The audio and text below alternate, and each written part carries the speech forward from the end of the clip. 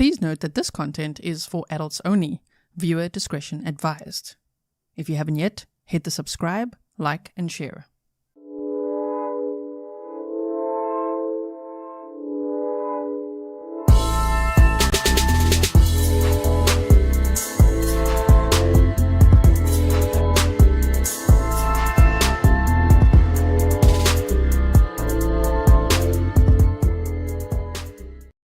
Hello everyone and welcome back to another live stream with me, Gisela K. This is Grizzly True Crime, and today we are here to watch some witness testimonies from this Ana Abulaban trial. The trial, I think it started with jury selection on April 29th, so I'm sure there's a lot more footage out there, but they haven't posted it and the trial wasn't live streamed, so I'm just grateful for what we can see and what we have been watching together. Thank you so much for being here. Tristan is saying free Ali. I don't think murderers should be free. Just saying, you know, abusers and killers. Confessed killers too. I don't think so. Welcome to all my moderators, patrons, members, and subscribers. There's a lot of new faces here as well, so welcome to you. I hope that you'll follow some other trials with us and all the other cases that we cover here. Today, I wanted to quickly, before we get into the footage, which I've boosted the audio for you, because some of the audio wasn't the best. I couldn't hear much. There was one witness where I couldn't include in my presentation today because we literally couldn't hear it from the court footage. Okay, so I quickly want to show you where it is. This one.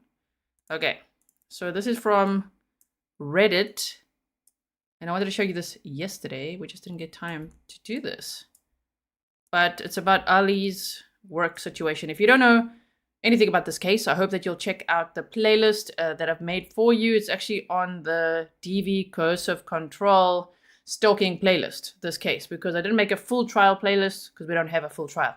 Okay. Melissa's like, yeah, no free Ali. No, maybe to the rec yard for a little bit. Okay, so, and let's see, by the way, the jury is going to be back today. I mean, Pacific time now, right now as we are live, is what? 9:35. So I'm sure they would have been in at like 9. And so they are continuing their deliberations now. So keep me posted if you see anything on Google, on X, on wherever it is. You know, even on YouTube. If you see that the verdict is in, please do let me know or email me, grizzlytruecrime@gmail.com. I'm always monitoring my emails. So here someone says about Ali. Hold on one second. Not that Mickey said been offline, but moving to Pretoria. That's where I'm from. That's where I was born. Oh my word. You said first time catching a live in my new home. Thanks for all you do. Gee. You're in my hometown. Okay. So Cayman says, does the verdict come in today? I really hope so. Can they come back yet? Listen, people, it's been 35 minutes. Where are you? Okay, so somebody on Reddit here said, this guy completely lied about his job status and about being busy, working a 9-to-5 job in San Diego. He worked a total of 2 months in San Diego. I worked for the same company and office that he was at. I quit before he was hired, but remained very close to a couple of my ex-co-workers that were still there working with him. It was a small office, so it was an everyone knew each other kind of vibe. He stopped working from July to October. That's where his, what do you call it? Double nostrilling was probably happening. Yes, Back the Blue says, I am amplified just thinking about the verdict. Me too. So if you guys don't know why we're saying that, then I hope you'll catch up on the replays because, yeah, this amplified indeed. So they say he stopped working from July to October. Now remember the murders occurred on October 21st of 2021, and just the day before he was actually fired. So they say, now we know from court records that this was the time when the fights were intensifying between him and Ana. So the stressor in his life was, well, what he was snorting, number one. That was, I don't know, that would probably make him even more unstable than he already is. But then also this whole, you know, his job is on the rocks. He's actually not really doing well, functioning. He's not functioning at a job. Okay, so for chronological context, he was hired in March of 2021. In July, he started. So firstly, disclaimer, take this with a grain of salt because it is Reddit, but I do find it very interesting, and I hope you do too. Welcome, Tracy, to membership. So they say for chronological context, he was hired in March of 2021. In July, he started skipping work and was approved for company-paid short-term disability, STD leave, to deal with his mental stress. Short-term disability leave, to deal with his mental stress, they say. By September, he was reaching his 3-month maximum allowed short-term disability leave. He came back to work in September just for a day, but then started to be a no-call, no-show again and asked to extend his leave. He then went to work again on October 19th and was given a warning by his boss, Cliff, to show up every day for work or be fired. This role was not a remote position. We worked in a classified office where even cell phones or anything with a signal, smartwatch, AirPods, etc., had to be kept outside the entrance. The next day, on October 20th, the day before the shooting, he didn't show up for work, and his boss, Cliff, had voiced to the office and his superior that he had the full intent to fire him that day. Cliff had the termination letter written and ready. I believe he was fired that day by email or phone call. I could be wrong. Wow, that's like a day before the murders. I mean, that is quite, like, he just took out everything, all the bad things he felt about himself on Ana. And Ray, clearly, I don't know what type of job Ray had, but I just think that if we were to speculate the psychology of this guy in that time, I think he was insanely jealous, really losing. He said it felt like everything was slipping through his fingers. Yeah, it was, but by his own doing, right? So they say, I know some of his co-workers he was venting to about his marriage on his last day at work. He told Don that his wife wanted a divorce, but that he was still very much in love with her. Don told Ali that he didn't look well, considering he lost over 20 pounds from when Don last saw him. Don said he should really just go through with the divorce. A couple other guys said he was really out of it at work and just kept talking about his failing marriage and even crying in the bathroom. He was in no capacity to do any actual work. I'm truly surprised that Don wasn't called into the court trial for a witness testimony. He was the last guy that Ali spoke to in deep length about his problems at work on his last day. He would have been one of the last people to engage with Ali before the murders. Well, that's interesting. I mean, why didn't they? Why didn't they, right? So let's bring up the witness testimony. Let me quickly just resize this for you. I've also put titles for us so that we know who's speaking. Wait, make it nice full screen. Footage credit, of course, to get to court TV. I'm so glad for what they've uploaded in this trial, because what a trial, what a case study, right? Not only for attorneys to be like, damn, that's why we shouldn't we shouldn't put them on the stand. You know, they shouldn't be able to take the stand. They should be able to, but it's probably not a good idea to dig themselves a deeper hole. Also, in the comments, people were saying, by the way, that Jodi Arias.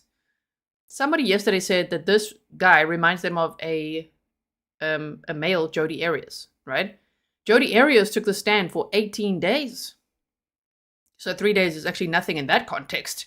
But case study for domestic violence, coercive control, stalking, and this jealousy that goes along with all of that, right? Rob says, I hope the baby boy squirms. Now, before we get into this, remember that we heard about Ali hooking up with someone in the building. He lied about which floor they were on. He said the 44th floor, but he said really they were from the 40th floor. And that person who is Ashley, they didn't have it in the clip where they actually say her name. Some of these witnesses, they actually sit there and spell out their names. With that one, that wasn't there. Not sure why. But they said in one of these trial days that we watched, the defense said, well, Ashley, Nikki, we call her Nikki because that's what Ali knew her as. But she's gonna be here spilling some tea. So, yes, Kathleen said, a couple people said Jodi. Right? It is similar. I mean, Ali and Jodi, sure, and the taking of the stand, but 18 days for Jodi Arias. Wow. Okay, so let's put the sound on. As I say, the court feed, unfortunately, the sound was not so good. So what I've done is, to the best of my ability, edit it so that we can just boost the sound, hear things, and hopefully you can turn on your closed captions as well. Okay, are we ready? Here we go. Wait, we go to 0. There we go. Please tell us your first and last name. Clare Bennamon. And please spell both of those names. ClareBennamon. Thank you. Good morning. I want to show you the photograph right in front of you, People's Exhibit number 1. Who is shown in this photograph? Ana. Can you describe your relationship with Ana? Ana's my friend. How long have you been friends? For about, I would say, 2 years. Where did you meet Ana? San Diego. And who was Ana married to? Ali. Do you see him in court today? Yes. Can you point out where he's sitting and describe articles of clothing he's currently wearing? He's to the left and he's wearing a black suit. May the record reflect identification of the defendant? Yes. Thank you. Did you have a close friendship with Ana? Yes. And did they have a child together, Ana and the defendant? Yes. What's her name? First name? Amira. Were you close with her? Yes. Did you have the occasion to hang out with? Is the sound okay right now? It's still a little. Let me just see. Yeah, it's just a little bit soft. I could try to turn it up just a little bit more here. Like that. Ana and the defendant together in San Diego on a number of occasions. Yes. Can you describe how the defendant would treat Ana? Can you elaborate a little bit more? Can you describe how the defendant would treat Ana? During which time frame? During the times that you were together with them, what was the nature of the way he treated her, either what you saw physically or emotionally? Yeah, so the first, I would say, timeline about, we've met, it was just a normal couple. And then as I get to know them a little bit more, it progressed, and I found some times where he would control Ana, and would say some remarks to more degrade her in a way in front of her friends and also her daughter. So progressively, it also went into the fact that when she moved to me in my house, there were some instances where I would see that Ana would have bruises around her face. Okay. You said that the defendant would control Ana. What do you mean by that? He would just tell Ana in simple things like what to wear, where to go to, who to be around with, every little things, I would say. Who would the defendant tell Ana not to be around? I do not remember, but it's just different people. Would it be males? Yes. And did the defendant tell Ana any specific males not to be around? I do not recall. When you said that the defendant would degrade Ana in front of Amira or her friends, what do you mean by that? So he would say something about her lips. Sorry? Her lips. Okay. And something about no one's gonna like you. So those are the instances that I recall. What do you mean by her looks? What would the defendant That say? he would call her ugly or something like that. Is that upsetting to Ana? I believe so.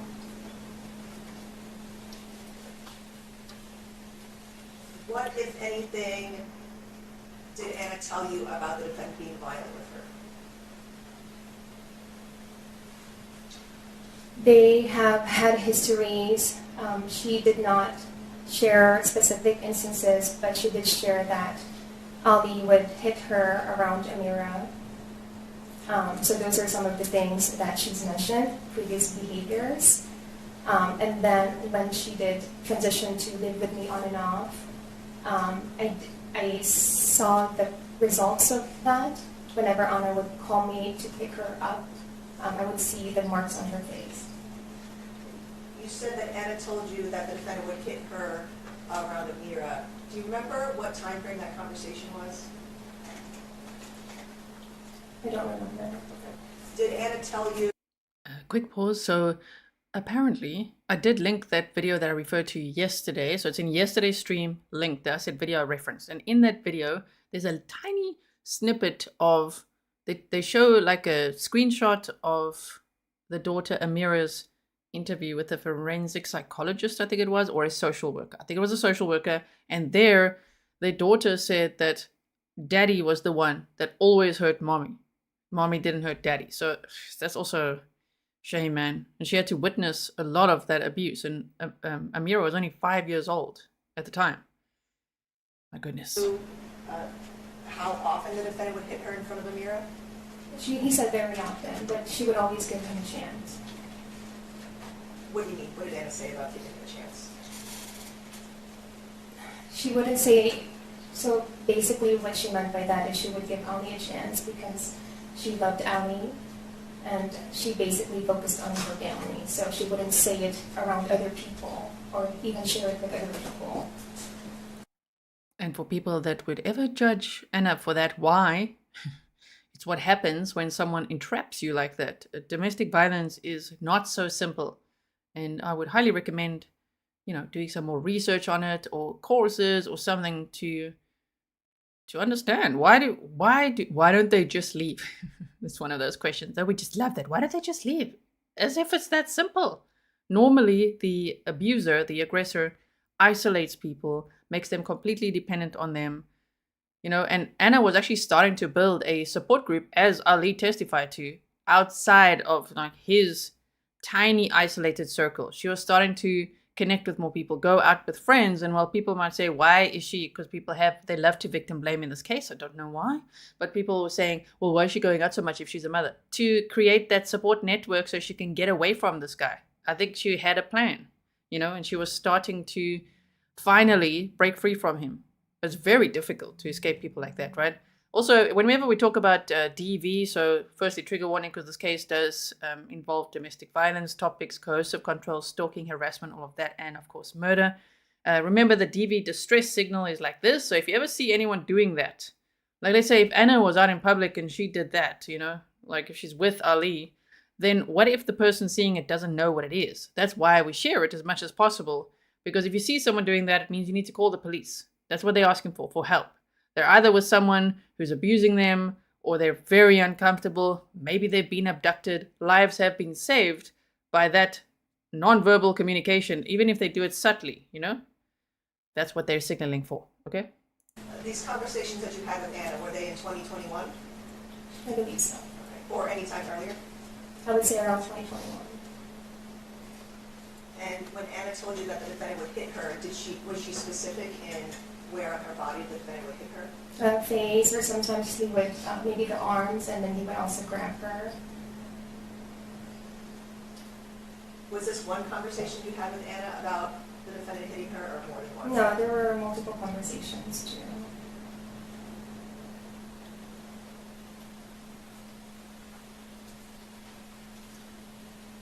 And did Ana tell you that the defendant would cause her injuries after one would hit her? Yes. What types? Bruises and marks.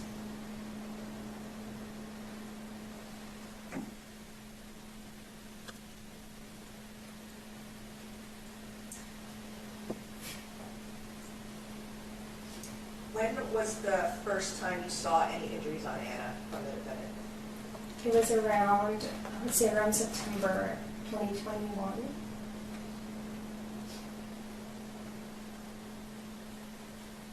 And can you describe what you saw? She had a bruise and also like a scrape on her left cheek.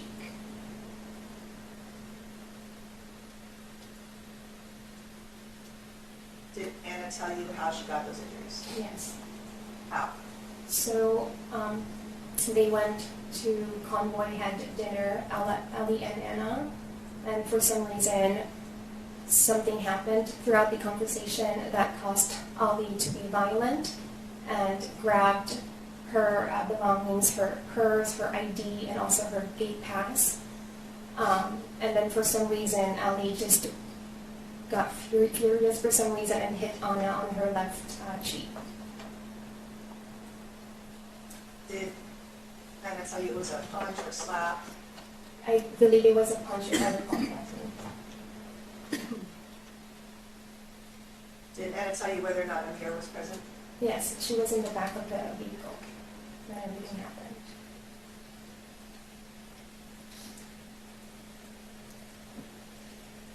Okay, and did Ana tell you specifically where the defendant, where they were when the defendant hit her? Meaning, were they inside, outside? I believe they all went to the car, so it happened inside the vehicle.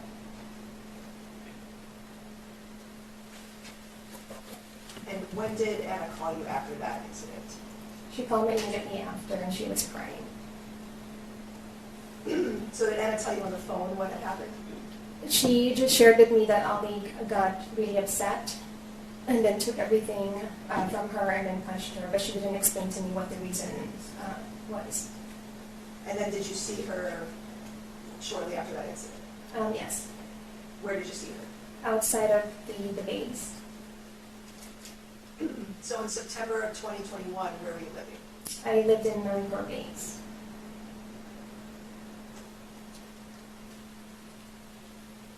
And had you been living there for some time?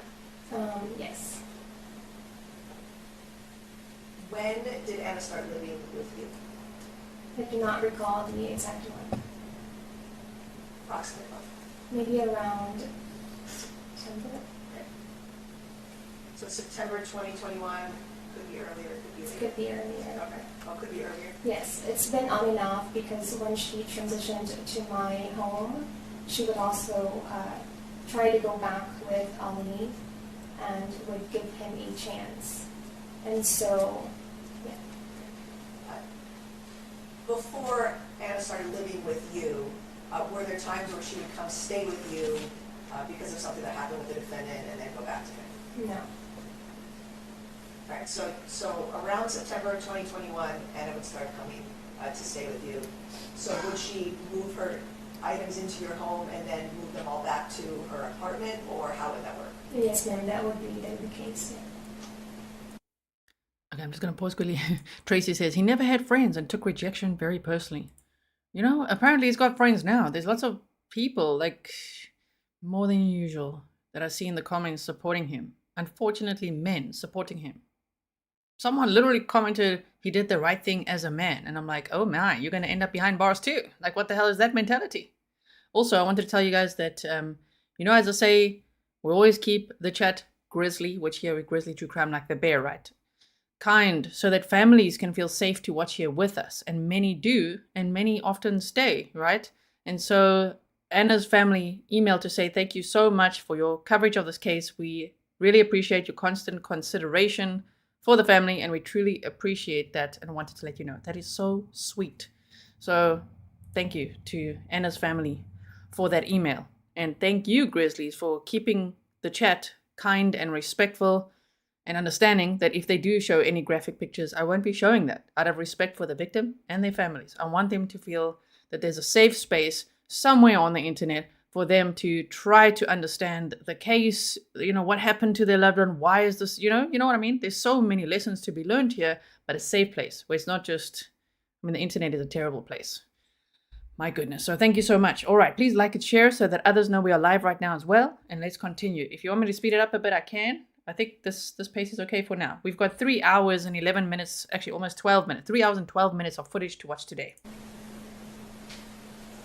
And when Ana moved in with you, did Amir also move in with you? Yes, ma'am. How many times would you say that Ana came to your home with bags or suitcases and then moved back to the apartment with the defendant? I would say about three times. And were those times all in September? I do not recall, but the beginning, yes, I would say around September. Okay, so the beginning of September is when Ana would come to your home with suitcases and then move back to the apartment and then come back to you. Is that yes? Yes, ma'am.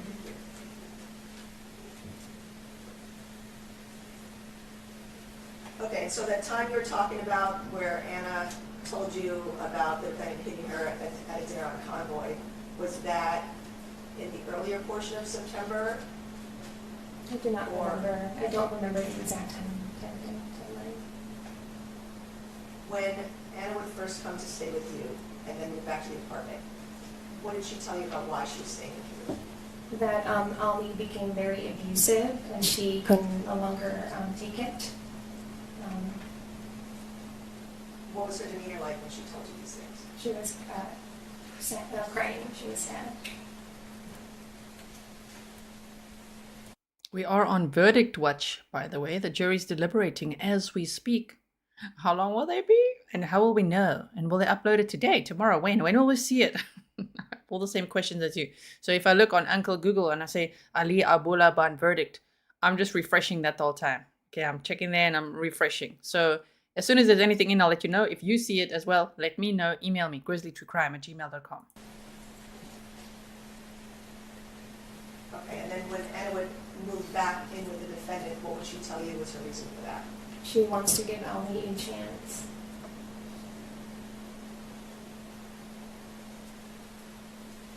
And so the next time that Anna would come back to stay with you, did she tell you anything different about why she returned?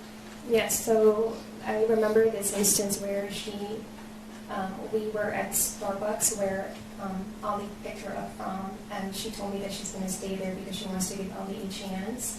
And then the day after that, she called me crying, and she said that Ali confessed to her that he brought another girl to the condo, and they have. She shared with me that they tried to do some stuff at the apartment, which made Anna very mad or furious.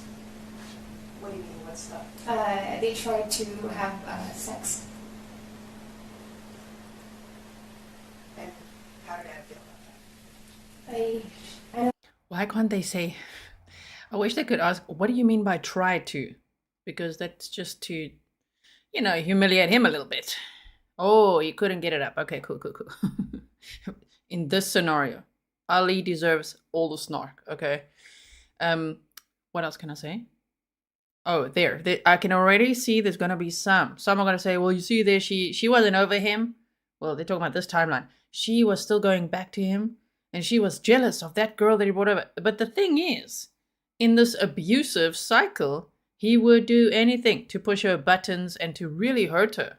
So it's the whole thing of love bombing, baiting you back in, and then hurting you, and then abusing you. I mean, damn, it's terrible. Lock Sue, thank you so much. Okay.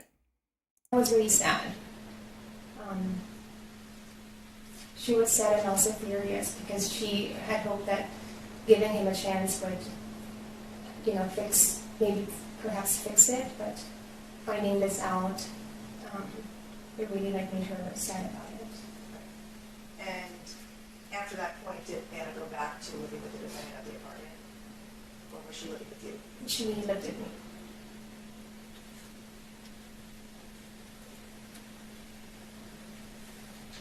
Okay, so there was a time in September of 2021 where Anna and Amira came to your home and stayed with you for, was it a month?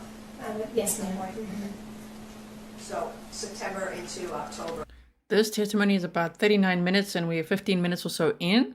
And we're going to hear from the person that Ali tried to hook up with. That one, the body wash one. That Ali wanted her to use Anna's body wash. That whole story, shame, man. We're going to hear from her. We're going to hear from Ali's cousin. He looks so nervous when the cousin is walking in. He's like looking back and like swallowing and like, oh no, here comes my cousin. Yeah, your cousin's going to spill the tea now. And we're going to hear from, so there's this friend, that lover, or hookup, I don't know. And then the cousin, and then there's also two people that were in the building. The building manager, and then someone who was in the building as well. We're going to hear from a few interesting witnesses today. So I hope you'll be with me throughout. I'm very excited to watch this with you.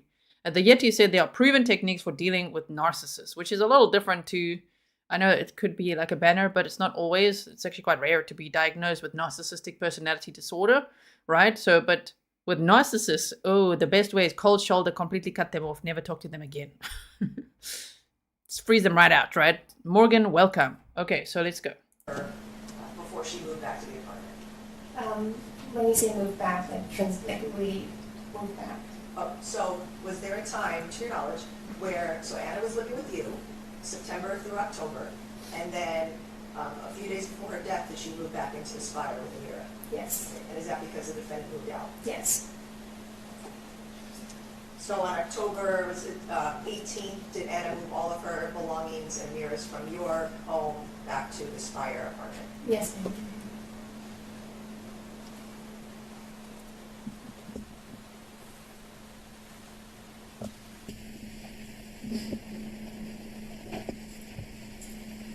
the night that you were telling us about where Ana called you crying and said that the defendant had hit her on Convoy Street, did you meet up with her that night? Yes, Why? because she's not able to get on base because Holly took everything, including the pass. So did you have to meet with her in order to escort her and your onto the base? Yes, ma'am.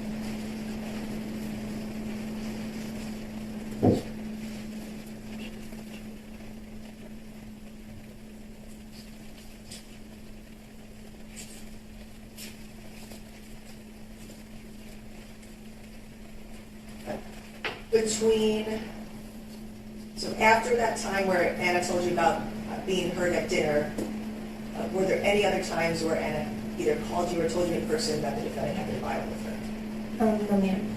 So any time after that, in September when she was fully living with you, were there any times that she told you that the defendant was violent with her? Not that I recall.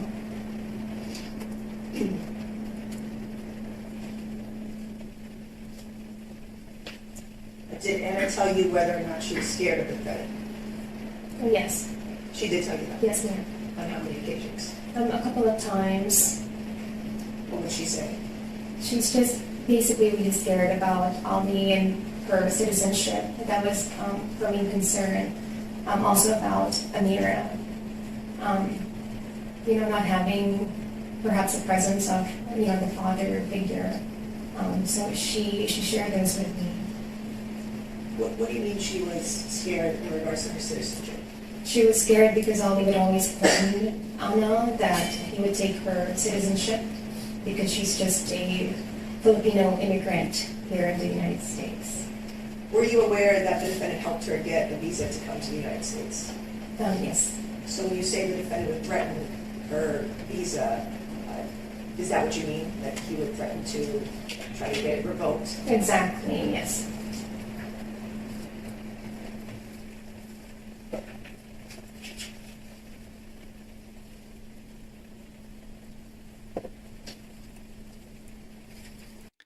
Janet, you're asking, is there a countdown for deliberation? I wish, but the thing is, I don't know how long they deliberated for on Friday because this trial is not live streamed, and I like to be accurate. So I don't want to say, because I don't know. I don't know how long they were deliberating on Friday before they went home.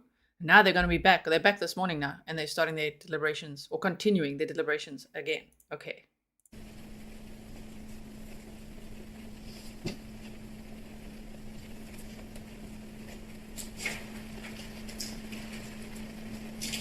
You said that Ana told you about the defendant bringing another woman into the apartment and something sexual happened between them. Were you present when Ana made any phone calls to that woman? No, ma'am, I was not. So Ana just told you about conversations she had with that woman? Yes. And the defendant? Yes, ma'am.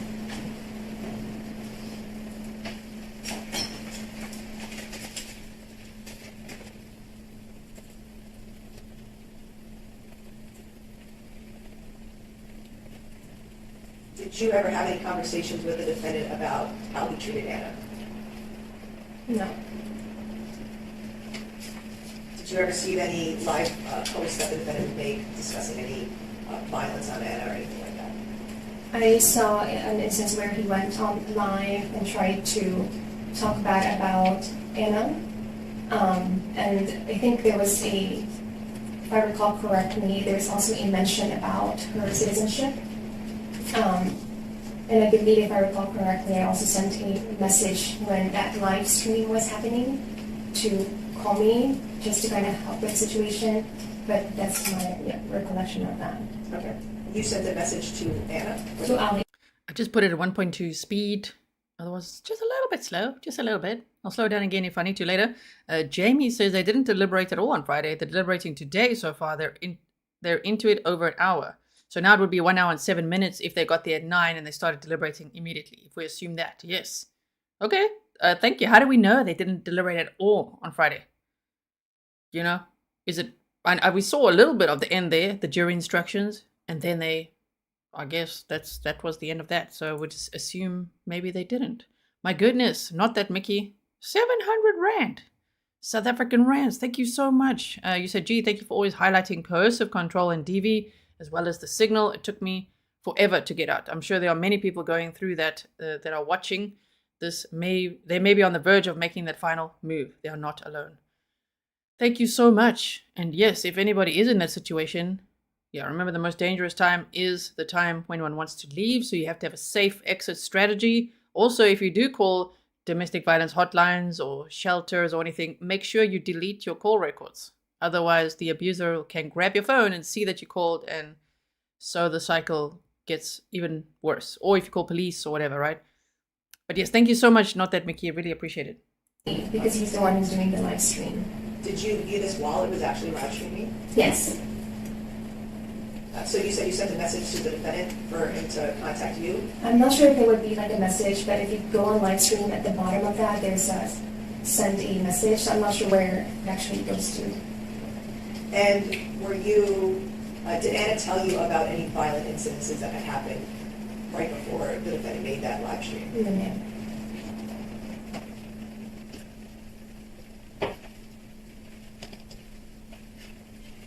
When Ana was living with you, were you present when the defendant would call her or message her? Yes.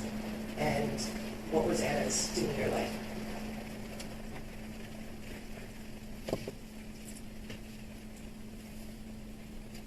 She was very concerned.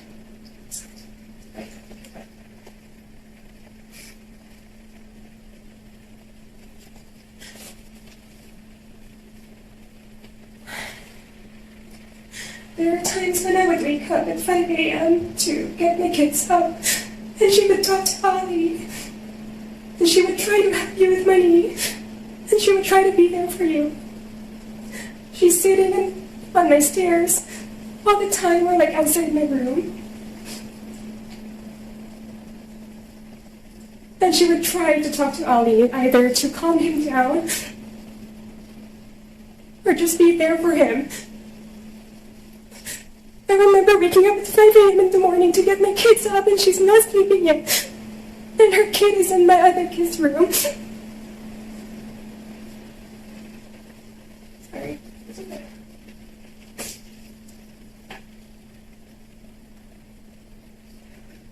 Were your kids supposed to be here? Yes. So, during the time that Ana was living with you, she was separated from the defendant, right? Yes, ma'am. And were there many times where the defendant would call Ana and continue to try to talk to her and get back together with her? Yes, ma'am.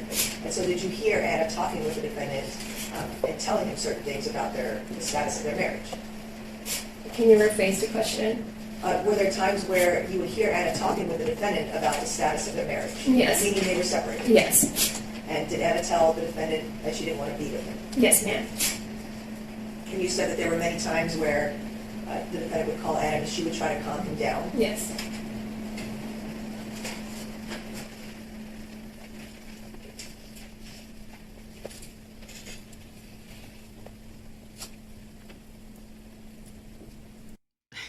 Mrs. Melissa says, I'm confused. In several news forums, it says they started deliberating on Friday. I know, right? I also think they started deliberating on Friday. We just didn't get to see it from the clipped footage, right? But we saw jury instructions, and the next thing would be to deliberate a little bit. I think it was about an hour from what I read as well. Either way, it doesn't matter. All I'm saying is no, there's no countdown because I don't know the exact time, and that just freaks me out. I need to know the exact time they started for me to even say what the countdown is. But today they are deliberating. That's what's important. Depending if you, obviously there's replay watchers. If you're watching live with us today on May 28th of 2024, they are deliberating. Okay, while we're watching this live stream. To any replay watchers, thank you for watching the replay. Really appreciate it. So now it would be like almost 10:15 in the morning. So it would be about just over an hour. And also Kerry said, remember that it takes a while to go through all the paperwork too when in the jury room. Absolutely. Yes, we've seen that as well. Okay, so continuing here. Were there times where the defendant would come over to your home to try to speak with Ana? Not to my home because I was already scared of the situation. So we would meet at like nearby, so like Starbucks inside the base, but not exactly in my house. And why were you scared? Because I didn't want to get involved because my kids were always present and leave the house, and he has this behavior that is unpredictable.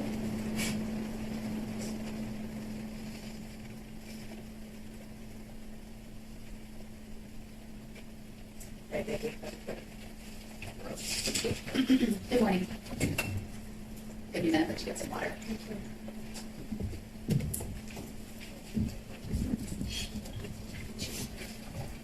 Okay, so the defense is going to ask questions now. There's Ali. Good morning.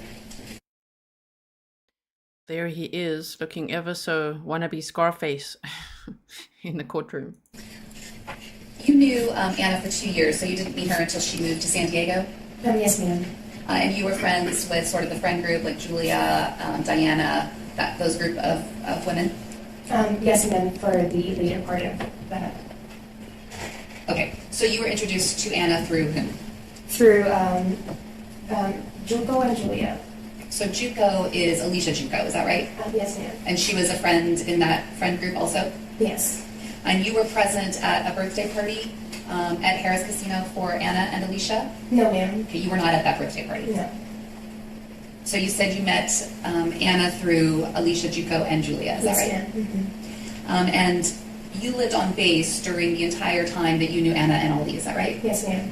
And Ali knew where you lived, right? Exactly, yeah. He worked on the same base? No, ma'am. I'm not sure where he worked.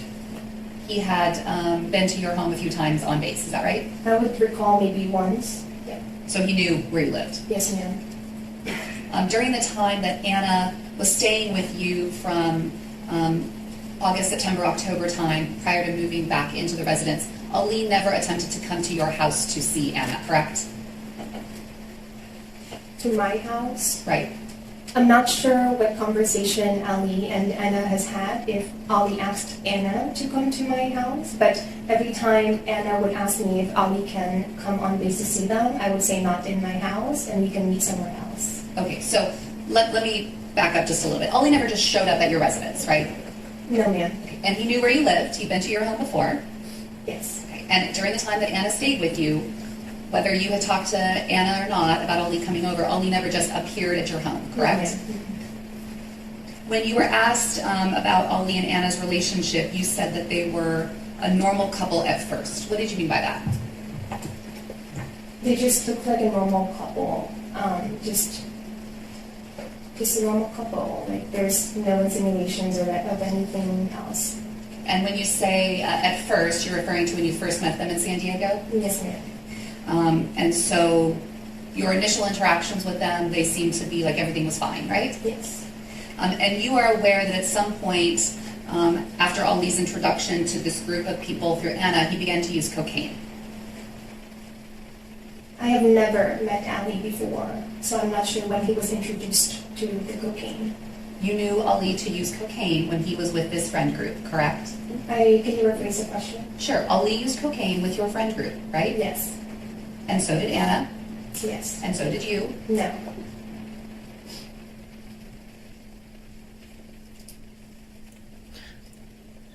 The defense attorney walked into that one. She was ready to shame this witness. She's like, and so did you. No.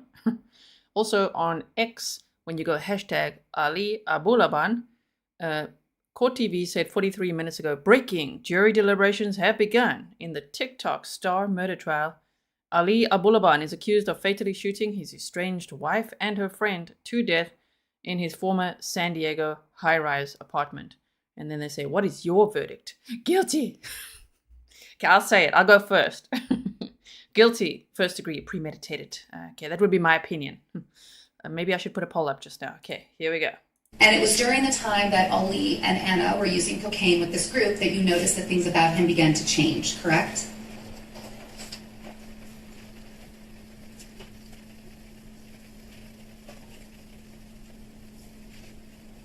From the point of when I met them, is that what you're referring to? Yes. Yes. Is that correct? Yes.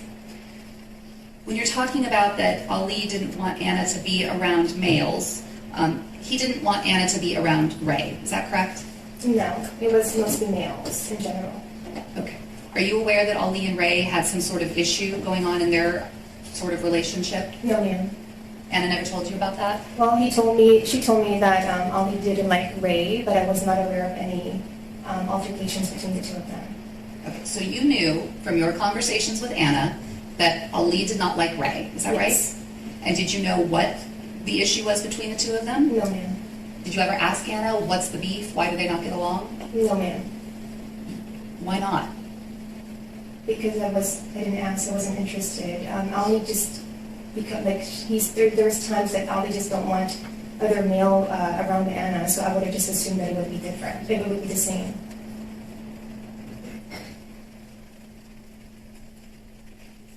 You were aware that Ana and Ray were having an affair, right? I was not aware of that. Okay. Do you remember having a conversation with Ana where Ana was nervous about telling Julia about her affair with Ray? No, so that's the time when Ana shared it with me that they were just friends. And she was afraid to tell Julia that they started being talking on social media. Okay, so Ana told you, I'm friends with Ray, and Julia's going to be nervous about that or unhappy about that? No, not unhappy. She wants to tell Julia, but she doesn't know how to say it. So Ana was nervous about telling Julia that she and Ray were friends on social media? That they're talking on social media. Okay. Why, if you know, did Ana tell you why she was nervous about telling Julia that? Because Julia and Ray were used to be together, really. Okay. Just quick pause. Andrea said we need to stop calling him a star. Remember, if you look at my titles, I say TikTok star. These matter. TikTok star. He's certainly not a star in my eyes. He had almost 1 million followers. Okay, for his impressions of, yes, John Wick and Scarface, but TikTok star. So Ana didn't tell you that she was together romantically with Ray? No, ma'am. So every time she would share it with me, she would just say that they were friends. That's the only phrase that she's used. We're just friends. Okay, so then there were things that Ana was keeping from you. For instance, that relationship with Ray. She didn't share it with me as far as if they did have a relationship, but I just knew that they were friends. Okay. And you never saw the text messages that Ana sent to Ali during the time that Ana was living with you, right? What kind of text messages? Any text messages. No, ma'am. So when you're listening to Ana on the phone as she's sitting at your house, you are hearing basically one side of a conversation, right? From Ana to Ali. Yes, ma'am. So you are not aware of other times that Ana may have spoken to Ali on the phone about their relationship? Can you rephrase the question? Sure. You were hearing, when you described for us a few minutes ago about hearing Ana on the phone with Ali, you said that she was trying to help him with money, right? Yes, ma'am. And she was trying to be there for him, right? And that she was talking about the marriage with him, right? Yes, ma'am. You were not with Ana every minute of every day, correct? No, ma'am. So it's possible that there were phone conversations between Ana and Ali that you did not know about, right? Exactly. And that you did not hear. Yes. And so you don't know everything that was said between Ana and Ali during the time that she was living with you, right? Yes.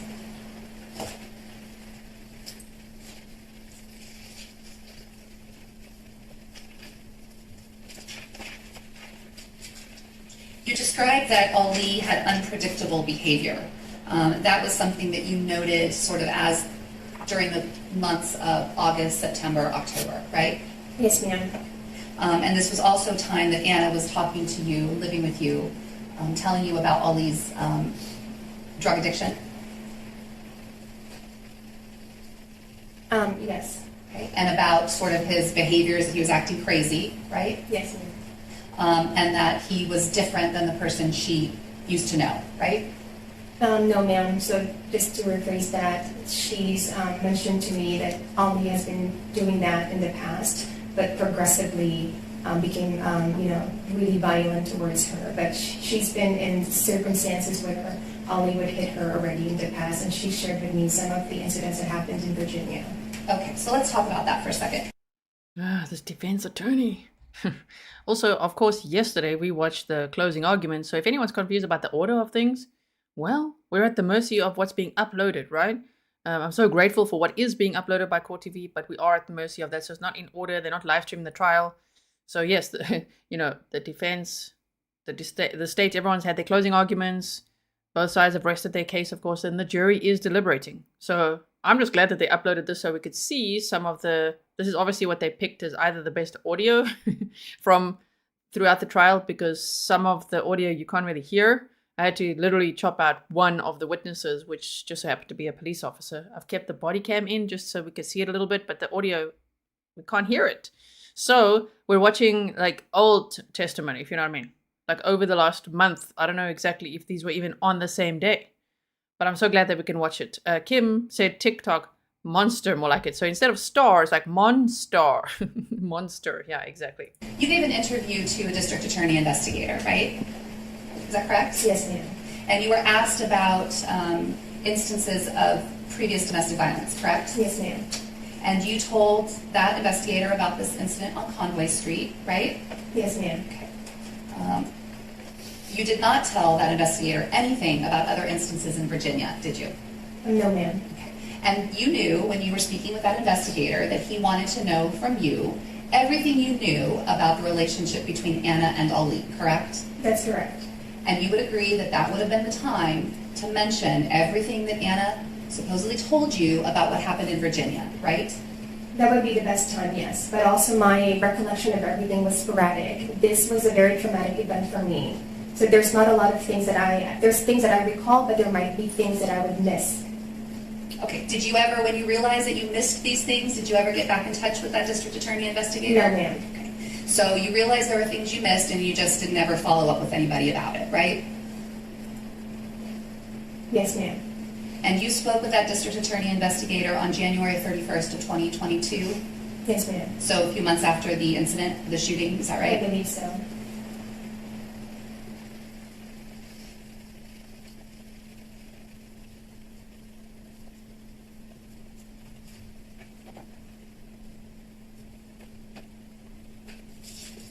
This relationship between Ali and Ana in the months of August, September, October, when Ana was staying with you, you described it as that they were back and forth, right?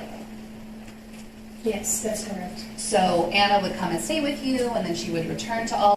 Sorry, I gotta pause because you guys are all asking now what's the makeup of the jury. Yesterday, someone who's apparently been in the courtroom said 5 men, 7 women. And then come back, is that correct? That's correct. And that happened throughout those few months that she stayed with you. Yes, ma'am.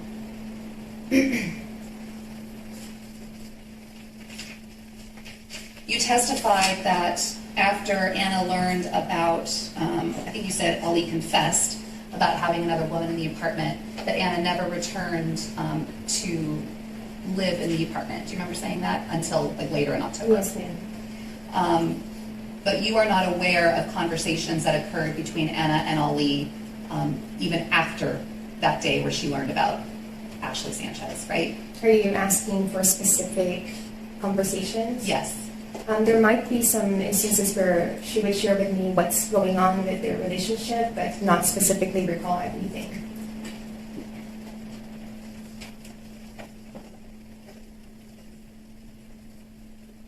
Did she tell you that she had told Ali that he was going to always be her person? No, ma'am. Did she tell you that she told Ali that she would always love him? No, ma'am. And did she tell you that she told Ali that to fix the marriage, he would have to show her through his actions? No, ma'am. Thank you. Nothing further. Yes, thank you. You mentioned that Ana was telling you about violence that occurred in Virginia. What did she tell you? That Ali was already violent when they were living in Virginia. There was a time where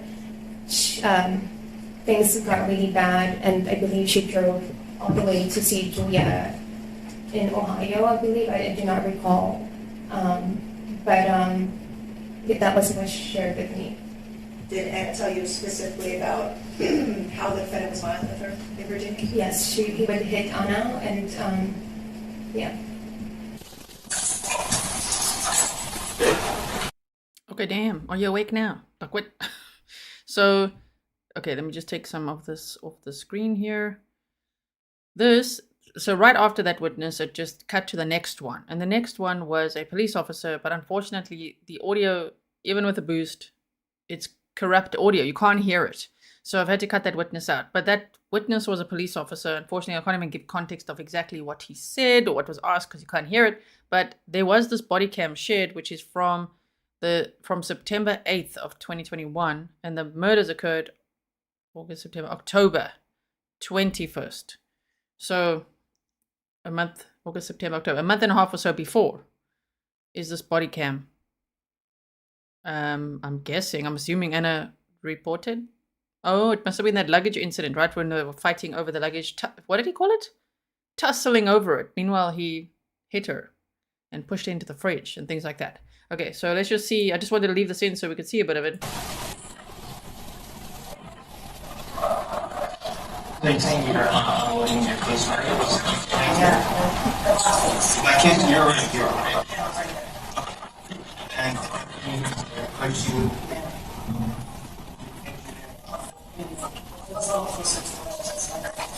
Okay. Exactly, like just from surgery. This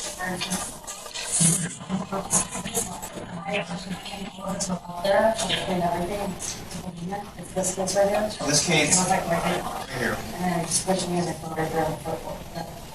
That right there. Like this part right here, just now there's like right here. So it must be really hard for you to get that far. Yeah. Okay, so when you were, And I think that's where I got this, because I was like on my knees. you're on your knees right here, fixing the suitcase, Yeah. moving stuff, and then you push you over there. And then can you show me where your body parts contacted that? It's right there. Like my head. It's right here. Your hair is right there. Yeah. And that's it. And then it's not pushing me, and then it's all over this, and then it's going to stop. So if you don't know, that's Ana that we could kind of see. It's a little bit dark in the room there, but I think this is when Ali got abusive again, and the police were there to look at everything, right? That happened. Okay, so the jury is deliberating. If you're watching this live with us, I don't know if the verdict will be live, if it'll be uploaded at all. We don't know. Use both hands on you. On your head. I was unloading the things. Stop, and then further in, and then the one minute to that. When you were right there, you pushed them off, right? Yeah. You pushed them off. And that's I'm gonna wear it as you want. He said,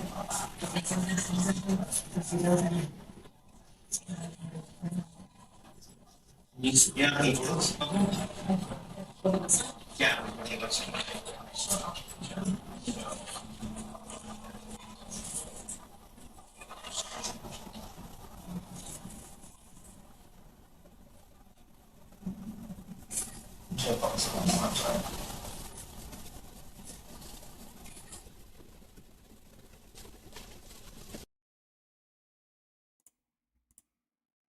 See, that's why I'm assuming with the suitcase thing and what we heard with some of what Ali said, some of what the defense asked, all of that. So here is the suitcase and things scattered all around.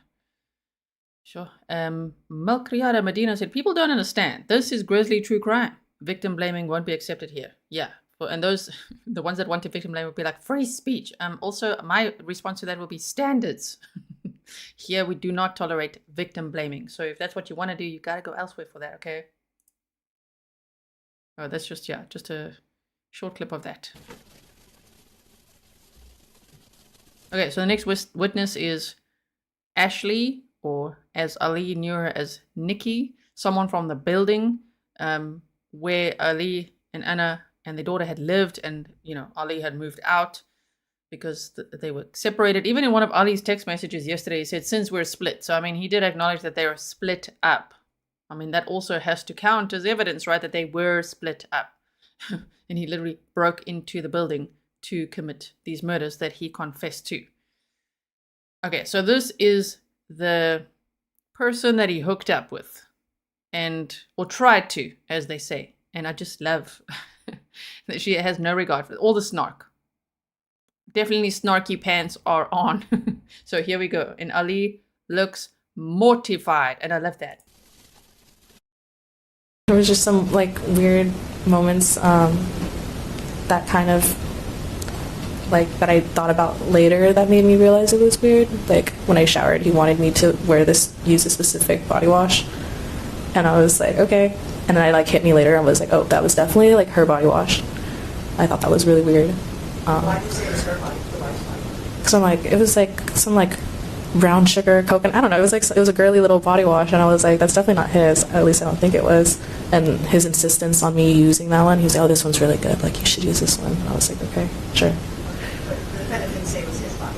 No, he didn't say it was his body wash. I just assumed. This is an assumption. He kept showing me his TikToks, and I was like, what? Like, because it was just funny to me. He spent a lot of time talking about him. Damn. So even, I mean, the ego follows him everywhere. Of course it does. But no matter where, he's just like, look at my TikToks. Look at my TikToks. So with some person that he wants to hook up with, like, hey, to make Ana jealous, you know? Okay, he's the cheater, remember? And he's projecting, clearly. But he's hooking up with other people. And yet, he's like, look at my TikToks. Look at my TikToks. Look at them. You see my TikToks? You see that? Huh? Shame. His TikToks. Call how soon after the incident or the sex with the defendant that the defendant started text messaging you?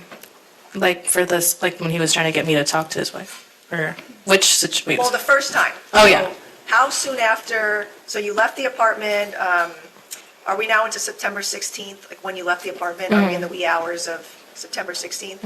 Okay. So after you leave the apartment, how soon does the defendant start? September 16th, okay? So we've got a timeline there. How do I say your name? Joranma, why is she laughing? Because of his ego. I would be laughing too, even though the situation is not laughable. I can't be somber all the time. And I think in this situation, she's laughing because it's so ridiculous. Like this guy was literally like, yeah, look at my TikToks. I mean, okay. He was obsessed with his own stardom. Dr. Berry, nice to see you. And you text messages. I think I'm not gonna lie, I don't remember too well. I think because I went straight to bed after that. But like throughout that week was when he was texting me. Okay. And was it he was text messaging you every day or not? I think he did it for a few days. I'm not sure. There was one day where he was specifically like when he was calling me and stuff. That was like the day where I was like getting really upset that he was contacting me excessively. So when the defendant was sending you text messages, what was he saying? He was asking me to hang out, to come see him, or like to go if I wanted to go out and get food or something. And then, yeah. What was your response when the defendant was asking you to hang out? No. And what about to go out with him for food? No. What was the defendant's response to you saying no? No, he tried calling me and then asked me to like hear the sincerity in his voice, and I told him I had no interest. I mean, damn, he's even harassing this lady that he was with this one time. You know what I mean? He's just like, can you not hear the sincerity in my voice? She's like, not interested. What did you say? Not interested? Love that. There's so much snark here, right? Okay. When the defendant was asking you to hear the sincerity in his voice, what is it that he was saying to you? I think he just wanted me. I don't know. I didn't know what that meant. I think he was just trying to show that like he genuinely wanted to hang out with me or something. But I didn't really care. There was no other context of the conversation that he was talking about? Not that I remember. All right. And so you said that you would tell him you didn't want to hang out with him or go out to eat, and then he would call you. Mm-hmm. What would he say in the phone calls? I didn't really answer them. Look at him, look at him. He's mortified. He's trying to maintain his composure. And the rest of the week that he was sending you the text messages, what else would he say in those messages? That's as much as I really remember. And then the time you said he called you about 4 times, did you answer once or more than once? I don't think I answered at all. I'm pretty sure. Right. And did the defendant have any conversation with you about whether or not you should tell his wife about the sex between the two of you? Yeah, that was like later. Like I don't know if it was like weeks or like a month later. It was like closer to when everything kind of blew up. When what blew up? Like when what happened. Like it was definitely not that same week that he called me about it, but it was like maybe like 2-3 weeks after it happened, or like the week after that one. Okay, you're just giving us your best guess. Yeah. It's hard to remember specific dates. Mm-hmm. All right, so between the time that the defendant was sending you text messages about hanging out to the time that he called you a couple weeks later, was there any other contact by him to you? I don't think so, no. And besides him asking you about to hang out with him, was that the gist of the messages that he would send in the phone calls? Yeah. Okay. So now a couple weeks later when he calls you on the phone, Mm-hmm. you had a conversation with him. Yes. Okay, what did he say to you? He was telling me that his wife found out and was asking, like, if hypothetically, if she were to call me, like, would I lie for him? and telling me not to like what am I gonna say, and he was just freaking out, like he was talking really fast and just being like she found out, and it was just Ali is so immature. It's almost like mommy found out. The way that he was talking. Oh no, she found out. How did she find out? He told her. Do you guys remember how Ali was taunting Ana with, yeah, I effed this chick from the 44th floor. Like, and then he said, ooh, but he lied about the floor. You know, because he didn't say the word dox, but he's like, basically didn't want to dox her. Don't want to be that specific. Oh, because you're so protective. Mm-hmm. Wow. So he's just like telling this lady who's not interested at all. She's just like, oh man, like that was probably the worst date of her life. Just like, he's like, look at my TikToks, and then use this body wash, and like, what a weirdo. Just like not interested at all. Just left that dry snark, you know? And then being like, oh man, now he's calling me saying, she found out. Like, what the hell? yeah, pressing me. Did the defendant tell you how his wife found out? No. So, is this how the defendant starts the conversation? He calls you, you pick up, and he immediately starts telling you that his wife found out? I think he was texting me before that because I wasn't really answering, and then he was telling me in text that she found out, and then I answered the call, and then he was telling me again through call. Okay, so in the text messages, what do you remember him saying to you? I remember him just telling me that, and then the rest of it happened through phone call. The rest of it was him just basically telling me that like she might call me, and if she calls me, like what am I gonna say? And I was kind of like, well, this is not my problem. Like I didn't know anything, so. Yeah. So when the defendant called you and asked if you would lie to his wife, what was he specifically telling you to say? I think he was just trying to tell me not to tell her that we did anything at all. And how did you feel about that? I felt bad, but I was also kind of scared because he sounded really like not aggressive, but just kind of like his voice was just very different. Like who I was talking to in that moment was like very different from who I was talking to when I first met him. Okay, so you said his voice was aggressive? Yeah, or he was just very panicked and was like, you're gonna lie for me, right? You're gonna lie. And I was like, okay. So when the defendant asked you to lie for him, what was your response? I don't remember if I told him I would or not, but I was definitely like scared to. And when she called me and I did ask the first time, I did withhold a lot of information. Why were you scared to tell his wife? He just sounded scary. And then from like that first time that I met him and stuff, after I had really like processed everything and remembered like those chunks in the night when like he would talk about his wife and like just kind of the way that he looked, like he just had a look on his face sometimes when he would get upset.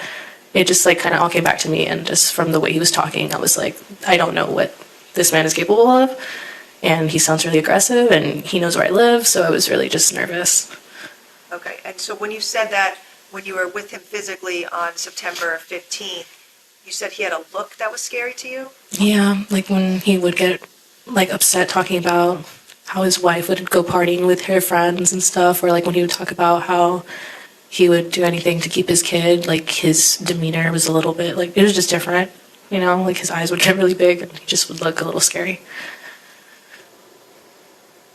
Okay, so when the defendant called and asked you about lying to his wife, was there anything else he said that you can recall? Not that I can remember, no. Anything else he told you to do? I don't think so. Okay. Did you end up speaking with his wife, Ana? Yes. How soon after that phone call from the defendant do you recall speaking with Ana? I think it was like maybe like 10 minutes after. Did Ana call you on your cell phone? Yeah. And had you had any contact with Ana prior to talking to her on the phone? No. Did she ever have your number? No. Okay. So somehow she was able to get your number and give you a call? Okay. And when she called you, what did she say? She was asking me like what happened, and she was like, I need you to tell me what happened between you and Ali. And yeah, I just answered her, but I definitely did not tell her the full thing in the first call. How did you know it was Ana, his wife, who you were talking to?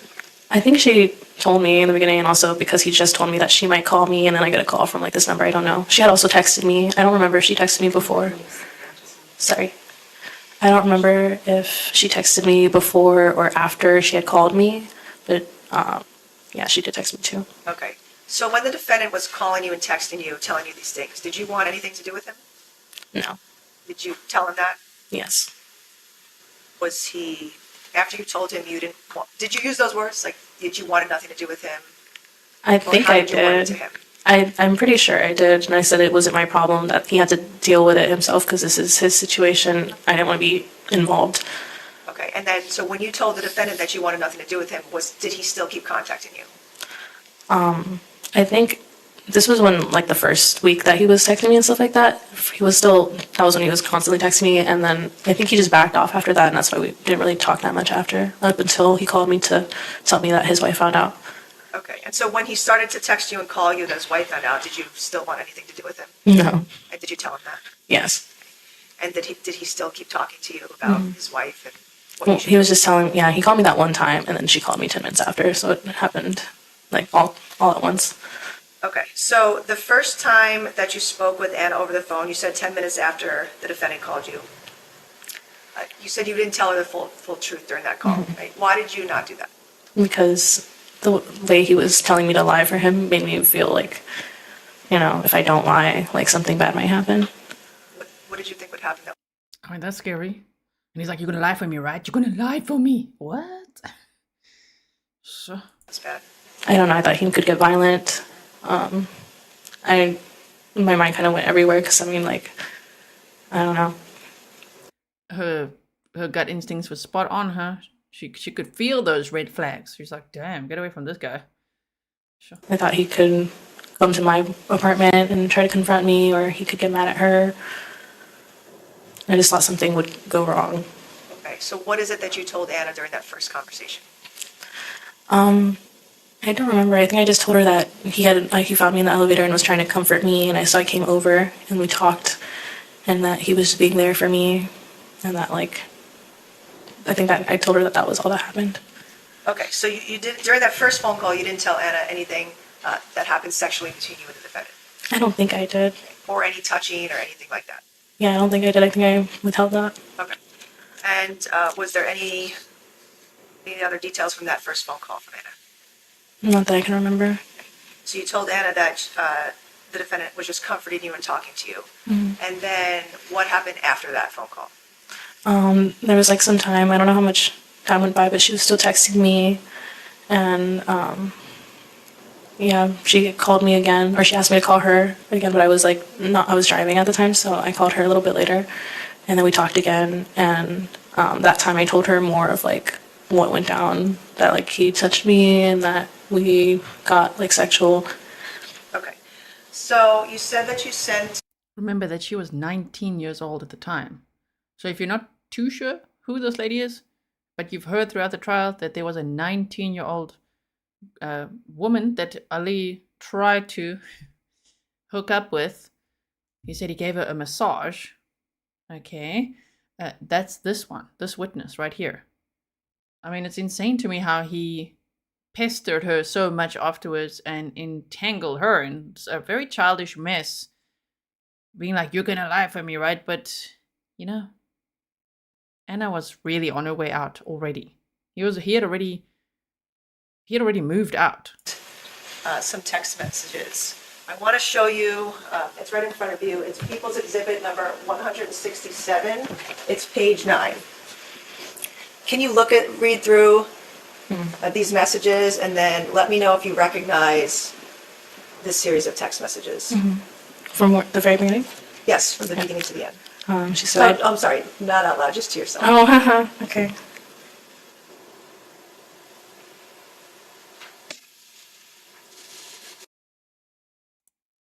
Let's see. "Hey, I really hope you were telling me the truth yesterday about what happened between you and Ali." So I assume the purple messages there are from Anna. "I just need to know for closure because he keeps telling me something happened to you guys. It sucks you have to get involved, but this is my family." Again, I think if I were to speculate that Anna's saying this because she must be thinking, why is Ali stalking me, harassing me, abusing me still when Anna just wants to move on? So he's not letting go of her and at the same time cheating on her and calling her a cheater. So I think here Anna was trying to investigate what happened here, you know, so that she could say to Ali, like, "What the hell is your problem? why can't you let go if you're already moving on? What are you doing, right? So they said, hey, yeah, I'm not even gonna cap at all. And I pray all doesn't ever HMU or get mad at me. But he did give me a massage and like did foreplay, but we didn't actually F. Sorry, I want to say this the first time, but I was still scared because, like, I don't know right now, Ali like that, or I don't know if I said that right. I don't know, RK. Ali like that, or what he's capable of, and I didn't want to get him mad when he knows where I live, you know? She was scared of him. This lady who met him this time was scared of him already and saying, I don't know what to say, and I'm very, he seems violent, all of that. Oh my goodness.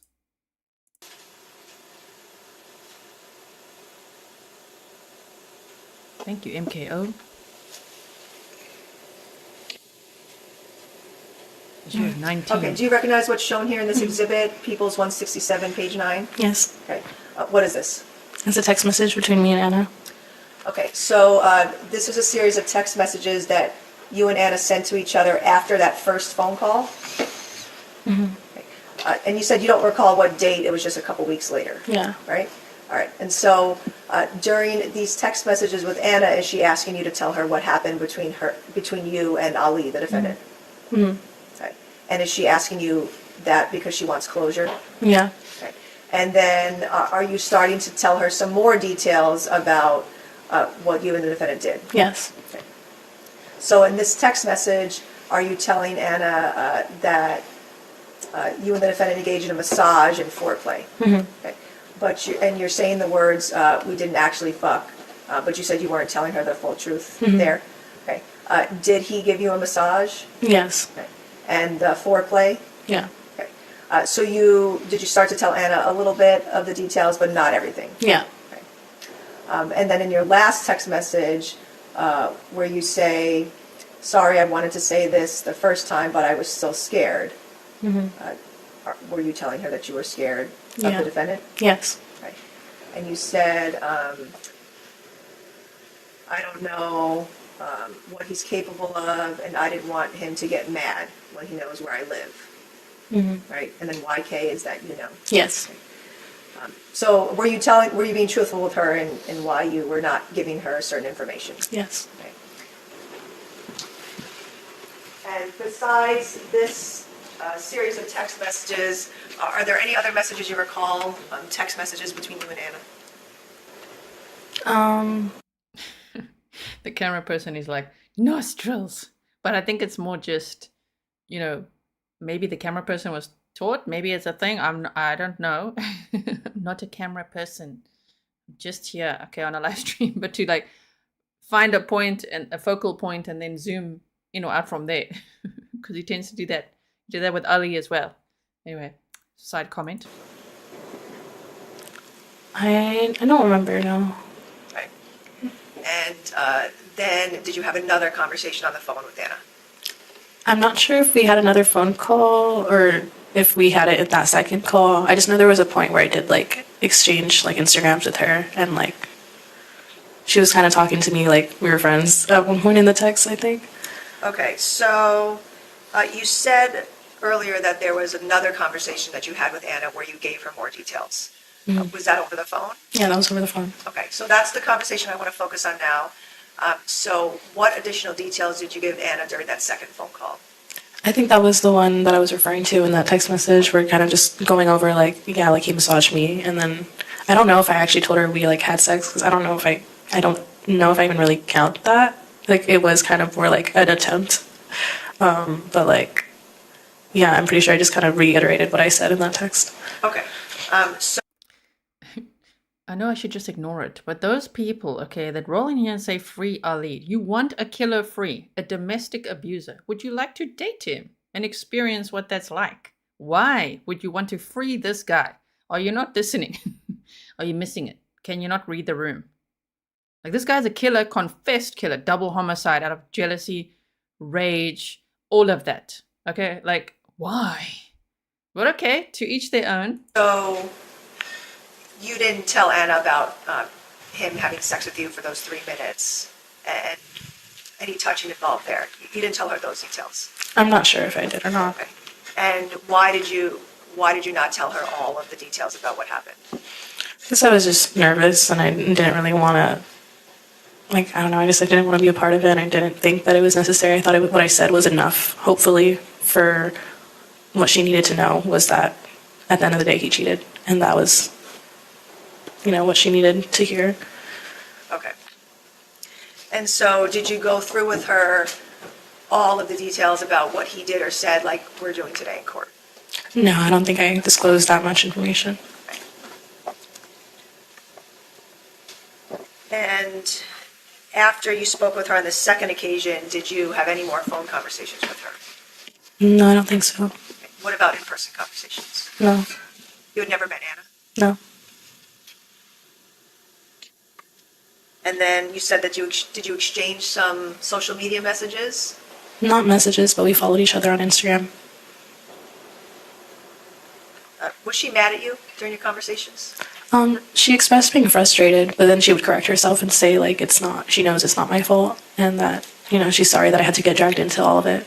Okay. Did you tell Ana that you did not know the real status of their separation? Yeah.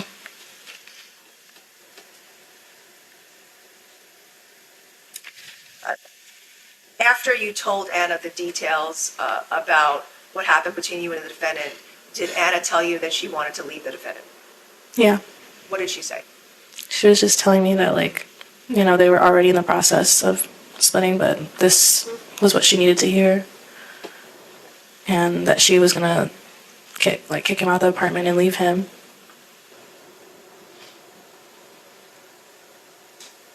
And what was your response to that? I encouraged it. I was like, yeah, you go, girl. He sucks. Please show us his face now. Come on, show us his face. Yeah, you go, girl. He sucks. He's probably sitting there like, what? They do show us him a little bit. And when they do pan to him, oh, he looks so mortified. Goodness. Brenda, thank you for being a member for 16 months. You said, I can't express how much I appreciate you and the Grizzlies. Thank you for making this a safe place. G, much love.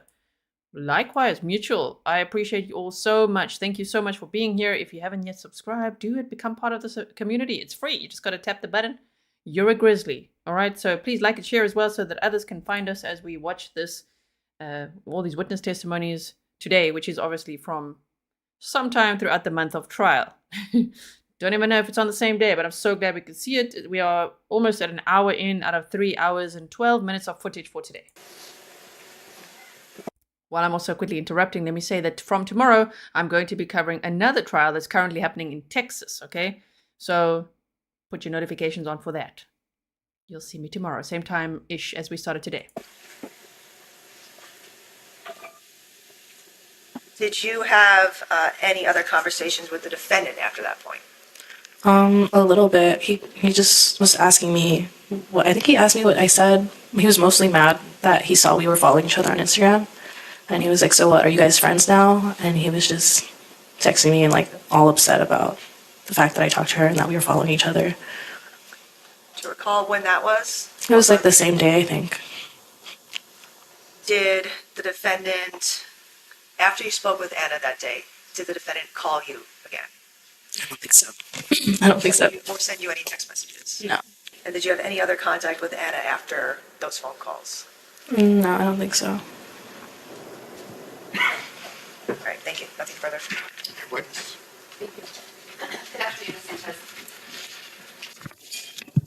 You think that you moved into the Spire? I love how snarky this woman is. Huh? Good afternoon, Miss Sanchez, she said. And then she just like looks at the clock and then looks back. She doesn't say like, good afternoon. That was classic. You want to see it again? Look at this. Okay, here we go. Same day, I think. Did the defendant, after you spoke with Ana that day, did the defendant call you again? I don't think so. I don't think so. Or send you any text messages? No. And did you have any other contact with Ana after those phone calls? No, I don't think so. Here we go. All right, thank you. Nothing further. Look now. Good afternoon, Sanchez. You think that you moved into the Spire apartment building on September 15th, is that right? Yes. And you were in the elevator that same day, having just finished your moving in? Yeah. And you were upset in the elevator, Yes. crying in the elevator, Yeah. and suddenly this other person was in the elevator with you. Is that a yes? Yes. And that's the person you've identified as Mr. Abulaban? Yes. And the two of you began talking in the elevator, right? Yeah. And you seem to have some sort of connection in that elevator, right? Is that a yes? Yes. Because then you ended up going with this complete stranger to his apartment, right? Yeah. And you were in his apartment. The two of you were talking about your respective problems, right? Yeah. You were talking about having just had a big fight with your ex-boyfriend, right? Is that a yes? Yes. And he was talking to you about the problems that he was having in his marriage with his wife, right? Yes. And he referred to her as... Sure. Just a quick pause there. Natalia said, where can I get info about this case? If you click more on the description box, there's a little write-up there for you. But this would be, I think this is our 4th or 5th live stream on it. So the playlist is linked for you in the description box as well. And if you go there and start from where we started on the first day, we did quite a bit of, prepping. I read a few... I didn't make a presentation this time because we just wanted to get into it. But we did, because it's not a whole trial that's being live streamed, unfortunately. But if you go and look at that first live stream, you will learn a bit more about the case as well. All right, here we go. As his wife, right? Not that I remember. He was saying it like my wife who just like walked out. He was saying like she left me. Okay, but he said my wife, right? Maybe, yeah, I think so. Well, did he or didn't he? I don't remember. Okay, well, you were just asked a bunch of questions about what you understood about the real status of the separation of Ali and Ana the night that you slept, or maybe slept, with Ali, right? Is that a yes? Yes. So what did you think the status of that separation was? I just thought they were separated and I thought that she was like out of the door already. Okay, so you thought at the time that you agreed to have sex with him, but he was separated. Is that a yes? Yes. And so when he's talking to you, he's calling her his wife, but she just left me yesterday. He didn't say that she left yesterday. Okay, so he was just saying my wife then. I think so. I don't know. Okay. So you're having these conversations back and forth in the apartment. You're using cocaine. Is that a yes? He used cocaine. Yes. You're drinking wine. Yes. He's drinking wine. Yes. Everything about this encounter with him was completely consensual, correct? Yes. You wanted to be there. Yes. You chose to be there. Yes. And the two of you were talking in a way that appeared to be flirtatious and sexual in nature, right? Yes. And then you asked him, it seems like you want to have sex with me, right? Yes. And he said, sure, right? He was saying that he was hinting that he wanted to have sex with me. And when you asked him, hey, it seems like you want to have sex, he said yes, right? Yes. Everything up to this point was completely consensual between the two of you, complete strangers, right? Yes. You then said to him, oh, wait, I forgot, I'm on my period, right? Yes. And then you went in and he said, go ahead and take a shower, right? Yes. And then you did, right? Yes. And you came out fully naked from the shower, correct? Fully naked. The defense attorney. And then is the defense attorney strategy just to shame this witness? I mean, it's already difficult to be there and admit that one was with that guy even for one day. I do not like the tone of this defense attorney at all. Why does she want to shame women so much? My goodness. I don't think so, no. And then he began to, the two of you began to be intimate, tried to have sex, right? Yes. And he got frustrated, like you testified on direct examination, right? Yes. And he got frustrated because he could not get an erection, correct? Yeah, I mean, he couldn't keep it up, but yeah. Correct. Now we're talking. And that's why he got frustrated with you, right? Yes. And so then you said, hey, you know what, let's... Frustrated with you. The defense is like, that's why he got frustrated with you. It's not her fault. Oh my word. Now, what does all of this have to do with anything? Did Ana come in there and shoot the two of them? No.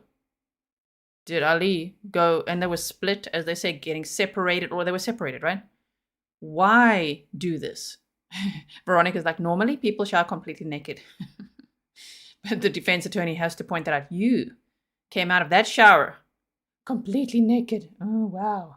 Let's focus on Ali being 28 and giving a 19-year-old nose candy and wine. Okay. go upstairs to my apartment, right?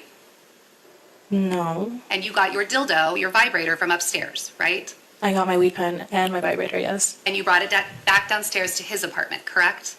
Yes. And you took him with you up to your apartment. Yes. So this person that you have described to us today that made you feel weird and gross and icky, you took him with you to your apartment, right? Yes. You came back to his apartment, and that's when he gave you a massage with your vibrator, correct? Yes. I think so. Well, is it or isn't it? I don't know if you give him. Oh, okay. Yeah, sure.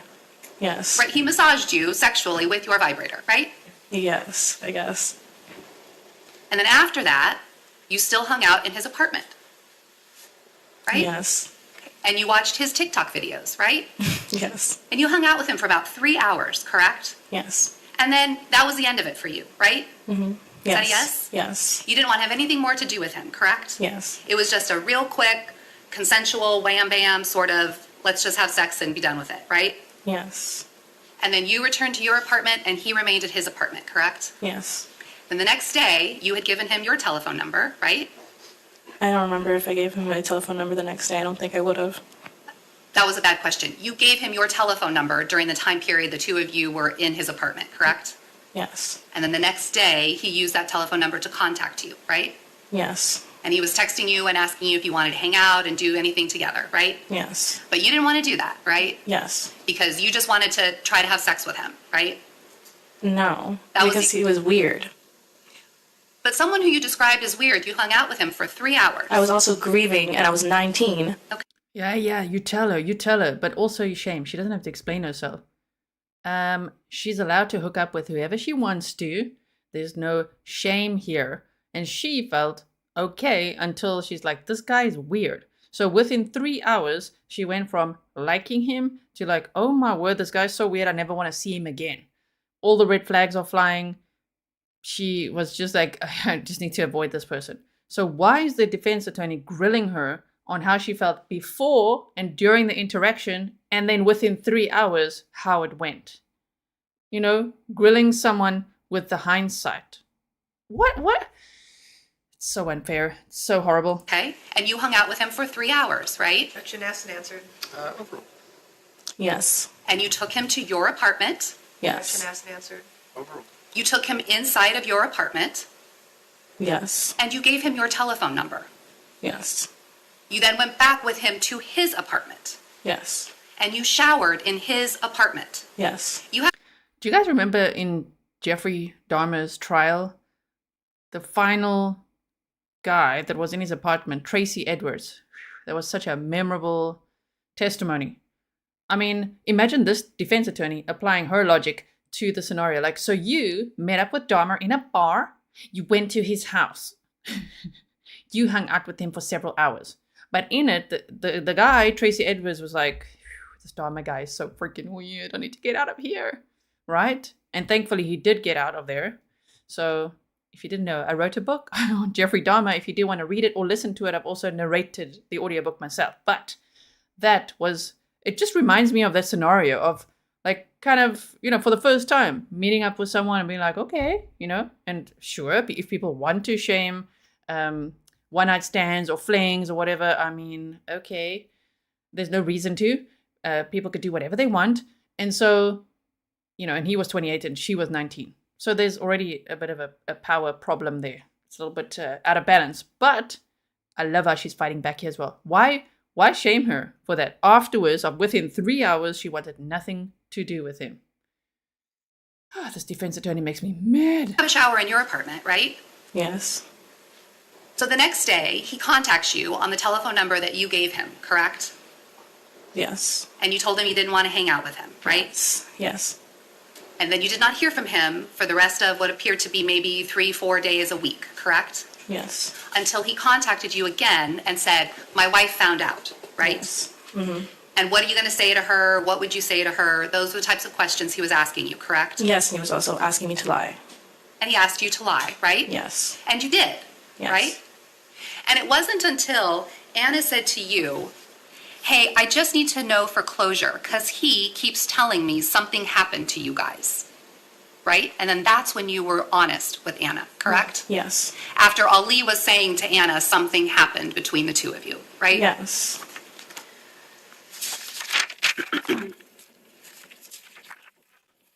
You said that she texted you, correct? Yes. But Anna did not have your telephone number prior to your involvement with Ali, correct? Yes. So the only way that she would have gotten your number and your name was through Ali, right? Yes. So he gives the number, she contacts you, you then lie to her about what actually happened, right? Yes. She confronts you and says, hey, he's telling me that something happened between the two of you. What happened, right? Yes. And that's when you told her, hey, yeah, I'm not even going to cap at all. Cap at all means not lie, right? Yeah. And I pray Ali doesn't ever HMU, does that mean hit me up? Yes. Or get mad at me. But he did give me a massage Yes. and did foreplay, Yes. but we didn't actually fuck, right? Yes. And you didn't have any other conversations with Anna after this text exchange, correct? I'm not sure if that happened before or after the second phone call, Okay. and if we had more texts after that. Well, did you, any other text that you would have had with Anna would have been on that same phone number that you yes. Yeah. had? And so you didn't text her later from a different telephone number or something like that, No. right? No. Okay. And you know that you had a phone call with her initially where you denied anything happened, Yes. right? And then she texted you. Yes. Was there another phone call that you had with her after that text? I believe so. I know we had at least 2 phone calls. Okay. And that's when you say you told her the truth, and the truth being, he gave me a massage, we did foreplay, but we didn't actually fuck, right? Yes. And that's because you didn't actually have sex with him in your mind, right? Yes. You tried, but he got frustrated because he couldn't hold an erection, correct? Yes. Yes, yes, say that again and show us, Ali. Show us. He couldn't get one. He couldn't. Not shaming people in general who can't get one. Shaming criminals and killers like Ali who can't. Just to make that clear. The snark is all reserved for the killer, for the criminal. Okay, just in case anyone is new, or there's lots of new people here.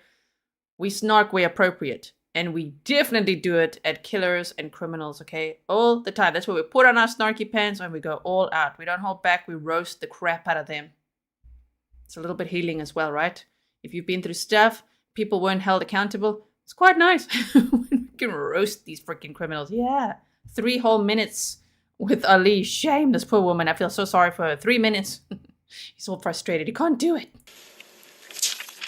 And when he got frustrated and he couldn't hold an erection, he kept talking to you about his wife, right? Yes. And he was referring to her as his wife? I don't remember. Well, that's what you said on direct examination. He got frustrated and kept talking about his wife. Well, I'm calling her, his wife, because now I know that was his wife. He referred to her as Ana most of the time. And then you and Anna, after this exchange, became friends on Instagram. Yes.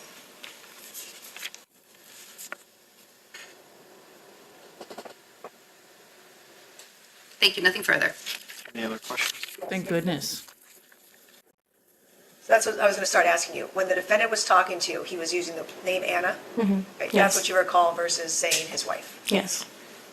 So most of the stories and the things he was telling you about her, he said, oh, Anna this or Anna that. Is that what you recall? For most of it, yes. And I know you said you had, the defendant gave you cocaine and wine, right? Yes. Did it affect your ability to recall anything that happened that night? Yes, I was pretty off it. I mean, even prior to that, I was not mentally okay at all. I was probably one of the worst days of my life. I'm sorry to hear that, but you're able to recall everything that happened that night, I correct? can recall some of it, yeah. Not super nitty-gritty details, but the gist of what happened. Okay, and that's what you're testifying to today, correct? Yes. And you're testifying here truthfully today? Yes. About what you can recall happening between the two of you? Yes. All right, and I know you said you were with the defendant consensually and you were hanging out with him for a few hours, right? Yes. Was it towards the end of your time with him that you started to realize certain things that made you said feel gross? Yes. So it wasn't the whole time you were with him that you felt that way? Yeah, for the first maybe half an hour, I was oh, this is nice. That was, yeah, I didn't think anything too crazy. It was just kind of little details that would come up, and then towards the end I was all right, none of this feels as good as it felt when I first met him. Okay, and then once you left, did you start to then realize more things about your interaction with him and the things he said and Yes. how he acted? Yes. Okay. Did you feel like the defendant took advantage of you? Yes. Why? Because he caught me in a really vulnerable moment. I was literally like so upset in the elevator. He knew I was upset, and he also like one of the first things we talked. Look at him, look at him, look at him. He's so embarrassed. I love that. Okay, wait, there was one comment here. Jess said, defense is just doing a job protecting a scumbag. Unfortunately not. She's victim blaming and grilling the witness to a degree she doesn't have to. Less is more. It's up to the state to prove the case. The defense even bragged about it in their closing arguments. I don't even have to say anything. I don't have to ask a single question, but yet here I am to victim blame. She didn't say that. The rest was me. She just said that she doesn't have to prove anything. It's the state's burden to prove. So there is no... if you watch trials with me, you'll know that every single time I get the same amount of upset and snarky. Okay, maybe sometimes a little more, like in Jessica Koshevsky's trial, but here as well, when they go so low that they actually, like, the only strategy they have is to just shame everybody else. Have you no pride in your work? You know, rise to the challenge. Try to defend your client. I know I'm not an attorney, but that's what I would say. Come on. Yeah, keep the picture. You guys are loving it. Look at him, look at him, look at him. Okay, so they show him for a little bit here. Can I go even a little bit back? No, not really. Let's just go from here. Here we go. Talked about was how old I was. I was 19 at the time, and he was like, well, I don't mind, but do you mind how old I am? And I was like, I didn't care at the time because, I don't know, I just didn't care. But I think like now, even though it's only been a few years, like looking back, like if I had a friend or someone that was younger, I would immediately pull them back from someone like that. Yes. Look at him. You said someone like that. What do you mean by that? Like an older guy offering you an ear to listen to and drugs and alcohol. And obviously I knew it wasn't a smart idea. I know it's not a smart idea, but I've never been in a mental state like that. And I just want to clarify this. I'm sorry to have to keep asking you questions like this. But I just want to be clear. You testified earlier that the defendant put his penis inside your vagina, correct? Yes, he did. And you said that was for 3 minutes? No, it was like the process was like 3 minutes of him like trying. So he put it in, and like maybe for like 3 seconds, 5 seconds, like it was in there. He's so mortified. Squirm. Just loving it so much. He's just like, oh no. It's like, yeah, it was in there for like 3 seconds, and he's like, no, yes, we are watching. You're being roasted, bro. And then he was frustrated and stopped, and then like went on this whole tangent or whatever. Okay. Thank you. Nothing further. Just briefly, you said he took advantage of you. Yes. You willingly went to his apartment Yes. when you were sober. Somewhat. You were sober. You were not sober when you were in the elevator with him. I was like high off weed. Okay. That you used on your own, not with him, right? Yes. So drug use is something that you do on a regular basis. Yes, I smoke weed. Okay. So then using cocaine was not like a surprise or something you would never in a million years ever do, right? At the time, it was something that I would never do. Had you done it before? Not before then, no. Okay, so the very Well, first... I've done it before, yes, but not like, it wasn't something that I did. Like, I've had an experience with cocaine before then. Okay. And so the very second time you use cocaine is with a complete stranger in his apartment where the two of you are alone. Yes. And he took advantage of you. Yes. Those two things are possible, even if she's of a consenting age, even if she consented at first. There are predators out there who know exactly how to bait you, lure you in. It's a predator type, right? It makes total sense. That defense attorney's clearly never been through anything like that. I hope she never does. I don't wish it upon anyone. But yes. Wow, but her face, the defense attorney, just gets so aggressive. I can't even say passive aggressive. Damn, it's horrible. You took him up to your apartment. Yes. Question asked and answered. Where your roommate was home. Yes. And you didn't say anything to your roommate about, I've got this creeper following behind me, right? No, I said something. I was like, this is this guy. Uh-huh. And did you say, he's a weirdo making me feel icky and gross?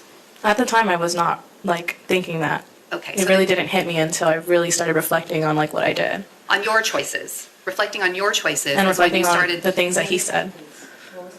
when you began reflecting on your choices the next day to sleep with a stranger, to use drugs with a stranger, to put yourself in that position, that you started to feel icky about your choices, right? Objection, argumentative. Yes. Thank you. Nothing further. Hold on. Thank you. Next witness. people call Anthony Elias? Oh my goodness. It's like you made those choices, you shamed yourself. Okay, well, the great thing about this entire testimony as well is how ashamed Ali looks sitting there. He looks mortified. Also quite pissed. Yes, people are saying he looks really pissed off. Probably, but this was great. And she was very brave to come up there and talk about this. Okay, so now we go to the next witness. Oh, before the next witness, I wanted to show you how he's behaving.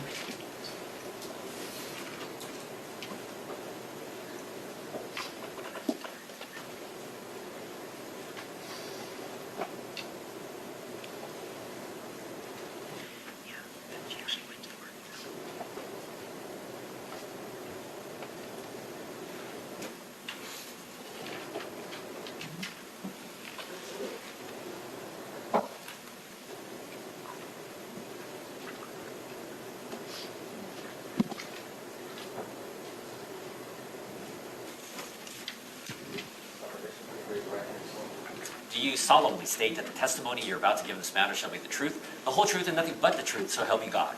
Yes. Please have a seat on the witness stand.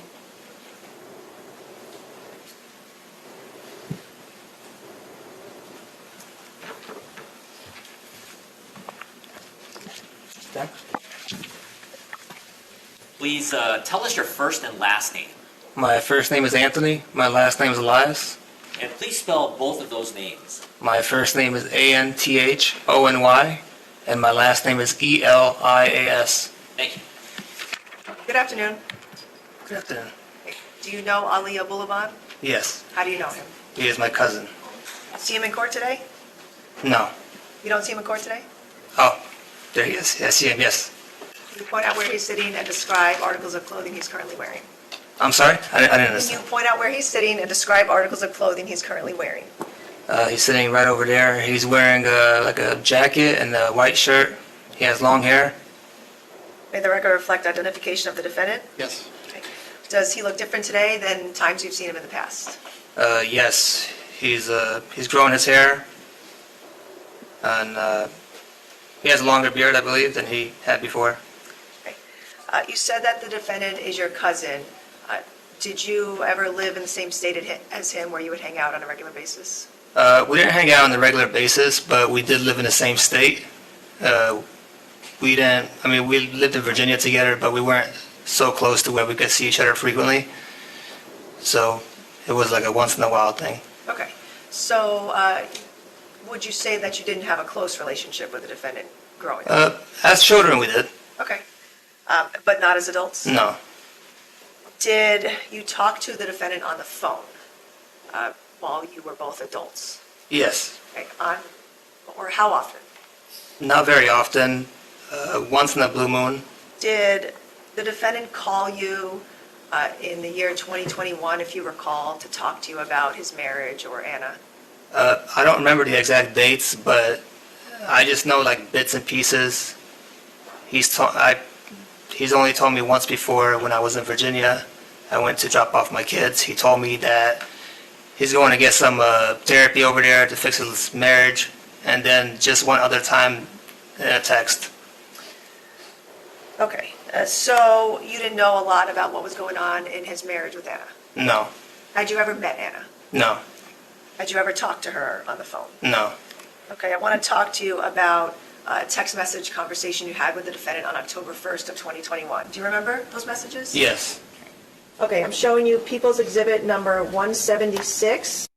Let's hope the audio stays like this. Both sides, okay. This exhibit is 53 pages, and I'm going to turn first to page 2. Okay, could you look through these messages and then let me know when you're done? You don't have to read them out loud, just read them to yourself. Yes, I read them. Okay. So the messages in front of you in People's Exhibit 168, page 2, are those the exact text messages you exchanged with the defendant on October 1st, 2021? That's correct. Okay. And the phone number on those messages, that's your phone number? The 832 number? Yes. Okay. And the defendant had your phone number? Yes. Had he engaged in text messaging with you often before this date, I can't recall. or not at all, if you don't recall any messages? Yeah, I really can't recall. I mean, we didn't talk that frequently for me to even remember. Okay. All right, so on October 1st of 2021, did the defendant tell you in this text message series that he saw Ana with another man? Yes. Before that date, did you know anything about, did the defendant say anything to you about the status of his marriage with Ana? I can't recall. Okay. So when you read the message that I saw Ana with another man, did you have any knowledge about whether or not they were separated at the time? No. Okay. You did not have any such knowledge? No, I didn't know they were separated. Okay. So when you saw that text message from the defendant, were you surprised? Yes. Okay. Because in your mind, you thought that he and Ana were still together. Right. And did the defendant send you a text message that says, "I'll beat his fucking ass"? Yes. Okay. And did the defendant at the end of this conversation text you, "I'll kill him"? Yes. And you're exchanging messages back and forth about this. Again, is it not premeditated? Ali is saying 20 days before the murders, he saw Ana with another man, he'll beat his ass, and he'll kill him. Okay then. Man that the defendant saw Ana with. Correct.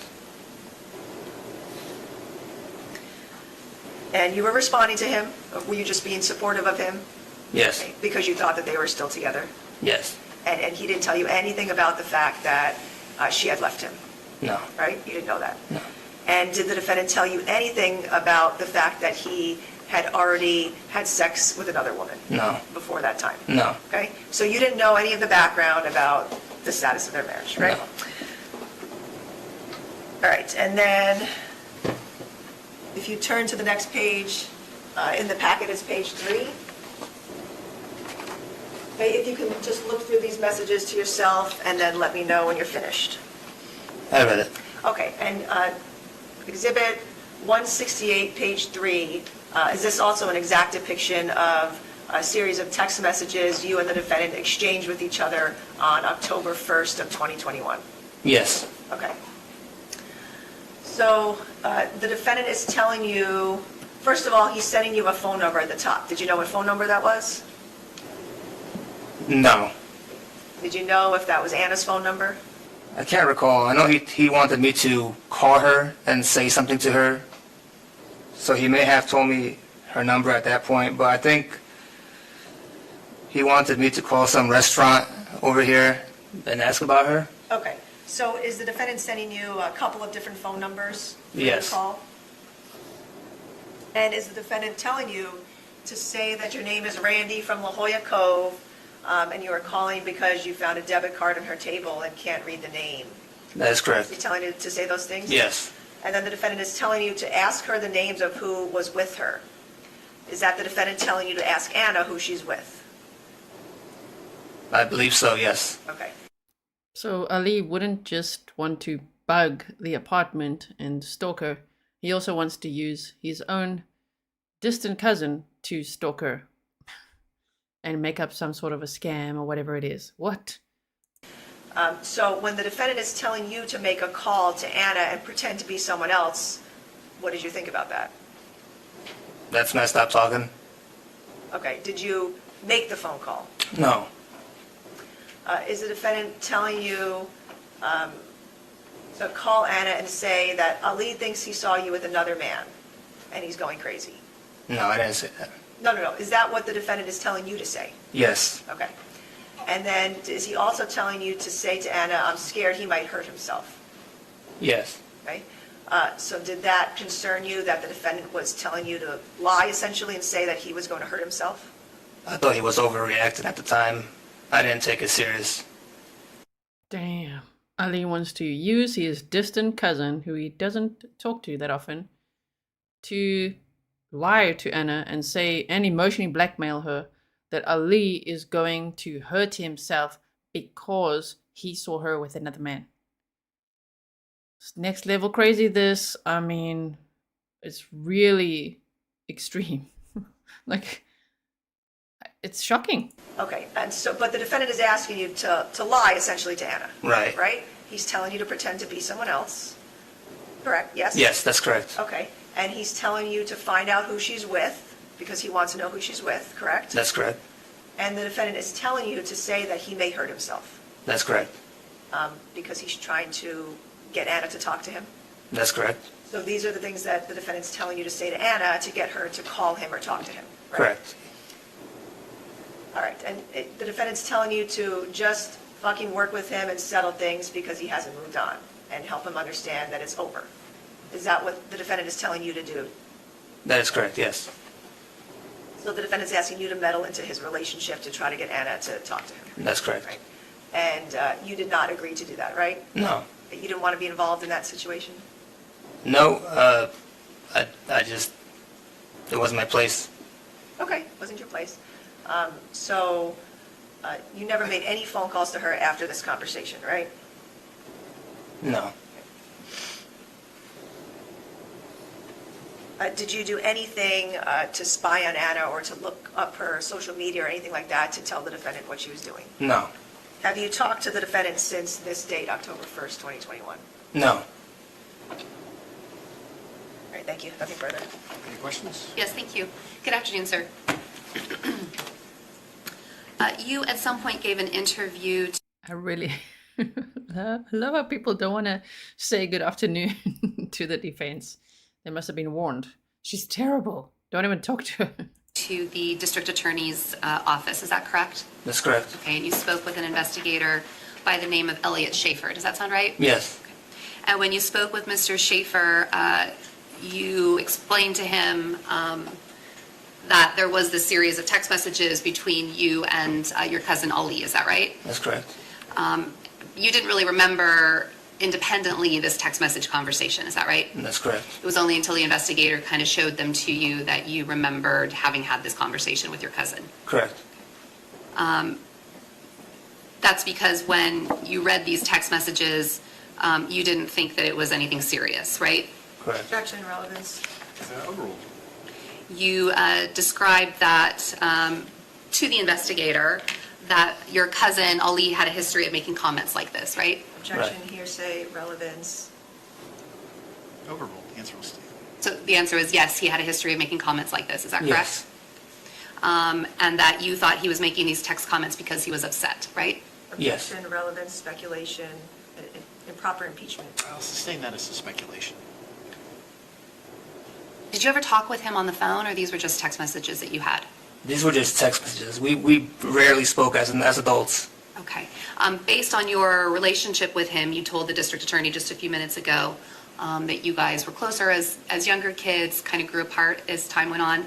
That's correct. But based on your relationship that you did have with him, he's the type of person that does not have a filter when he speaks. Is that right? Correct. Okay, and that's what you told the district attorney's investigator, correct? Yes. Objection, hearsay. Overruled. You also told the district attorney investigator that you may have called Ana on an occasion. Is Right. that correct? Yes. Okay. So when you just testified a couple minutes ago that you had not talked to Ana on the phone, are you now kind of confused about whether you actually spoke with Ana? What I was telling the investigator I spoke with is I wasn't sure what the timeline was, So I know I had sent her a voicemail, but whatever he wanted me to say, I didn't say. Okay. It was completely different. It was me pretty much saying, hey, I wanted to hear your side of the story. If you need someone to talk to, you can talk to me. Okay.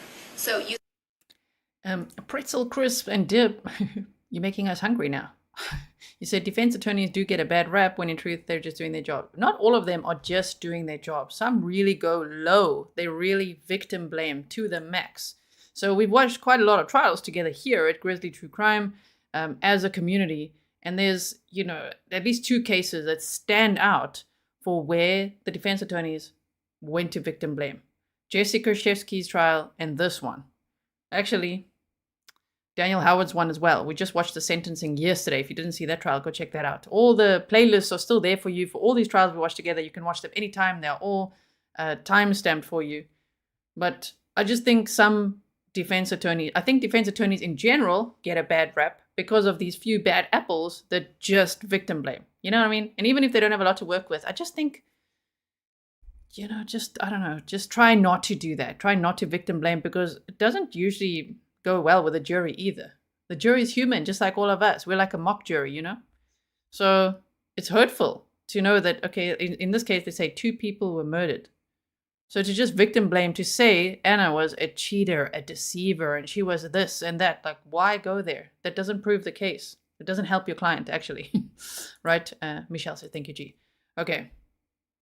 Yeah, the defense is asking. I think for a second there, for a little bit there, it was wrong. Correct. But now I hope you catch up, because now it's correct, right? The defense is asking the questions. We know when it's the defense, right? We can hear the change in tone there. Oh, dear. Sent Ana, We're almost halfway through our footage for the day. you independently sent Ana a voicemail that was not related to Ali asking you to send a voicemail to Ana. Is That's that right? correct, yes. And you sent that voicemail because you said you were trying to get her side of the story? Right, yeah. Okay, because you did have an understanding that this marriage was kind of in turmoil, right? Bits and pieces, yeah. Okay. So when you testified a few minutes ago that you didn't know that, that's not entirely true, right? I didn't know what is going on with his life. All I know is the little bits, and I don't even have a timeline in my head of when to begin or start. Okay. The last time you saw Ali actually in person was in Virginia, right? Right, And he was there getting therapy, correct? correct, And you described your interaction with him as though he was really depressed, right? yes. And you told all of that to the district attorney investigator, correct? I can't recall, probably so, yes. Now, you said that these series of text messages that you received from Ali, that was on October 1st of 2021, correct? Yes, Are you aware that Ana was actually in Virginia and not in San Diego on October 1st? no, And these messages that you were getting, I think you described them as you thought Ali was was exaggerating? Action, speculation. Overruled. I think you just testified to that on direct examination a few moments ago. You thought he was overreacting or exaggerating? right, I know he was upset. Okay. Did he appear, did these messages seem kind of bizarre to you? Bizarre, I just thought he was upset. I didn't take it as bizarre. Thank you, nothing further. Any other questions? Yes. I know you don't know whether or not you actually spoke with Ana, but if you did, was it at the defendant's direction? I don't understand. Like, did you call Ana out of the blue to talk to her about her marriage with the defendant? No, I had left her a voicemail, and it was something very brief, like, hey, you know, I heard you guys are having trouble. If you want to give me your perspective, that's okay. Okay, so you just left her a voicemail, you didn't speak with her? No, That's what you recall? no, I've never spoken to her one-on-one. Okay. So when you left Ana the voicemail, was that because the defendant told you to call her? He wanted me to say something totally different. I'm not even sure if it's this. Like I said, my timeline is kind of messed up. We didn't talk that frequently. So it may be whenever he was telling me to tell her all these things is when I sent her a voicemail. But I didn't say what he wanted me to say. I just kind of said, hey, look, just wanted to hear your perspective. Okay, but that was at the defendant's urging? Yes. You weren't getting involved in calling her on your own? No. Right. I mean, I wasn't trying to mingle or be I don't know what the word to use. I was being for their benefit, pretty much. Okay, you weren't trying to meddle in their marriage on your own? Yes. All right, and I know you said that the defendant doesn't have a filter, but he blatantly told you that he was going to kill a man, correct? Correct. Did you later learn that actually happened? Yes. Okay. And so, when you said the defendant was exaggerating, that was in regards to the questions I asked you about what he wanted you to say to Ana when he called, right? Yeah, I thought he was being ridiculous. Okay, thank you, nothing further. Any other questions? Just briefly. Sure. Do you remember telling the district attorney investigator that you learned from Ana that there was a restraining order in place? Objection outside the scope. I didn't learn from her that, no. Go ahead. Go ahead, you can answer. I'm sorry? Go ahead. Answer. No. No, you don't remember telling the district attorney investigator that? No. Okay. Did you learn from someone that there was a restraining order in place? I think from family members. Who? I forgot. Okay, but you don't recall expressly telling the district attorney investigator that you learned from Ana that there was a restraining order in place? No. Okay, thank you, nothing further. Nothing, thank you. Thank you, sir. Why don't we go ahead, ladies and gentlemen, 10 minutes. 10 minutes. Did you guys enjoy the 10-minute break? We don't take breaks over here. We keep going. Faith and Repentance says, I agree, low shots and dirty tactics. Pretzel Crisp is open-mindedly, if you were on trial, I wouldn't be on trial for what he did. You know what I mean? If I were on trial, I don't want these types of attorneys either. I know that she's defending her client and all that, but some defense attorneys, they're not criminals either. So to go this far to victim blame, in my opinion, we can have different opinions. In my opinion, it's so low. Like, if sometimes people say, gee, you would have made a great lawyer. I would want to be a defense attorney, not to defend the criminals necessarily, to rise to the challenge of not victim blaming, you know? I think it would be a challenge, especially in some cases. It would be a challenge. But I would enjoy that challenge, actually, to be like, let's not victim blame. Like, make a standard for yourself, you know? No, it's not always possible, but it's horrible. Absolutely horrible. Peniel's like, defluff. We defluffed that right there. 10-minute break, and here we go. Look at this guy. Everyone was saying in the chat they can't wait till he gets to prison. The only reason he's not going to, if he ever doesn't get to prison, is because he got acquitted. What? Not guilty? Imagine the jury comes back, not guilty. We'll be like, what? Okay, but when he gets to prison, remember like Burgos Aviles, when he got to prison, he got his new outfits and his haircutty. Yeah, he's also going to get a haircutty, this one. Okay, let's keep going. We're halfway now. Please tell us your first and last name. Alexandra Teran. And please spell both of those names. Alexandra spelled Alexandra. Teran spelled T as in Tom, Eran. Thank you. All right, good afternoon. What is your current occupation?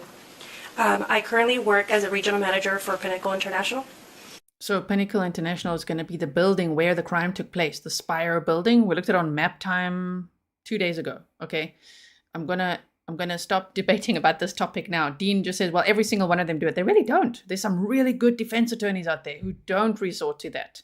That's why you can see there's a whole spectrum of how to actually be a defense attorney. So, yes.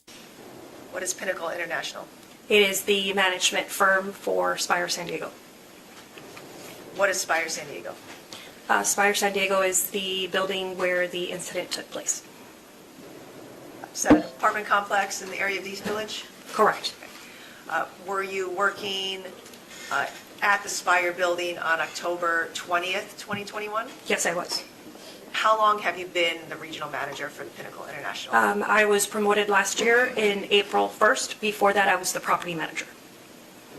And what was your role as a property manager? Oversee the day-to-day operations of the property. So I was there on site Monday through Friday.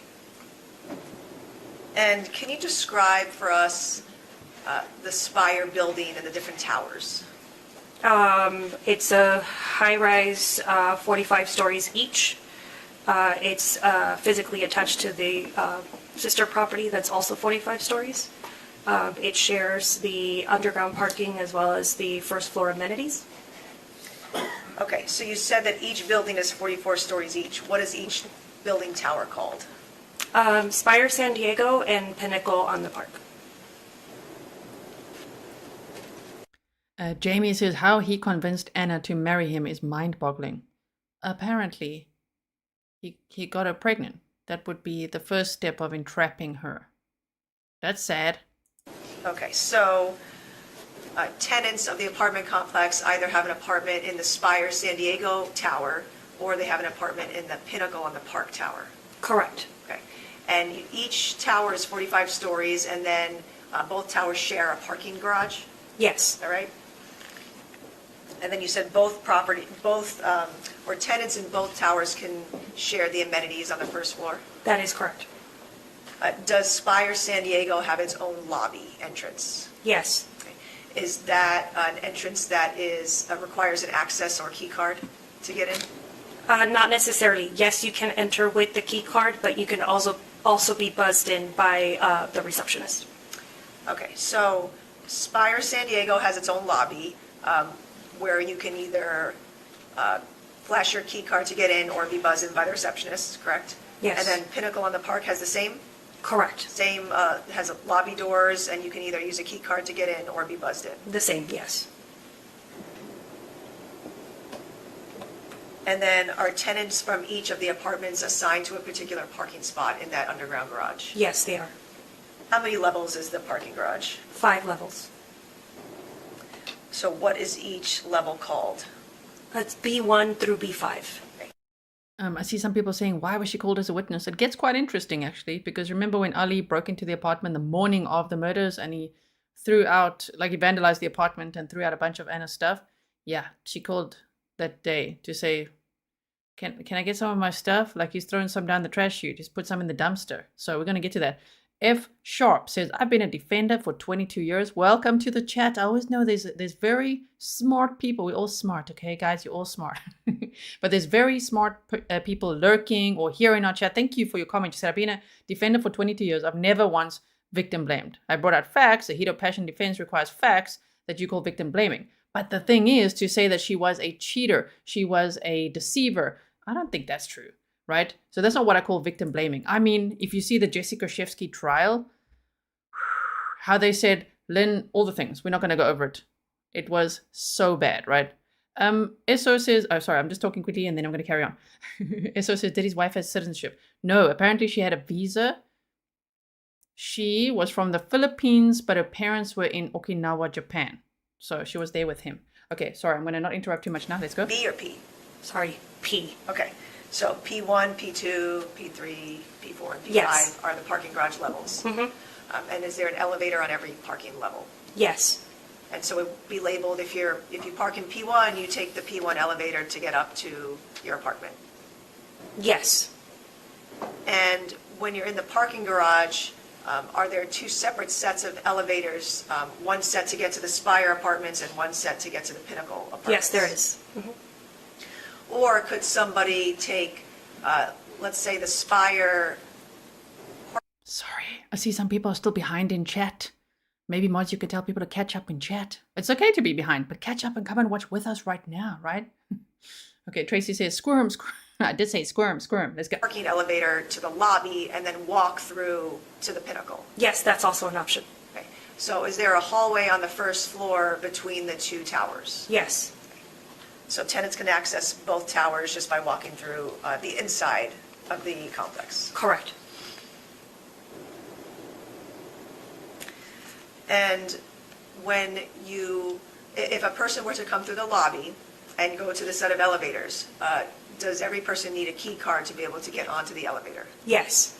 So you can't just as a member of the public walk into the building and ride the elevator up to an apartment? That is correct. Okay.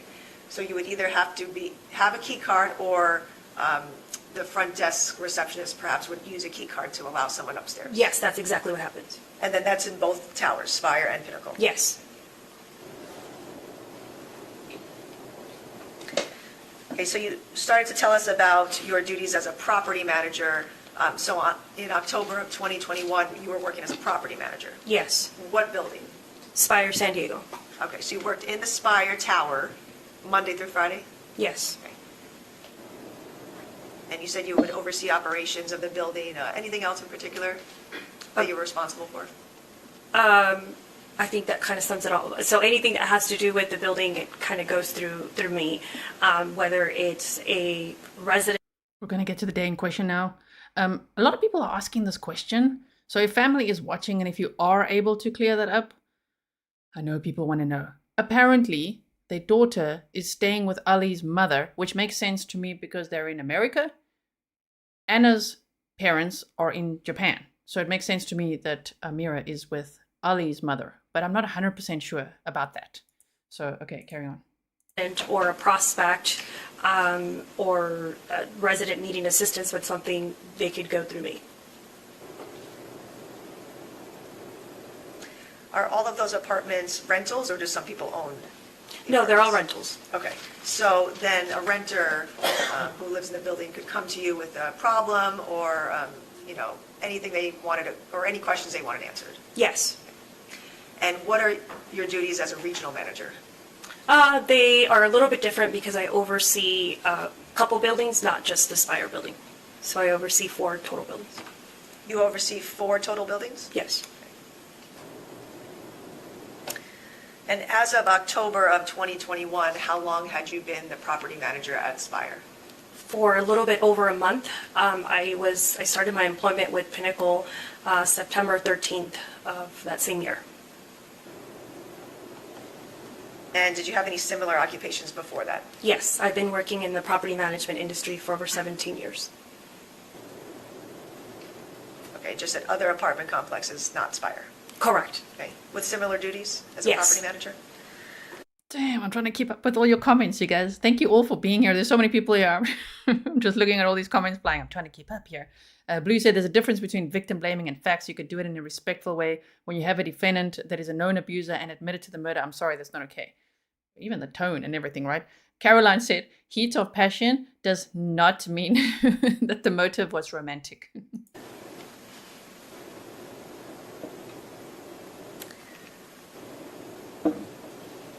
I want to talk to you about People's Exhibit Number 1. It's the photograph right in front of you. Could you please tell us who that is? Yes, this is Miss Ana. Is that Ana Abulaban? Yes, Was she one of the tenants in the Spire San Diego? she was. Who was she living with at Spire? Who she was living with, I don't know. I can tell you who was on the lease itself, which was herself. She had her husband on there, and then her minor child was also listed. Okay, what was her husband's name? Ali. Okay, so Ali Abulaban was on the lease along with Ana Abulaban, Correct. and you said their child Amira? I don't recall the name, but yes, if that is her name. Okay, so 3 of them were on the lease as living in the Spire building. Yes. Recall what apartment they were in? I don't know off the top of my head. Was it 3508? That sounds right, yes. It's very specific. There's no verdict yet. We're kind of we are on verdict watch. I just don't know who's going to share it, where they're going to share it. I'm monitoring all the news channels and, of course, X and everything I possibly can. I wonder when there'll be a verdict. I would think today. I would assume today, but you just never know. All right, so at some point in time, you were able to review the lease? Were you the person who was with them when they signed the lease? No. You just knew that, or that was a document that's kept on hand at the Spire? Yes. Okay. And at some point in time, you reviewed the document to see who was on the lease? Yes. I reviewed the document when I spoke to Ana. Okay. And why did you end up reviewing the document?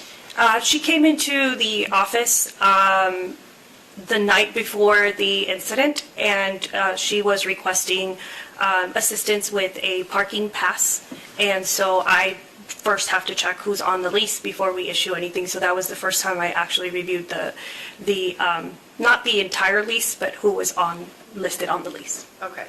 So you said you had a meeting with Ana on, it was October 20th of 2021? The day before the incident, yes. The day before, okay. And so was that the first time that you had met Ana in person? Yes.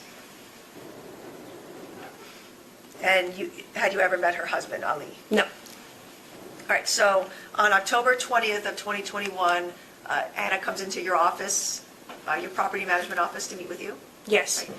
And you said she asked you for a parking pass? Correct. Was that a separate parking pass other than the one she had? Yes, she was asking for a guest parking pass. Okay. Is each tenant, or if there's more than one tenant that lives in an apartment, are they only assigned one parking space?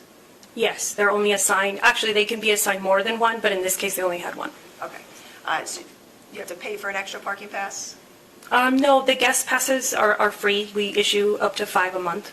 But the guest passes are for a guest to park in their own assigned stall. And so if 2 people live in the same apartment and both have cars, just one person has to park on the street, Yes, that is correct. unless they get a guest pass?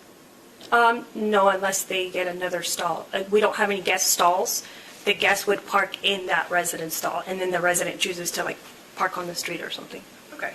All right, so when Ana was asking you for a guest parking pass, that's when you checked the lease Yes. and you saw who was on it? Mm-hmm. Right? Yes. Okay. Was there anything else that Ana told you in that meeting other than she was trying to get a pass? Yes, she asked if she seemed a little bit in a hurry, so she didn't have a lot of time to talk, but she asked how she would go about to remove someone from the lease. And I told her, oh yeah, I can help you with that. She said, I don't really have time to discuss that, but can I come in and talk to you another day? And I said, yes, absolutely. Okay. David Robinson, waiting on the verdict, sitting here with a cup of Java using my Grizzly mug. Gee, you're the best. Thank you so much. Thank you so much for being here with us. Did Ana tell you who she wanted removed from the lease? She didn't really go into details. Again, she seemed like she was in a hurry, so at that time she did not tell me exactly what was going on or who she wanted removed from the lease.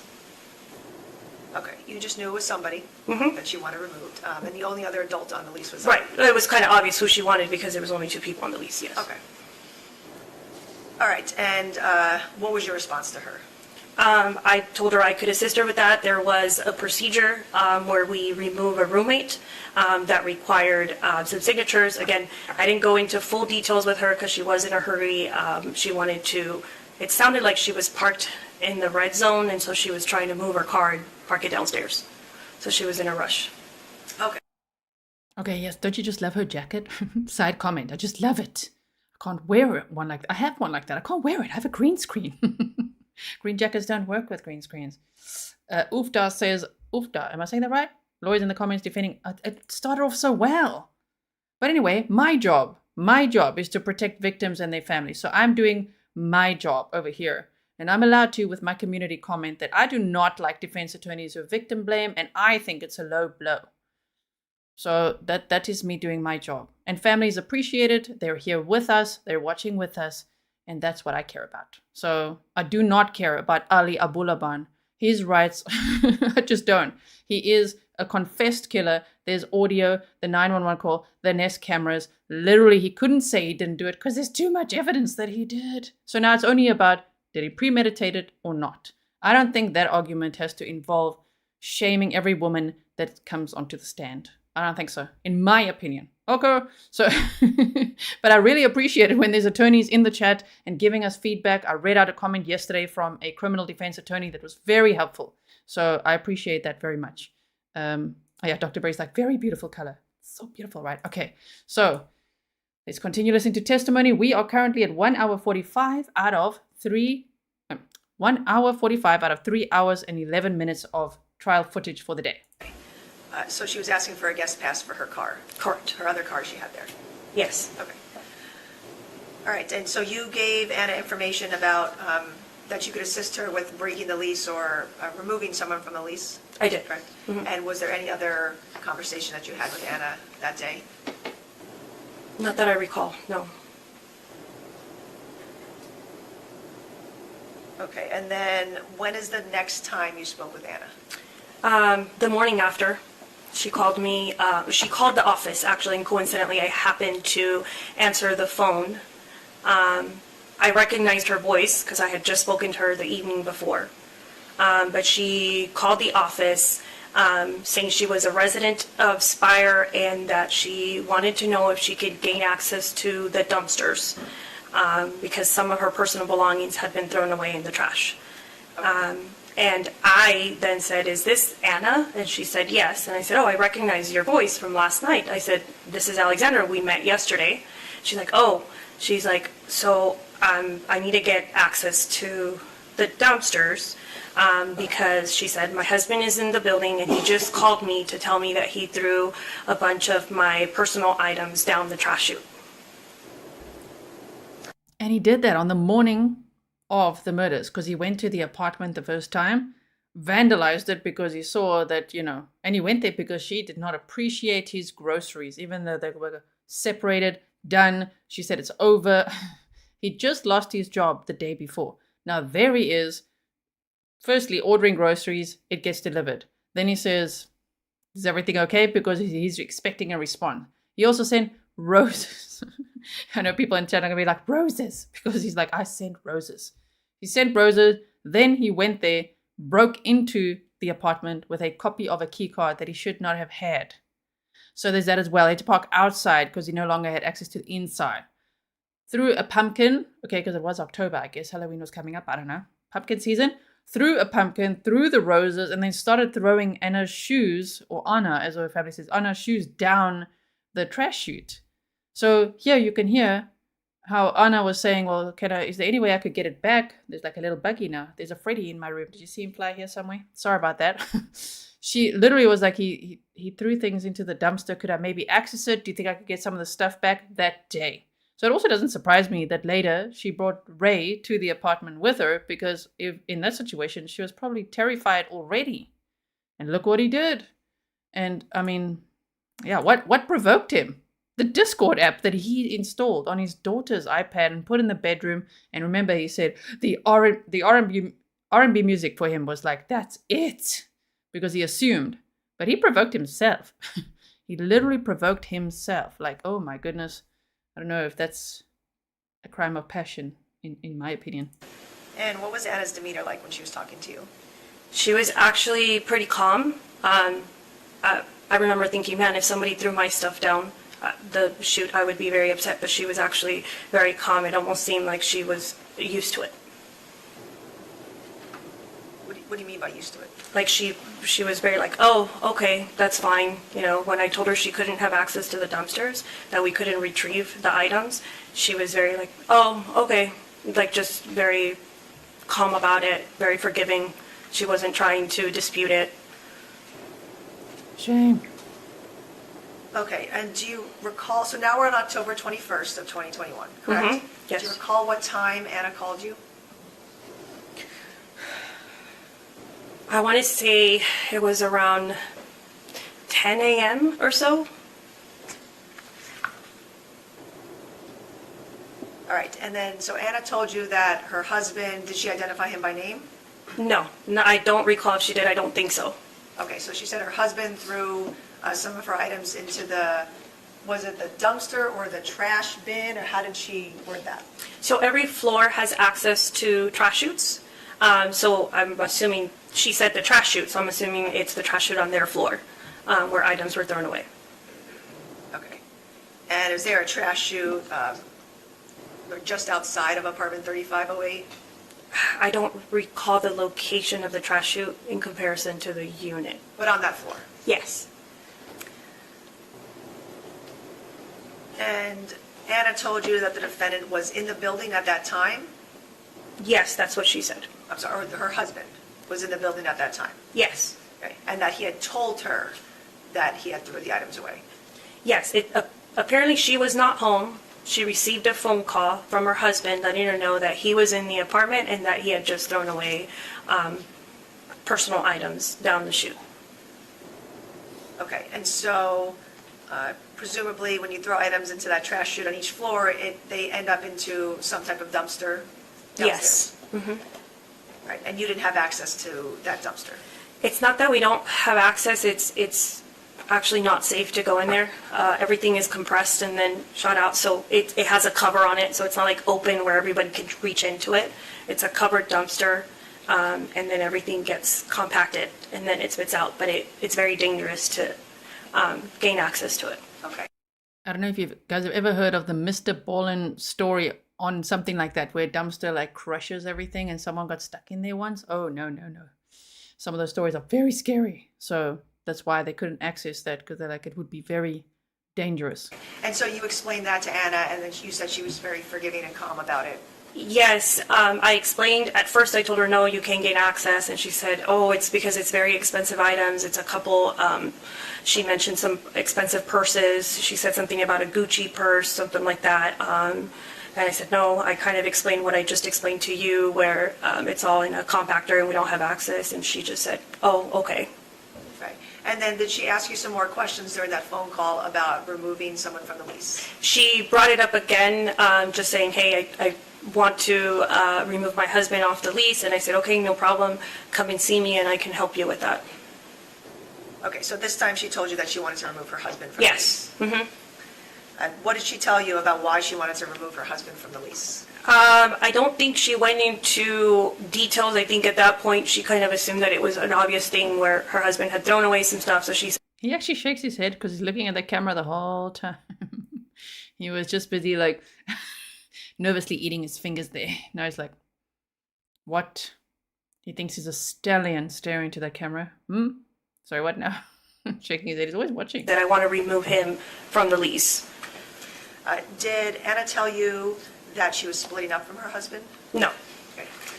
Do you recall telling the officer who interviewed you that Anna told you she was splitting from her husband? I don't recall at this time, to be honest with you. No problem. Did you have a conversation with Officer Terrell Totten on October 21st, 2021? I don't recall his name, but I did have a conversation with an officer. Okay. And would reviewing your statement to that officer help refresh your memory about Okay. the detail about splitting up? And you said yes? Yes. Okay.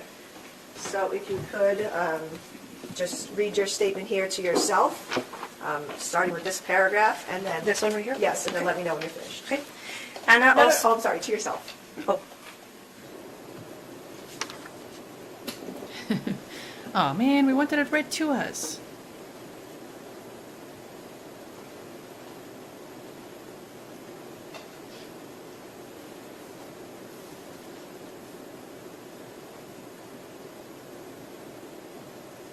Okay, yes. Okay, has your memory been refreshed? Yes. Reading your statement? So what is it that you recall Anna telling you about why she wanted to remove her husband, Ali, from the lease? So she did mention, and I don't remember the details, but she mentioned that they were splitting up. And when you spoke with this officer, Officer Totten, fair to say all the events were very fresh in your memory, having just happened? Yes, that is correct. All right, so did Anna tell you that she did not want the defendant to have access to her apartment? Yes, she did say that.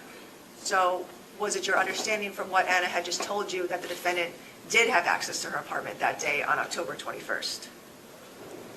If I recall correctly, she did not know how he had access to the apartment because she was under the assumption that he no longer had access because he had given her his keys to get into the apartment. Okay, and is that the key card that you're referring to? Yes. Is it, can you describe it for us? Oh, it's just a little fob key, so it's literally just a little round thing that you scan right at the front door. And were you working when her husband had moved out of the apartment and turned in his keys? No, because the keys were not turned into management. My understanding is that they were handed over to, or what I understood was that he gave them to her. Okay, so you don't have any knowledge, either you or another member of your team, having met with the defendant to take any of his keys or have him return the keys? Yeah, that never happened. Whenever someone turns in keys, we document that and they sign off that they turned in keys, and keys were never turned into us. Okay, so is your understanding that the defendant or the husband returned keys directly to Anna? Correct, that was our assumption, yes. All right, but Anna told you specifically that she thought that her husband did not have a key, Yes. right? And so were you concerned when you heard that he did have access to the building, meaning, or the apartment, meaning he did have a key to get in? No, it wasn't concerning at the time. It just sounded like a husband and wife kind of having a dispute, but we as management don't get involved. There's times when, they go through that and then all of a sudden next week you see them as a couple like nothing. So no, it's not rare for us to hear something like that. Unless they turn in keys to us, we don't get involved. Okay. And so on October 21st, Anna told you specifically that she did not want the defendant to have access to her apartment anymore. Yes. That's what she told you? Okay. Correct. And so what information did you give her at that point, knowing all this, that she wanted to break the lease and didn't want her husband to have access? She said that she wanted him off the lease, and if she couldn't get him off the lease, that she wanted to break the lease. So I told her that there were a couple options. The first one is we can have her fill out just a form removing that person from the lease. It did require both of their signatures, meaning their consent to be removed. And when Anna was talking to you about not wanting her husband to have access to the apartment, what was her demeanor like? It was a very brief conversation. It was, again, over the phone, and her demeanor was very calm.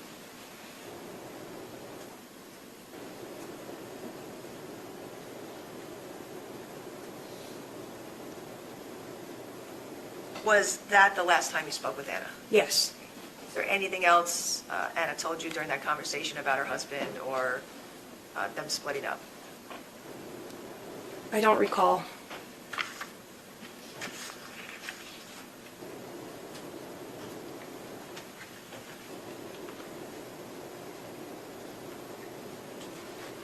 later on, either that, first of all, what time did you work until that day?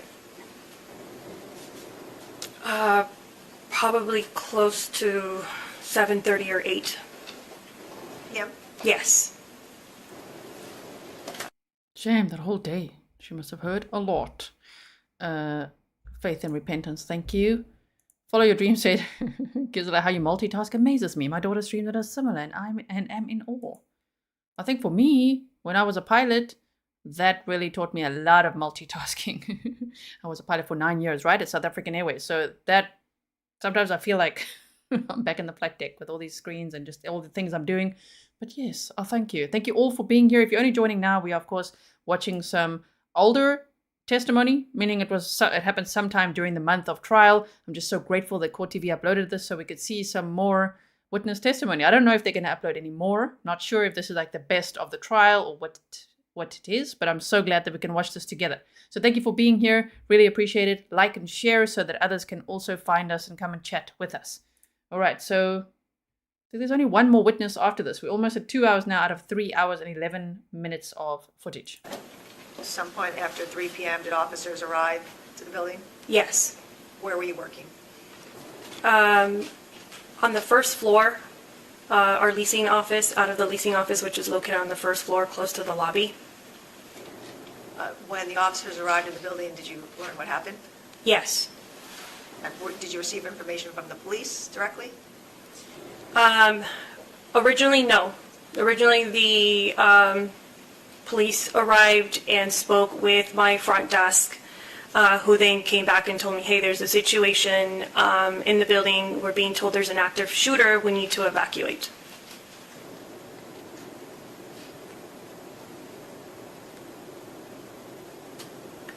And you said that you had never met Ana Abulaban. Did you see him at all walking through the building that day? No. And you were working in the Spire, you said not the Pinnacle. Right, physically working at the Spire office, yes. So the first time you learned about what happened in the building was that there was an active shooter? Yes. Okay. Did you then evacuate the building? Yes, I had my entire staff evacuate first, and then I evacuated a couple minutes after, just to ensuring that everybody got out. When you were told at that time that there was an active shooter, did you know who it was? No. Did you know who the victims were? No. So was the building essentially closed off at that point? It was closed off to anyone coming in, but the people that were in their homes, they were just asked to remain in their homes via intercom. Okay, was that you that made that intercom announcement? Yes, because the police asked me to do it. Okay, so when you make that announcement, it goes to inside every single apartment? Yes.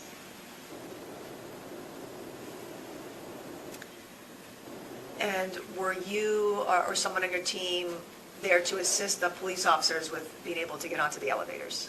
Yes, one of my maintenance staff was there to assist them.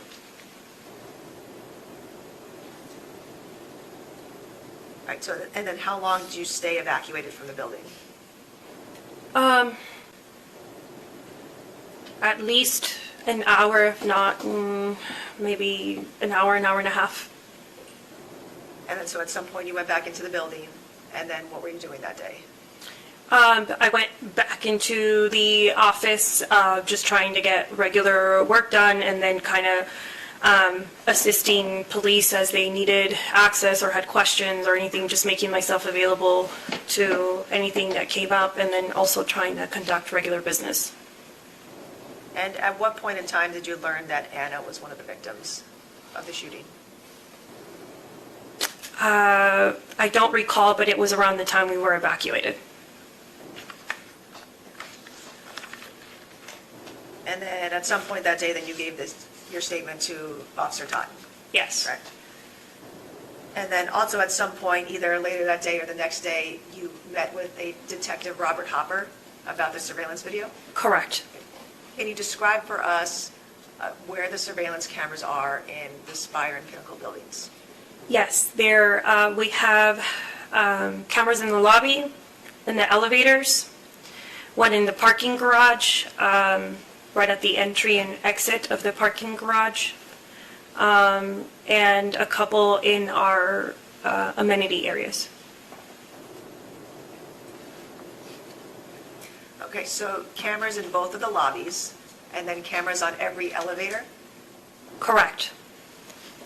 And then you said camera in the parking garage, meaning when you're first pulling your car into the parking garage, a camera will see that you're pulling it. Yes, it's the same entry and exit for both, so yes, they'll see you as you enter and you exit.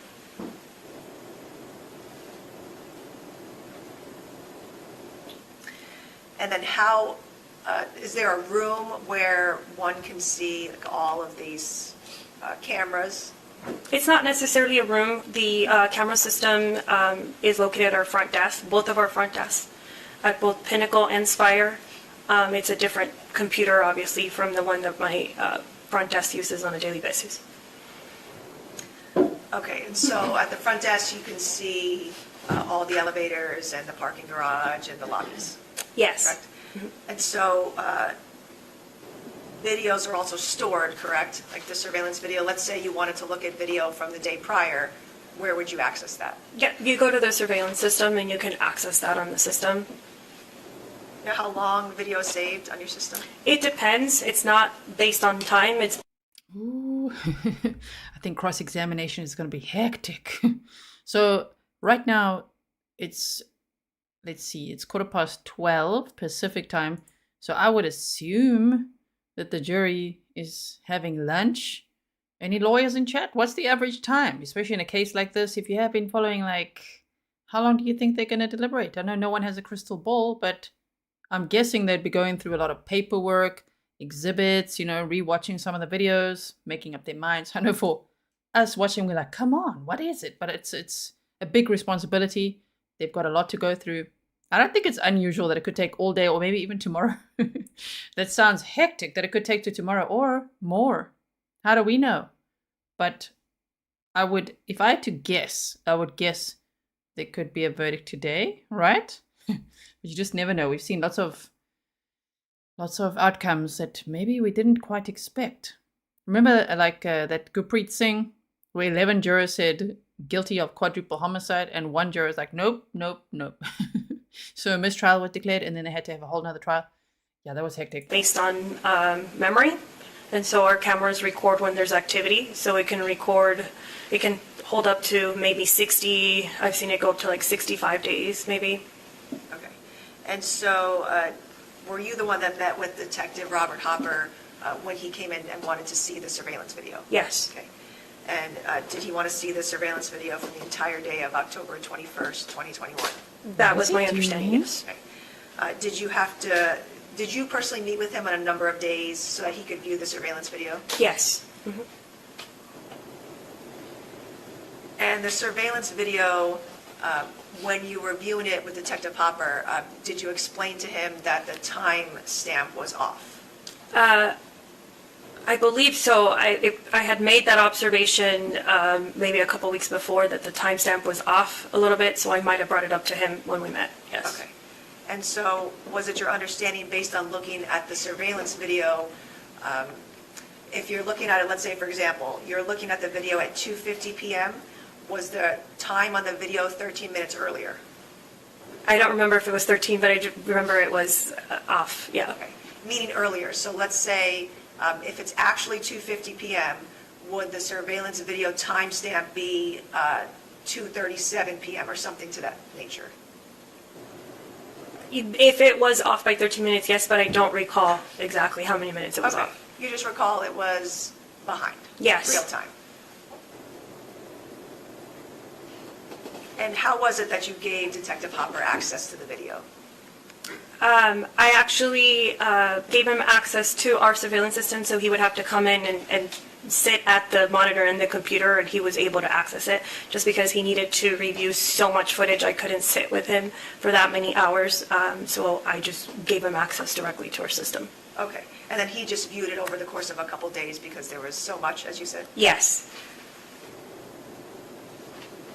And does your system have the capability of allowing someone to download the video? Yes. So is that what Detective Hopper did at the Spire? It was my understanding that he did, yes. That was something that you... He's just checking his pants to see if he has any snarky pants on. Unfortunately not. He doesn't qualify for the snarky pants attire. Did you see that? I think he was also scratching and someone said his shackles. They Gave him access to. Correct? Yes.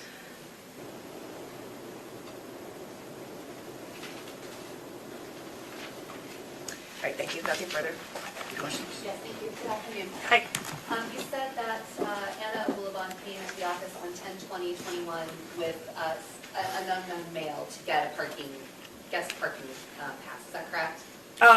No, she came in by herself. Okay. Do you remember speaking with Officer Trail Totten about your exchange with Ana on 10/20? I do.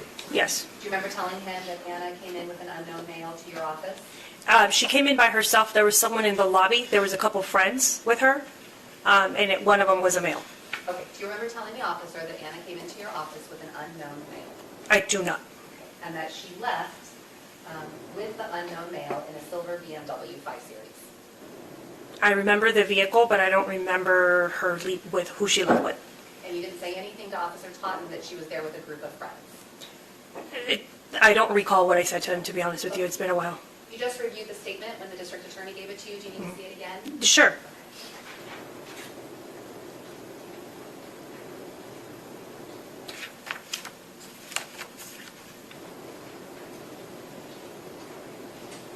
May I approach? Yes. Oh my. He touched her shoulder and giggled. Is F Sharp still here? My question would be, after defending a client like this, let's speculate that they come back with a verdict of guilty of first degree premeditated murder. I know I'm saying it twice there, but you know what I mean. How does it feel as a defense attorney? Is it just like, okay, well, does it feel like I lost that case? Or is there any guilt at all about speaking about victims that way? Does one think about it at night or no? I always wondered, like afterwards, how did it feel? You know, like when we saw Jessica Rashevsky's trial, well, shame, Donna and Pablo were eventually off the case. I was going to say kicked off the case, but they left the case, withdrew from the case. How did that feel? Like that's where people will say, how do you sleep at night? Which is not for all defense attorneys, just sometimes with those, like how? Is it just compartmentalized? It's just like, I was just doing my job and move on. Next, you know? Shame. The poor families, that's all I think about. Yeah, Heather is like, he has diminished snark capacity. Yes, indeed. Okay, ma'am, does this look like the statement you just reviewed a moment ago that the district attorney handed to you? Sorry, I only reviewed one paragraph, so. Okay, do you mind just reviewing the entire statement, please?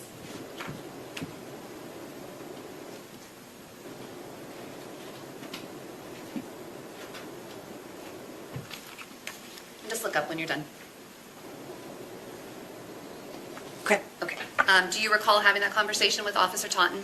Yes. Okay, and do you recall, now that you've had a chance to review the statement that you gave to him, do you recall telling him that Ana was there with an unknown male in your office on 10/20? No, I don't recall saying he was in my office, because he wasn't. Okay. Do you think the officer just got it wrong when he wrote down what you said? I believe so, yes. The male was waiting in the lobby. Okay, and there were other people there as well? I believe so, yes. Okay, and that part also didn't make it into your statement, right? Okay. I mean, do you see that anywhere in your statement? No.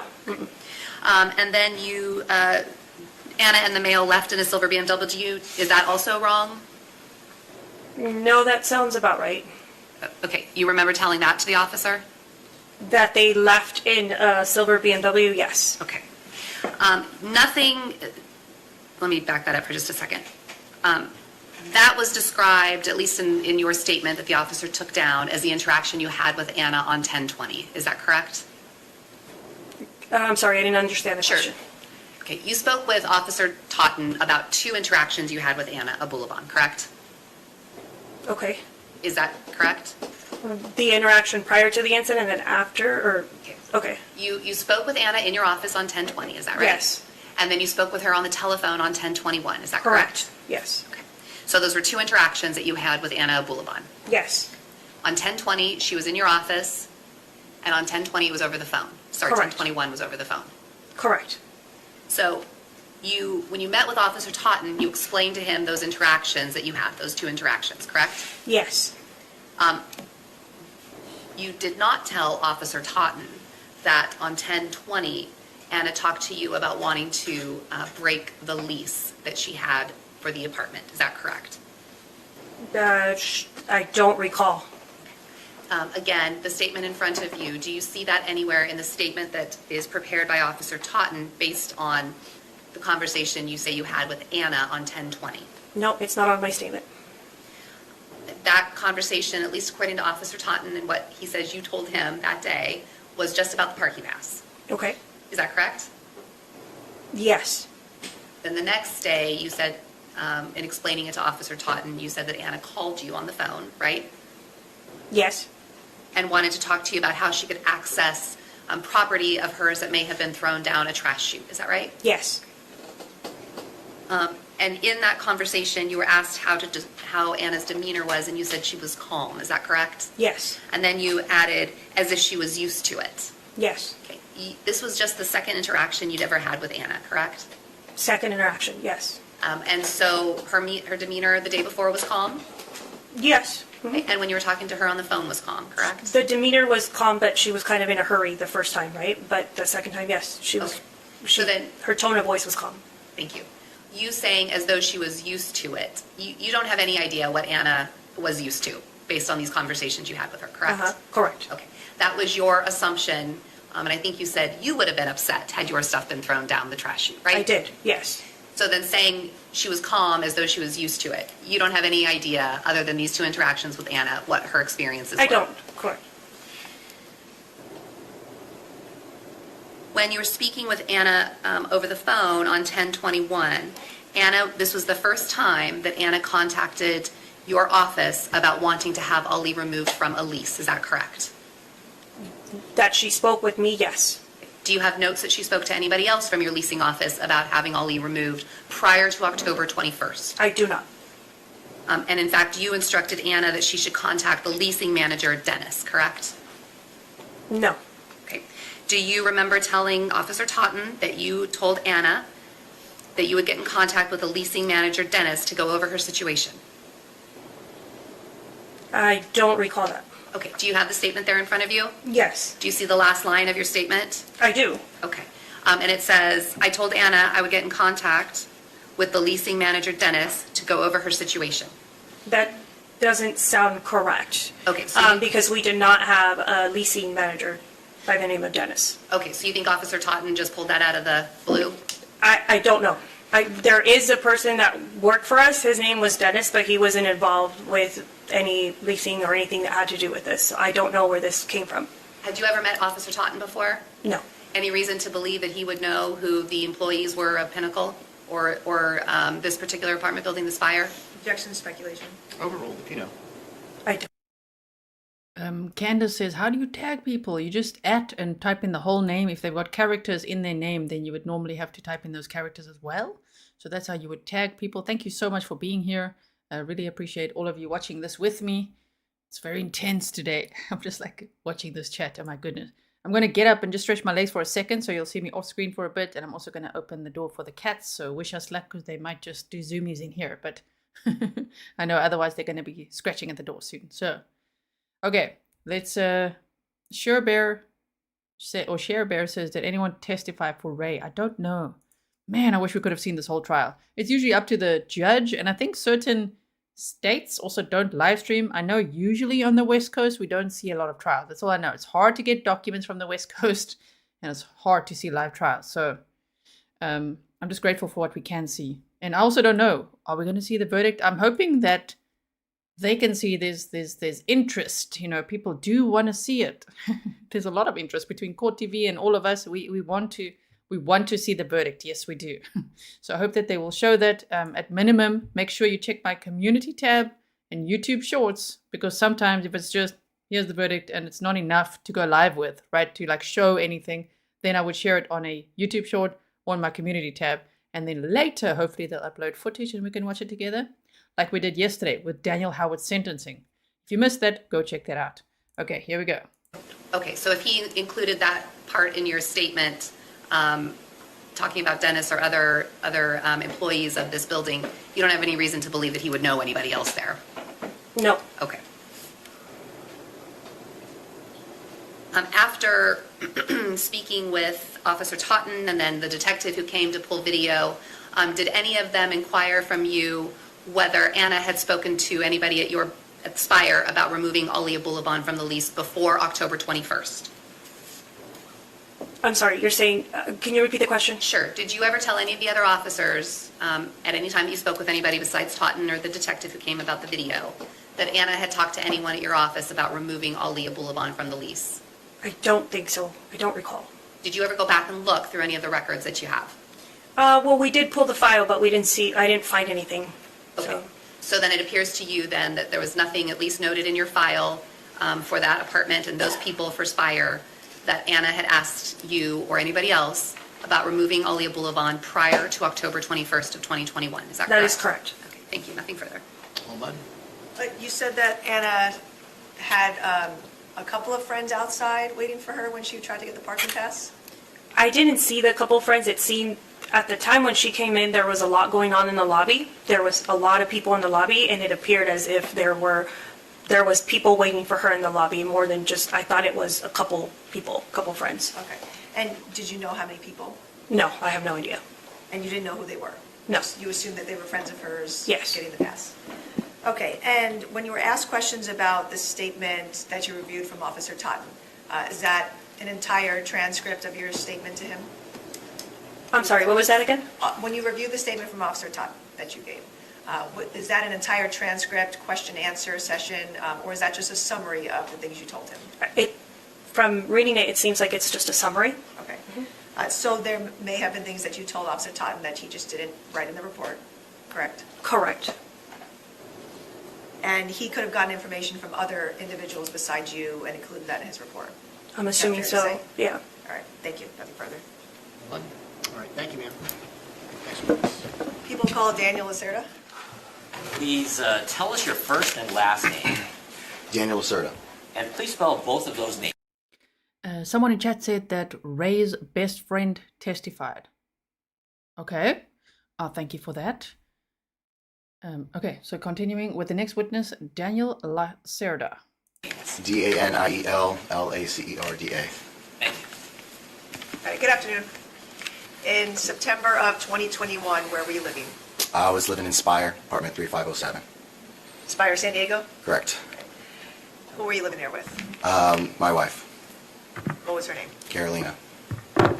And when had you and Carolina moved into the building? I'd say a couple years before that.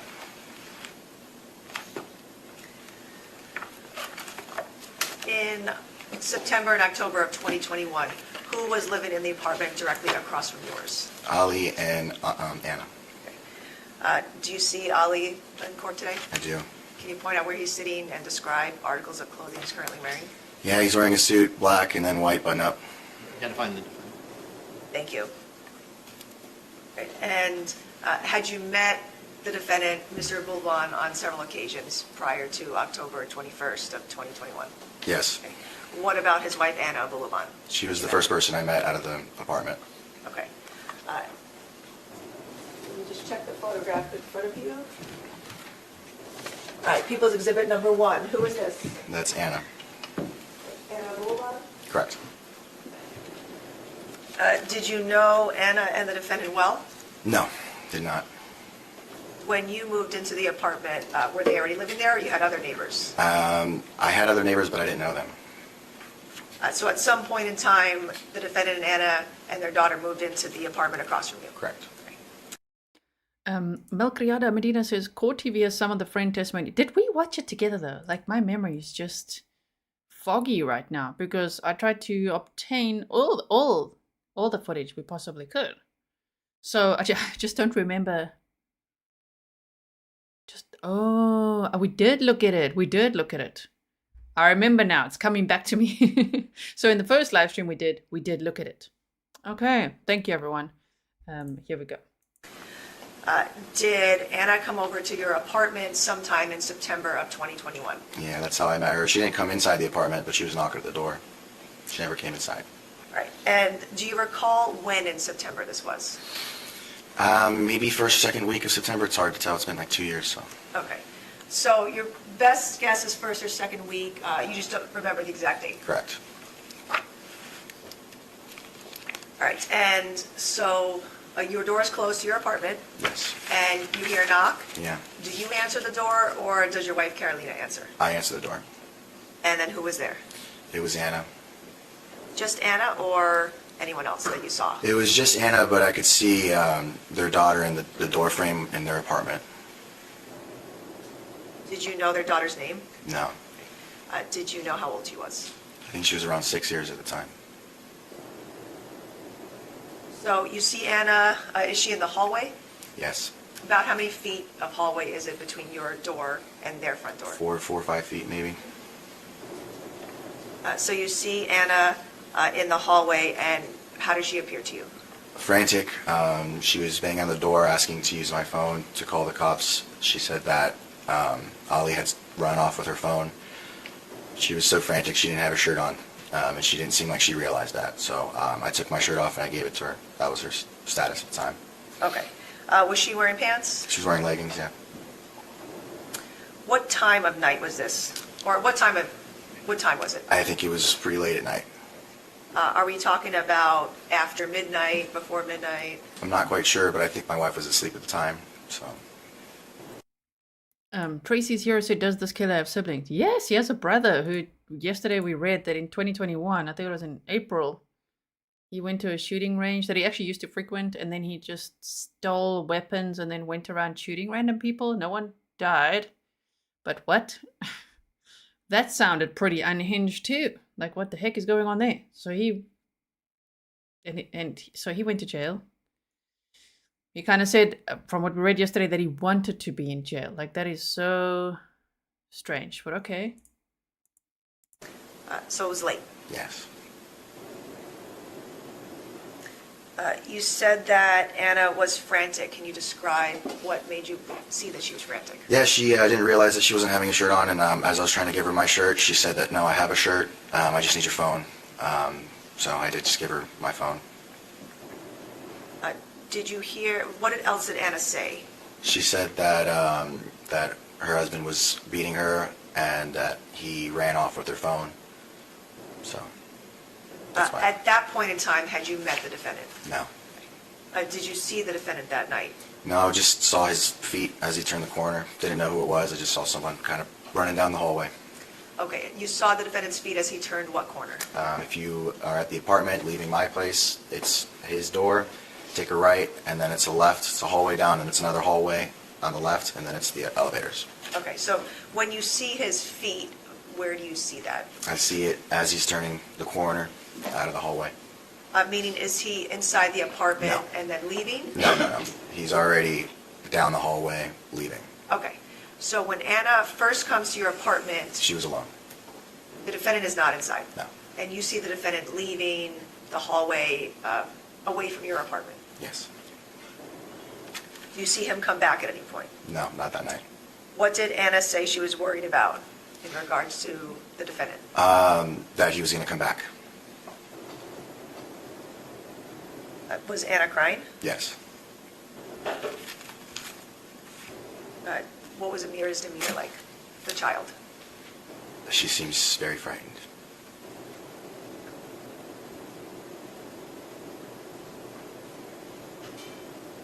And when you saw the defendant at that point, his feet and running away, did you see his face at all? No.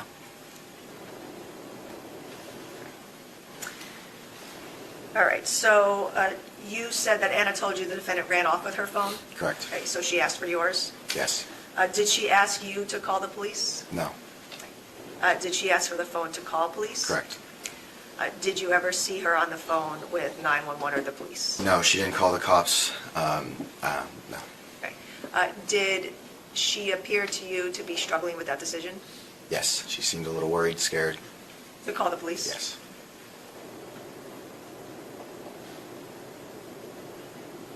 You said that Anna told you the defendant was beating her.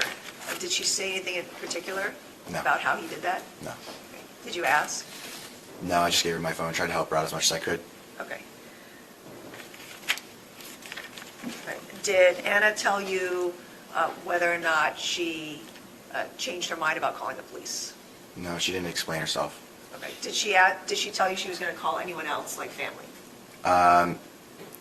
Not that I remember, but I do remember her leaving the apartment with her daughter and a suitcase. That night? That same night, yes. Like I said, she was scared that he would come back, so. Okay, and so, did you have any further interaction with Ana before you gave her your phone? No. Okay. Did she then take your phone and go anywhere? No, she stayed in the hallway. Did you hear whether or not she made any calls on your phone? No. No, you did not hear, or no, she did not? No, I did not hear. And Were you- I can check the receipts and no phone calls.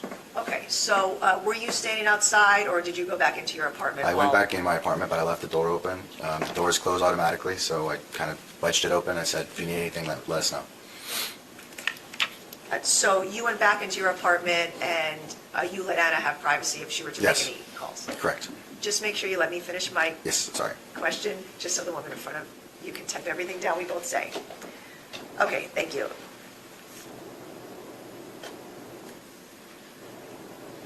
All right, at some point in time, did Ana return your phone to you that night? Yes. Okay. Did you have any further conversation with her? I think that's when she told me she was staying with her friend. So when you saw that Ana left with a suitcase, about how much later was that? Maybe an hour. Did you leave your door open the whole time? When I saw she left, I closed it. Okay. So during that hour, Am I saying it right? Kylo says, now this is a real man, helping a distressed person in need, not hurting his loved ones like Ali. Absolutely. I wonder how Ali is feeling sitting there looking at him, huh? Also, wait, you also had another comment. Chilo. I'd imagine after Ali's testimony about how his father's violent, someone would call CPS about his family having the child. But the thing is that his parents aren't together anymore. They're divorced. So I think that their daughter is with Ali's mother. And again, I don't have 100% clarification on that, but that is what has been said in the chat. But we don't know. And it does seem to make the most sense because Ali's mother is in the USA. And I don't think Ana's parents are. So, okay, we're 2 hours 24 out of 3 hours and 11 minutes of footage. that you had a conversation with Ana and then she ultimately left, your door was open the whole time? Yes.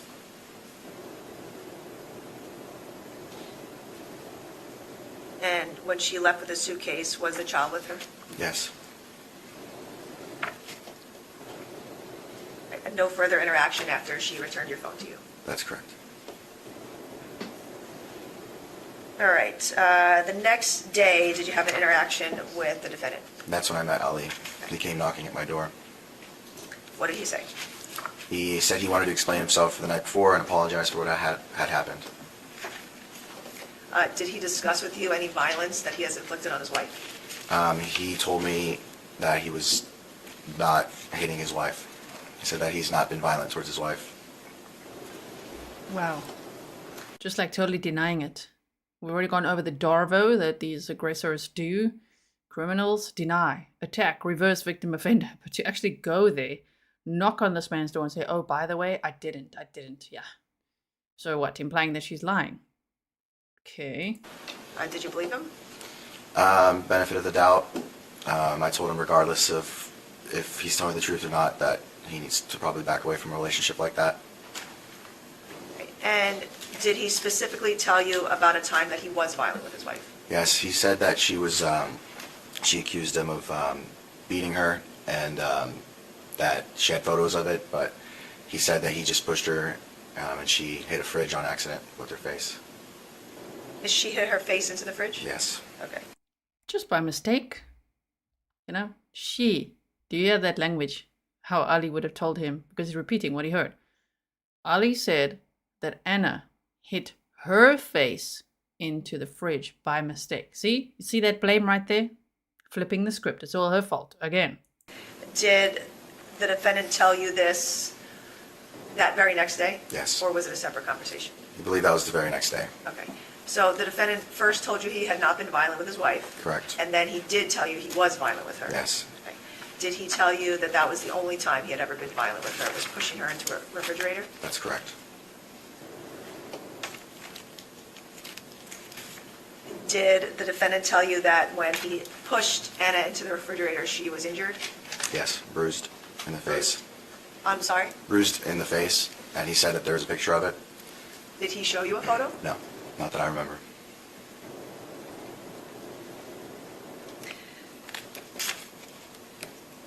And did you ask him if that was the only time that he was violent with her? I didn't ask, but he said that. He stated that. Did you ask him about what he had done the night before?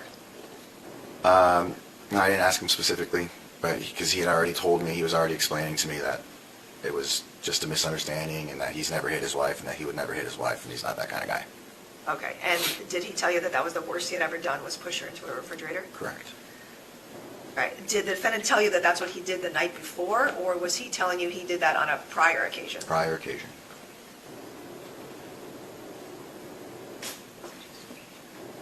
And so at that time when you were talking to him, did you get the sense that he wasn't being honest about what he did to Ana the night before? Yes, I sensed that he wasn't being very honest.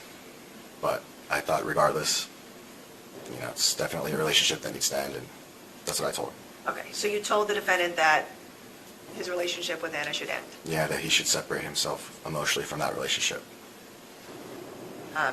What did the defendant tell you during that conversation about Ana wanting a divorce from him? That she wanted to separate, move on with her life, and that he was trying to save the relationship and try to get them to be happy again.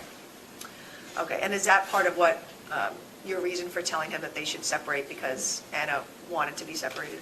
He seemed very emotionally tied into what her decisions or what she was doing, and so I thought that, yeah, if they continued, and whether he's telling the truth or not, if she's trying to call the cops on him for domestic violence, eventually he'll end up in prison, is what I told him.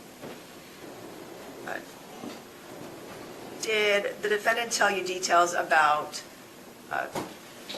not wanting his wife to be with other men? Yes.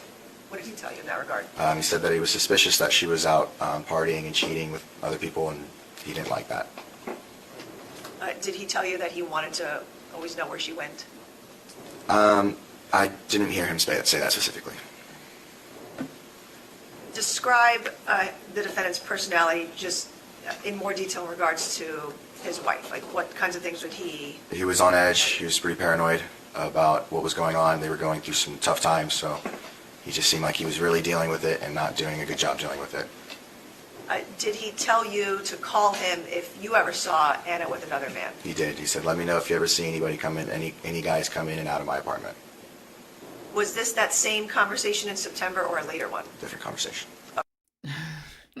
Now he wants him to be his watcher. You keep an eye out, okay? And just let me know if she brings another guy in there. So he phoned his distant cousin and tried to make him emotionally blackmail Ana. Now he's asking the neighbor, hey, could you just watch the apartment for me and just let me know if she brings in another guy in there? Like, what? My goodness. Okay, so let's stick with the conversation the next day in September after this incident. Did the defendant tell you anything else about any other types of violence or anything else significant about his marriage? Not that I recall. But you just recall that the defendant told you that Ana was separated from him? That she was looking to separate, and then he was looking to save the marriage. Okay. And when was the next time that you talked with the defendant after that date? I had some people over, and he saw from the balcony that I had some people over and asked if he could come over. And I said yes, and he did. He brought wine and just kind of hung out. Okay, and what date was that? I couldn't tell you, unfortunately. Was that a special occasion for you? I think it was one of my friend's birthday. It might have been mine. I think, September, so maybe my birthday, because my birthday's September 17th, so. Okay, so your birthday's September 17th, and do you recall that year in 2021 you had friends over for your birthday Yes. that night? I did. Okay. So this next date that you talked to the defendant was September 17th? Around that time. Okay, and so the prior conversation, the first time you met him, was at some point prior to September 17th? Yes. All right, so the defendant came over to your apartment, and was he talking to you on that date about Ana being separated from him? Yes, he did mention his relationship a little bit. Said that it bothered him that night that he didn't know where she was. Yeah. Was the defendant making comments about your wife talking to other men at the party? Yeah, my wife was on the couch talking to one of my good friends, and he asked me, he said, I don't know how you can be so calm. And I said, what do you mean? He said, your wife's there talking to another man, and you're just sitting here calm and collected. And I kind of chuckled and said, well, you know, she's going to cheat, she's going to cheat, and it's not going to be in front of me like this. No need to worry about that, you know. And he said, I never thought of it that way. So your wife was talking to another man who was your friend? Yeah. And you had no concerns she was with that man? Yeah, no. But the defendant had concerns that your wife was... He was just kind of, it seemed like he was shocked that I was not upset by it. I thought he was going to say allowing it. Kristen, it's on the very first live stream that we did on this case, so it's on the playlist that's in the description box. And if you just go chronologically there for the first one that we did on this case, that's where it's at. Yes. What else are you asking me while I'm talking quickly? Some people are quite far behind in the chat, so I can't answer those questions now because they're from way back. They're from way back. So leave it in the comments, okay? I hope that you'll leave some comments, questions, whatever it is there once you're all caught up.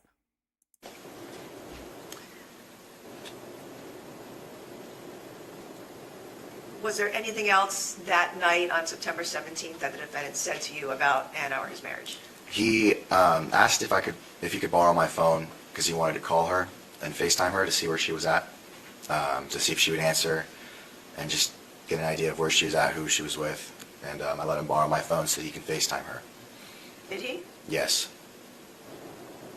Did the defendant tell you why he didn't use his own phone to FaceTime Ana? Because he was blocked or something in that regards.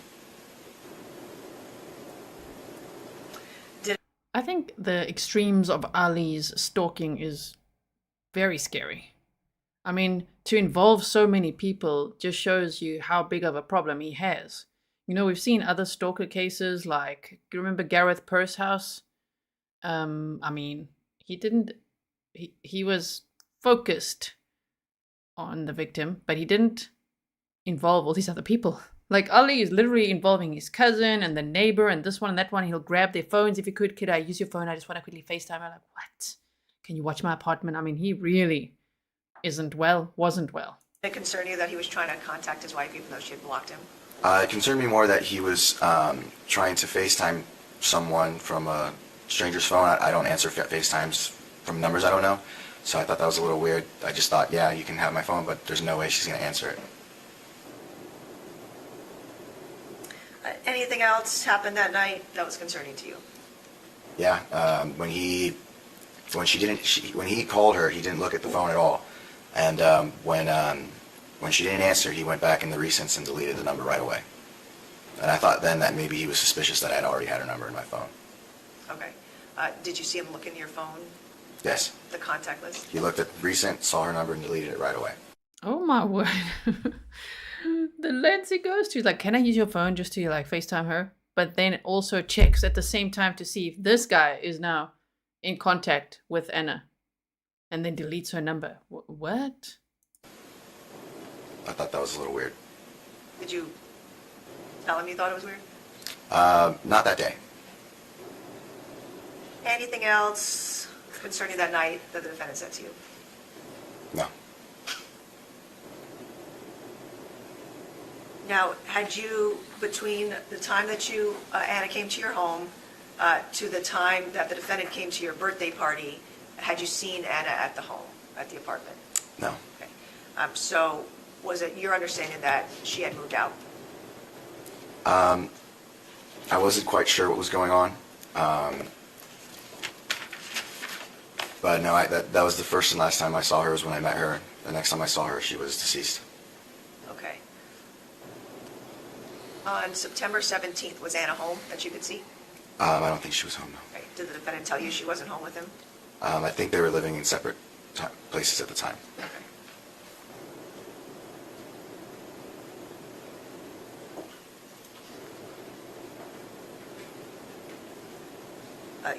You made a mention before that the defendant told you Ana was trying to leave him, but he was trying to stop it.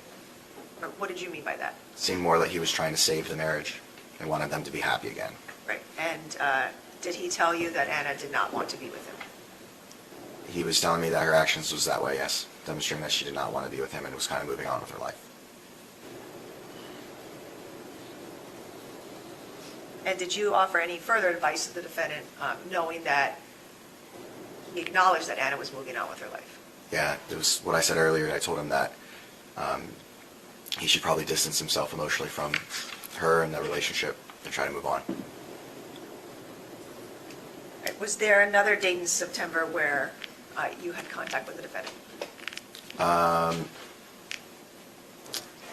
I think I've talked to him maybe once after that, but we didn't really talk that much. Okay. Have you ever been to the defendant's apartment? Yes. Okay. What date was that, if you recall? It's got to be after September 17th. So. Okay. Was it sometime in September of 2021? I believe so. Okay.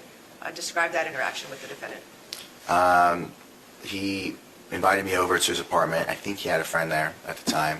We talked a little bit. That's when I mentioned that I thought it was weird about the FaceTime, what he did, and kind of just laughed it off. And he showed me a gun that he had. He told me that he had a license to carry and that he used to be in the military and that he had, I guess, some top secret clearance or something like that. Apparently, because he was, what is the word? It's not honorably discharged. It's dishonorably, that one. He can't have this top secret clearance is what someone said in the chat yesterday. And we also heard throughout this, what we could see from the trial, that he was carrying that weapon illegally because it was not registered in that state. So it's a bit weird that he's showing off his weapon to this neighbor. It almost feels threatening, doesn't it? Right? Also, for people saying that he, armchair diagnosing him now, remember that he was double nostriling. Yes, he did it, double nostriling some nose candy, and so that would increase his paranoia tremendously. What color was the gun? It seemed, from what I remember, kind of like a greenish tan, black. Not sure. It was a Glock, I think it was. Didn't have safety on it, from what I remember. Did not have a safety? Yeah, Glocks don't have safeties, I don't think. Did the defendant say anything to you about the gun? Just that he had the license to carry it. Had you ever seen any of the defendant's live posts or Hey. any of his social media posts? He had shown me his page. Right. Did any of those posts have him with a gun in it? Yes. You know how many? How many posts that he had that had guns in With a it? gun. I don't know how many, but I'd say quite a few, and it was the same gun that he had showed me, from what I recall. And was it the defendant showing you all of these posts, or did you look at any at a later point on your own? I think at a later point I would look to see kind of what he did, because apparently he was pretty popular with it, but I didn't know prior who he was, so.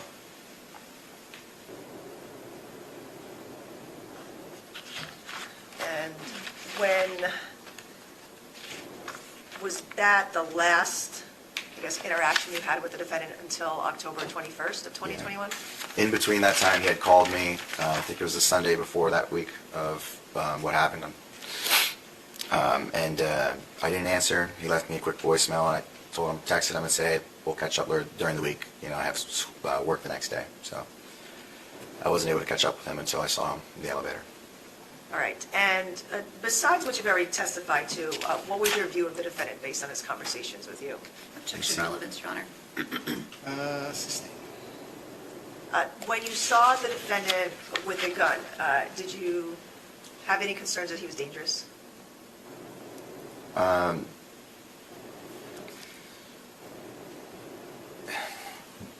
Yes, but I didn't know to what extent. What made you think that way? It seemed like he was just in a very emotional state with what was going on with his marriage. He seemed a little on edge and, obviously paranoid. When he showed me the gun, it seemed like he knew how to handle it, so I wasn't nervous that day about that. So it's kind of a two-pointed question. Okay, so he seemed dangerous and paranoid in general based on all your interactions with him. Correct. All right, I'd like to talk to you about October 21st, 2021. Where were you around 2 o'clock? I was at lunch, a work lunch, with a colleague. At some point, did you receive a call from your wife to come home? received texts, but it was already when I was on my way home, going up the elevator, and I didn't read them until I was already home. Okay. Do you recall around what time you arrived back to the Spire building? So 2:30, 3 o'clock. And once you arrived in the building, where did you go? I went up to my apartment from the garage. Damn. And as Kat says, you can't break it off or walk away from a narcissist. Only the narcissist. It almost sounds like a manual that you're reciting. Only the narcissist can decide when and how it's over. No, you can get away from them. Just, they're like parasites. You can't give them even a little tiny drop of attention. Total cold shoulder, total break, total cutoff, no sympathy, no empathy. That's the best way to deal with a narcissist. Now, domestic violence aggressor is a whole different thing, because a narcissist is one that's actually very rare to be diagnosed with that, right? Narcissistic personality disorder. But I know it's a term that gets thrown around the internet a lot. Narcissist, domestic violence aggressors, coercive controller, they're not all the same. You know what I mean? There are differences there. But no, you absolutely can. And no, they do not decide. I know they want to think like that, but no. Boundaries can exist. You can get away. You just really have to do it safely and carefully. And don't tell them you're leaving. Don't threaten them. Don't just leave. Just make like they don't exist. Right? Juanita, welcome. Welcome to all the new members. Okay. GMA says extremely paranoid and drug-induced, heightened. No excuse for what he did. Right? I think he was already paranoid, and then with all the double nostriling he was doing, oh, I think that took it to the next level. I mean, in that little clip we saw yesterday from an interview that he did with Fox while he was in jail, it was 2 months after the crime. He was so volatile, so unstable. It was quite scary to see, because it's a little different to how he is now, obviously, quite some time later. He's still he's still quite scary now, right? And people who have been in the courtroom said he's really scary in the courtroom throughout the whole trial, intimidating or staring at people, whatever it is. But sure, he was not well then at all. Yes. Johnny's like, some are just egomaniacs. Exactly. Yes, some are just egomaniacs. Some just don't accept boundaries. Some are just abusers. Just gotta freeze them right out of your life. Don't talk to them at all. Not a drop of attention. Try it sometime. Which is the 35th floor. And when you got to the 35th floor, then did you go to your apartment? I did. What happened? I opened the door, and my wife was there. She asked me if I received her texts or calls, and I said, no, I just got up. You must have texted me when I was in the elevator. There's not really good signal in that building. And she said that I heard 6 gunshots, and I think we need to call the cops. Damn, he must have, in his mind, thought, oh, crap. He probably thought, like, I know what happened. I know who that could be. Mama Khan's bowl cut. Says many of them have overlapping traits. Yeah, the trait's called abuse. Yeah. So remember, another word for toxic is abuse, abusive. Yeah. Those are all abusive types. That would be the things they have in common. What was her demeanor like? She seemed very worried. Right, and where did you go after that? Prior to getting to my apartment, I had met with Ali in the elevator, and we had spoken. So I said, if he's still in the lobby, let me go down to see if I can talk to him before we call the cops on gunshots, because I didn't hear any gunshots. And that's when I went down to the lobby and I saw the police and thought that was, it was very serious what my wife was saying. Okay. Because I know she hadn't called the cops and I hadn't called the cops, so somebody else must have called the cops and heard the shots. All right. I'm going to show you a series of photographs now. Okay.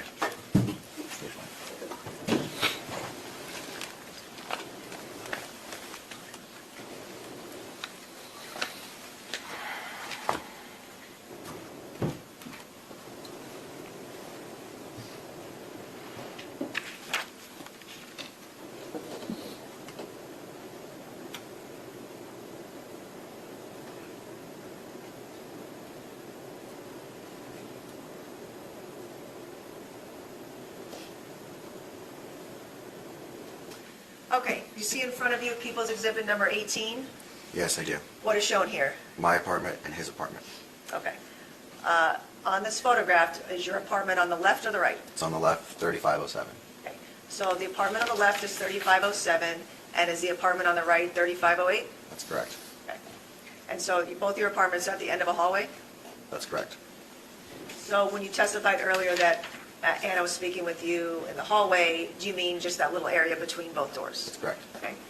This is a fair and accurate depiction of how both your apartments, the doors appeared in September, October of 2021. I think it's the exact same apartment, if I'm not mistaken. Okay.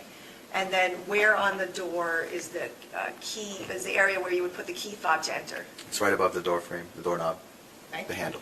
So on both apartments, there's a silver door handle, and then there's an area just directly above it For that's the key black? fob.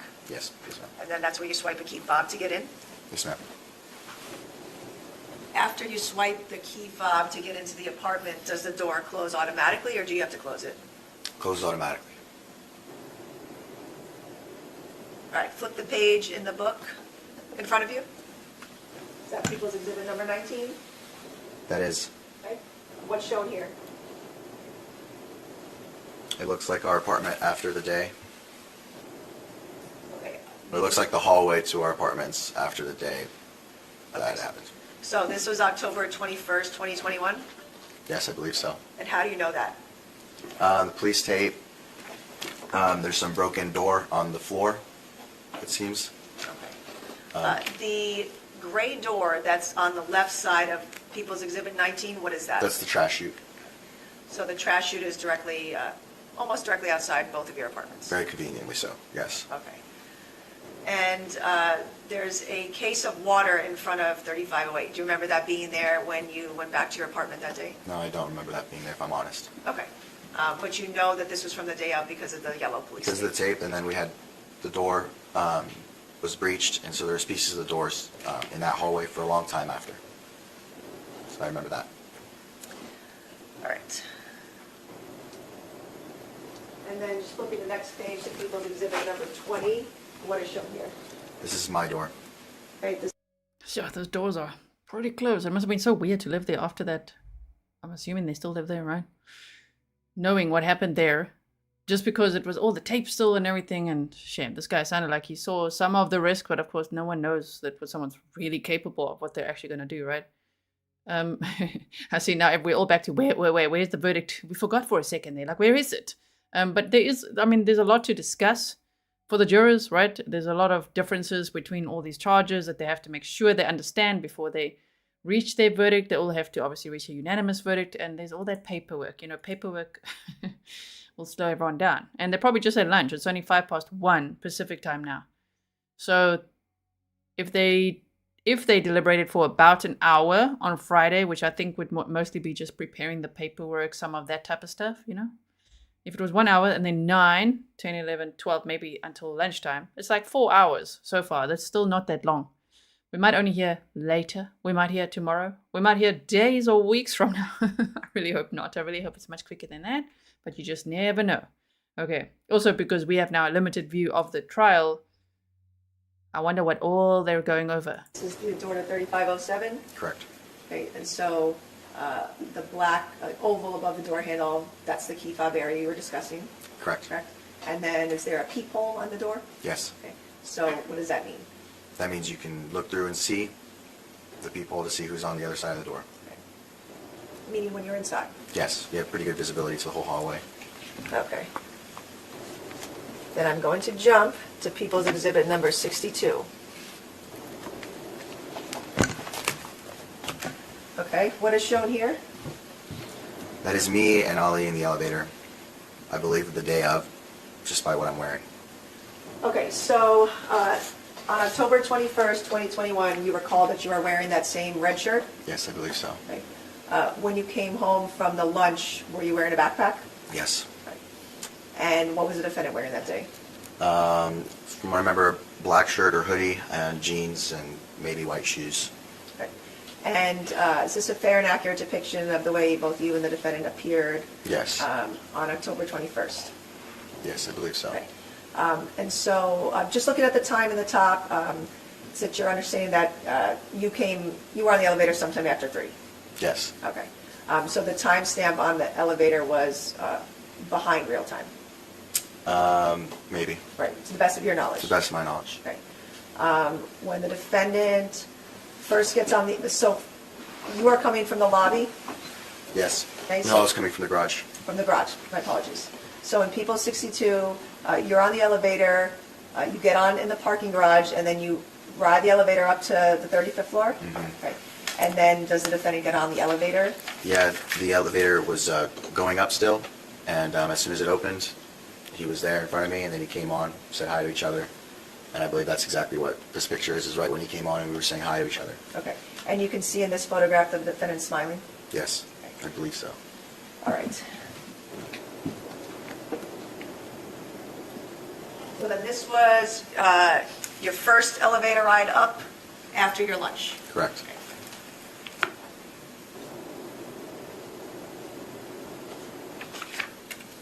With you chatting with the defendant for a little while in the elevator? Just a little bit, yes.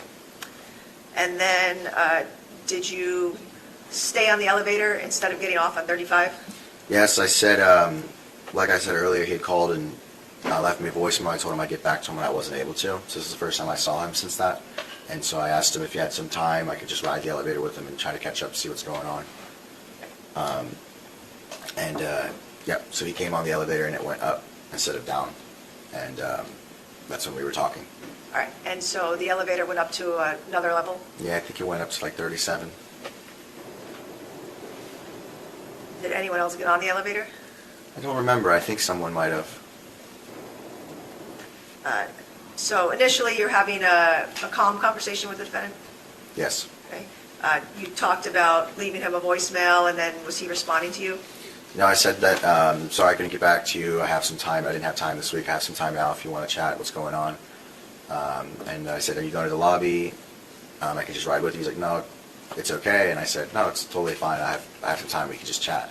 And I asked him what was going on. And he said that, he was like, I just got to get out of here. And I said, what do you mean? Are you moving out finally? And he said, stop fucking asking me questions. And he had never spoken to me that way before. So I just hit my floor number. I didn't say another word, and I got off when the elevator went back down.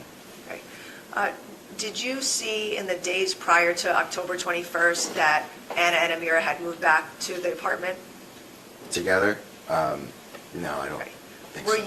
Okay, and did you see the defendant in the couple days prior to October 21st? No, I don't think he was staying there at the time. I think he was staying at a hotel. Okay. She was staying there. How do you know that? I just assuming, I guess. Okay. At some point in time, did the defendant tell you that he moved out and Ana moved back in? He might have said that, yeah. Meaning It's been a you while. knew that they were separated, so it was your understanding, at least in September, that the defendant was still living in the apartment 3508 and Ana and Amira had moved out, correct? Yes. That's It seemed what- like they switched. Okay, so then they switched a couple days prior, and Ana and Amira were staying in the apartment across from you, and then the defendant was in a hotel. Correct.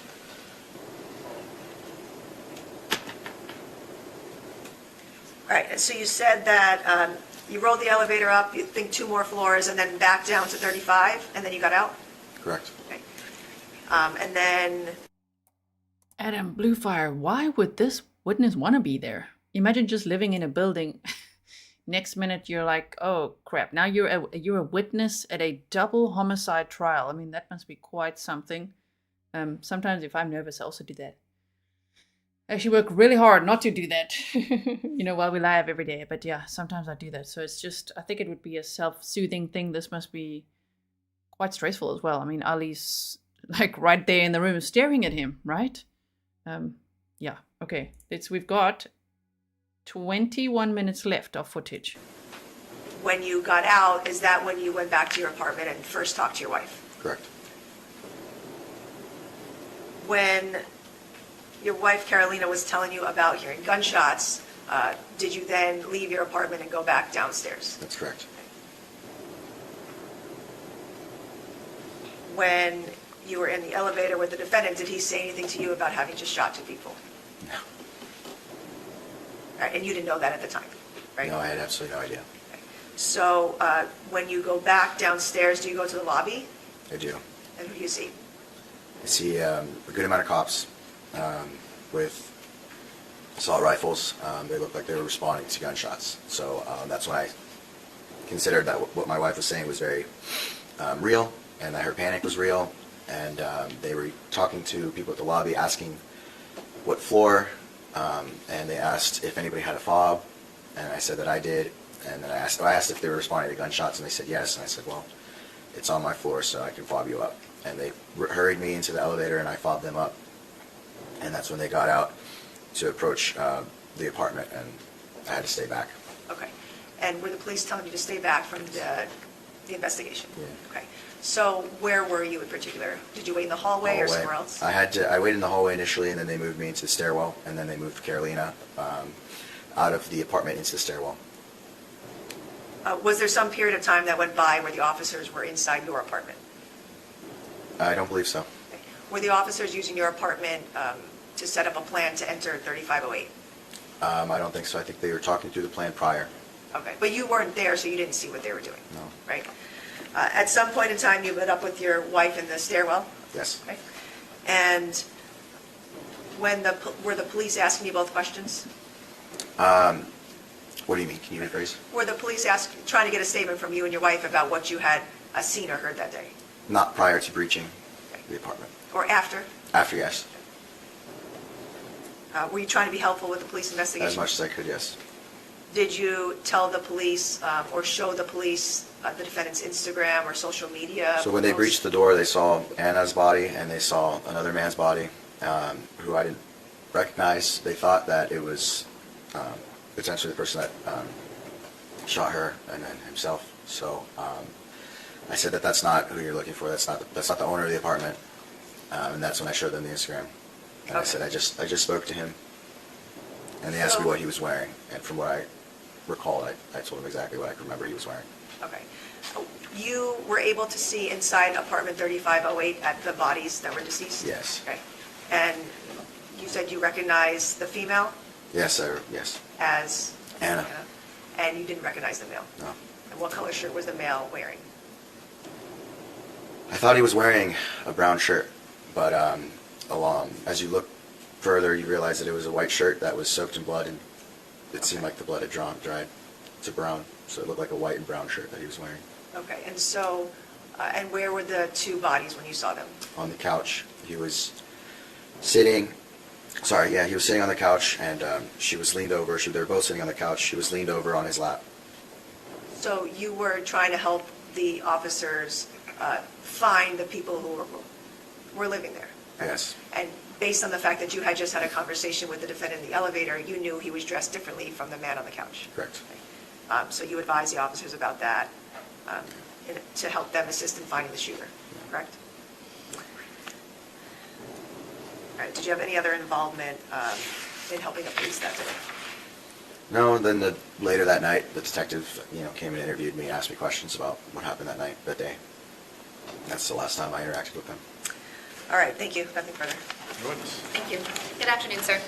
Good afternoon.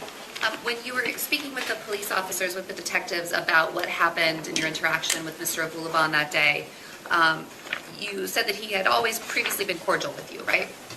Yes. Okay. And that's why his statements to you in the elevator struck you as odd, right? Yes, very much so.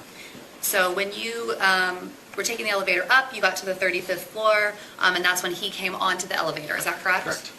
And you told the police that he looked flustered and upset, correct? Yes. When he walked into the elevator, you asked him if everything was all right because you remember that he had previously called you a couple days before. Is that right? Sunday. And you asked him if he was all right? Yes. And he said, no, everything is to shit, correct? That's what he said first initially. And you asked him what he meant, and he said, I just got to get the fuck out of here, right? Mm-hmm. Is that a yes? Yes. You asked if he was moving out, and he shouted, stop asking me fucking questions. Yes, and then he said, I don't know why you followed me anyways. And you told the police that he had never spoken to you like this before, is that correct? Yeah. Prior to that, he's been very respectful and cordial, like I said. Okay, so this was surprising to you? Big shock. I'm sorry? It was a big shock to me, yes. Okay. And then you said, well, hey, I'll ride the elevator down with you and we can chat a little bit, right? Yes. And that's when he said, no, I don't know why the fuck you are following me, just leave. Is that right? Correct. And then once the elevator, so it went up from 35 to 37, right? He mistakenly got on. He was looking to go down, so it went up first, and then it went down. And as it went down, I hit my floor and got off. Didn't say another word. So the conversation, those things that he said to you and the appearance he had to you was between the floors of 35 and 37? Yes, Went down to 35, you got off, and he continued going down as far as you know. Is that right? that's correct. Your interactions with him previously were that he appeared to you that he was paranoid about his wife cheating on him, right? Yes, And that he told you, in fact, that he was suspicious that she was, right? correct. Now, there are a couple of different days that you described to us. There was a day that Ana, you say, came to your door. The day I met her, yes. That's the first time you ever met her. First and last time we talked. And that was sometime in early September. Correct. You testified previously at a preliminary hearing in this matter. Do you recall that? I do. And you said then that you know it was before September 17th, correct? Yes, And September 17th is a date that sticks out to you because that's your birthday, right? correct. So you know that Ana coming to your door, the first time you were meeting her was before September 17th. Is that right? Correct. When she came to your door that night, you were watching television I believe so, yeah.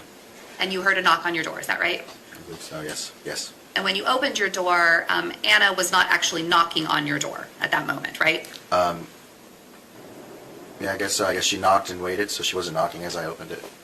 You don't actually know who knocked on the door, correct? I'm 99.9% sure it was her. As soon as she knocked, I got up and answered, and she was there, so. You actually testified previously that when you opened your door, she was standing in the threshold of her door, right? She was in between our doors. For what So I you don't remember. know who knocked on your door, correct? I don't understand what you mean by that question. There's the only persons in the hallway were us. There was no one else around, and it was pretty immediate after she knocked that I came to And why would Ali be knocking on the door? the door. You just testified a few moments ago that when you opened the door, you saw the feet of somebody walking down the hallway, right? Yes, Okay.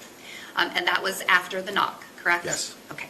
So my question to you is very simple. You did not see Ana knock on your door. Is that correct? I did not see Ana knock on my door. That's correct. Thank you. Now, you said that you saw feet walking down the hallway. Is that right? I saw feet as it was turning the corner. Okay. And you had never met Ana Abulaban before. Is that right? Never. And there are other people who live in this hallway. There are other people who live in the hallway. And you do not know, as you stand here and testify today, that those feet belong to Ana Abulaban on that night. Is that correct? That's correct. As you were sitting in your home watching television before the knock on your door, you did not hear any fighting coming from next door. Is that correct? I would hear loud noises, but I wouldn't be able to attribute that to fighting. So I The guess night, what that you're you- saying is correct. okay, hold on just a second. The night that you say there was a knock on your door, before the knock, you did not hear any fighting coming from the apartment across the way from you. Is that correct? That is correct. You testified that when when you opened your door and Ana was there, she said, "My husband's been beating me. I need to use your phone." Is that right? That is correct. Did she say what happened to her phone? She said that he had taken her phone and ran off. And as she said that, she pointed down the hall, and that's when I looked, and I saw his ankles. Well, I assume it's his ankles. I saw someone's ankles.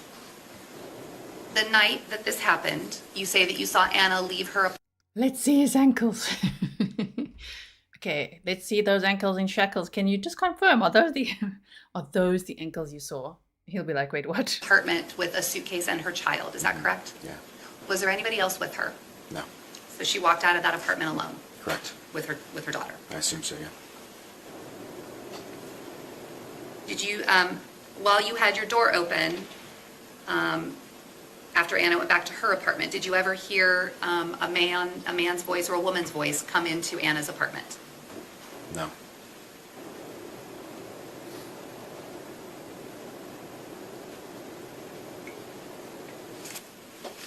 You described for us that Ali, when you went to Ali's house, he said on September 17th, and he was showing you a gun. You said that he was in an emotional state and on edge and paranoid. Is that right?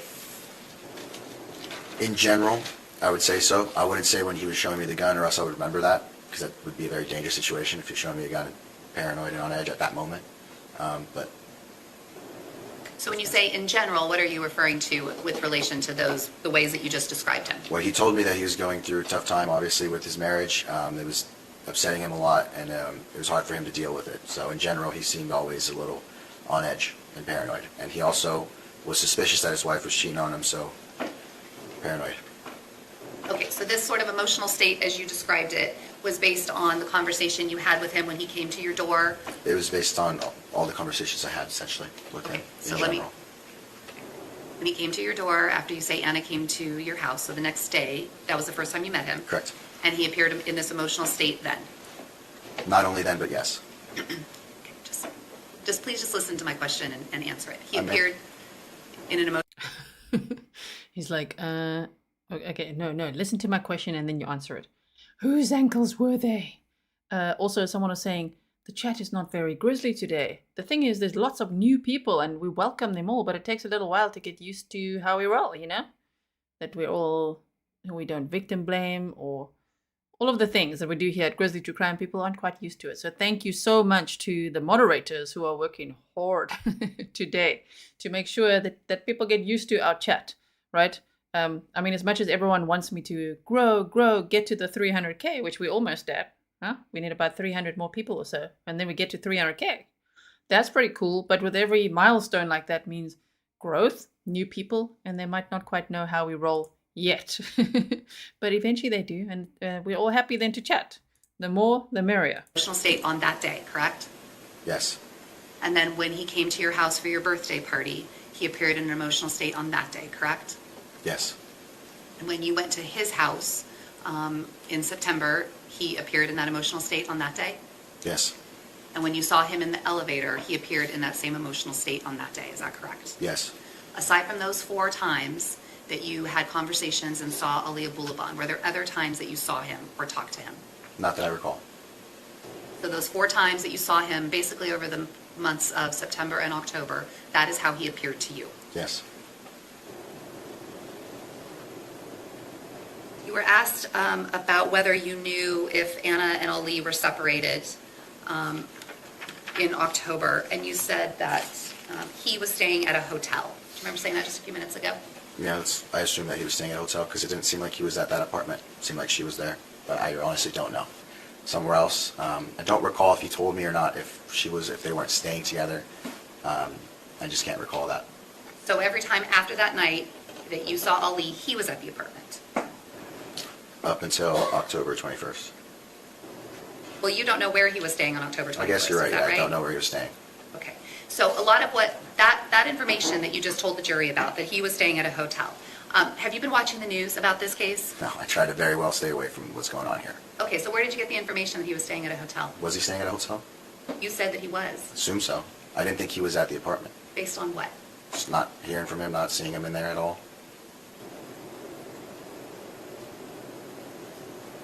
You saw him on October 21st at the apartment, Yes. right?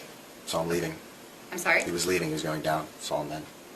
Okay, so what about that made you think he wasn't living at the apartment anymore?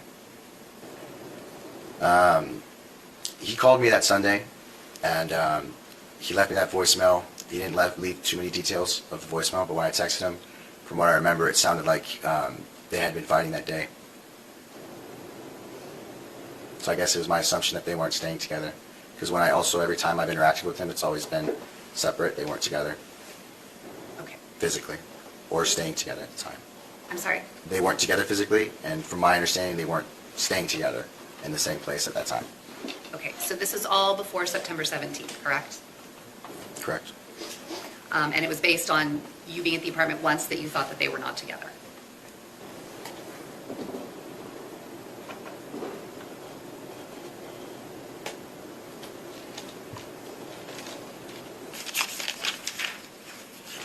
When you were discussing having all of these sort of heart-to-heart conversations with Ali about trying to save the marriage and what he was doing and that sort of thing, and that she was moving on and he wasn't, did you tell the police all of that? I did. Okay, and who did you tell that to? A detective that interviewed me that night.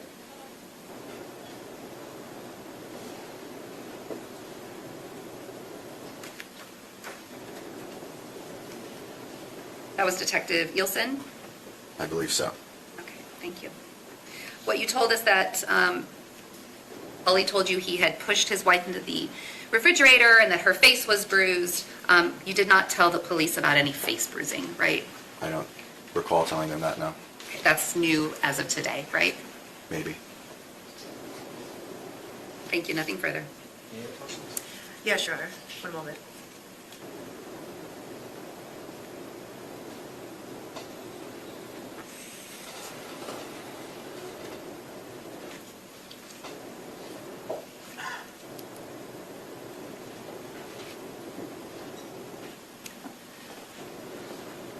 All right, when you were asked questions about whether or not you heard anything that night in September before Anna came over to your apartment, was your door closed and her door closed? Yes. Okay, you said you had the TV on? Yes. Okay. Could you necessarily hear anything coming from their apartment? No. Okay. And were you paying attention to whether or not there were noises or I was not. verbal arguments coming from their apartment? No, I was not. I wasn't paying attention. I was just trying to enjoy my night, watching TV, go to bed soon. So there could have been noises from the apartment, you just didn't necessarily hear it? Absolutely.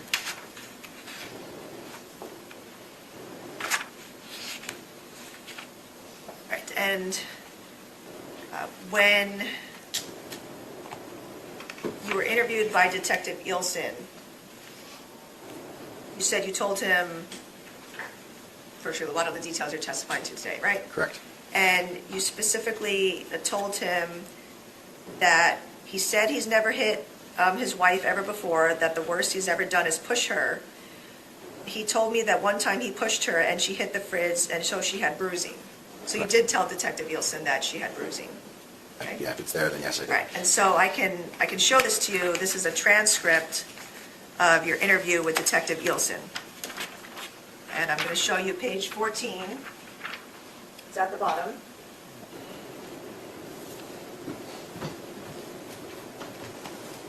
Okay, if you could just read the last 3 lines to yourself. This one? Yes. Yeah, he said Just- Oh, just to yourself. Okay, so, Yes, I did tell him that night. yes, okay, so when the defense asked you, said you didn't tell the detective that, in fact you did. Yes, I did. Okay, it's right there in the transcript. Correct. I was trying to be as helpful as I could Yes. that night. Thank you. Okay, nothing further. Just, if, Ms. Brass, could I look at that page for just a Yes. second?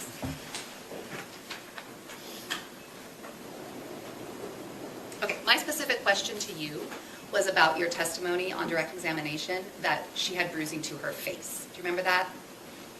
Do I remember the question? Do I remember the bruising to her face? You testified on direct examination that Ali told you that Miss Ana Abulaban had bruising to her face after the fridge incident. Correct. All that? Yes. Okay. And then I asked you on cross-examination if you told the detective about bruising to her face, correct? Correct. And you said that you did not tell the detective that, right? Correct. And then Ms. Brass just showed you a piece of paper that shows your, basically the direct statements to the police officer, and you discussed bruising, but my question was about to her face, correct? Correct. Okay. And that is not in your testimony or your statement to the police, correct? You want to have a look at it? You're saying specifically the bruising to her face is not in the transcript Correct. for that night? Okay. Do you want to have a look at it? Please, yes. It's Okay. 2 years ago, so. Sure.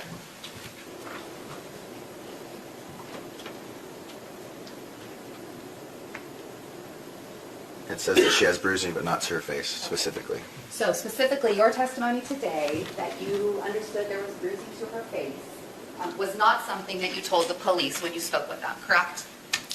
It's in the transcript, so I did. It's right there, ma'am. It's in the transcript. Healing Art says, I'm so tired of trolls. They are thick today. We've got thickness of trolls today. May have to leave. Don't leave. Don't go. Stay here. You're a grizzly. We can handle it. We're okay. Just put your snarky pants on and everything is going to be fine, right? And if I ever need to speak up, I will. Like Missy Frederick saying that we can't blame women. We can't say that women are entrapped when they open their legs and they get pregnant. Yeah, because men's zippers just magically open. And then they just go and go and go until they give the juice that's going to actually make someone pregnant. Wow, that's all women's fault, right? It's all women's fault. Yeah, victim blaming, this is not the place. Grizzly True Crime, we don't do that here. It's also very, very uneducated and like backwards to say things like that. Like, are we back in, I don't know what, 1940 where now? Yeah, no, thank you. No, thank you.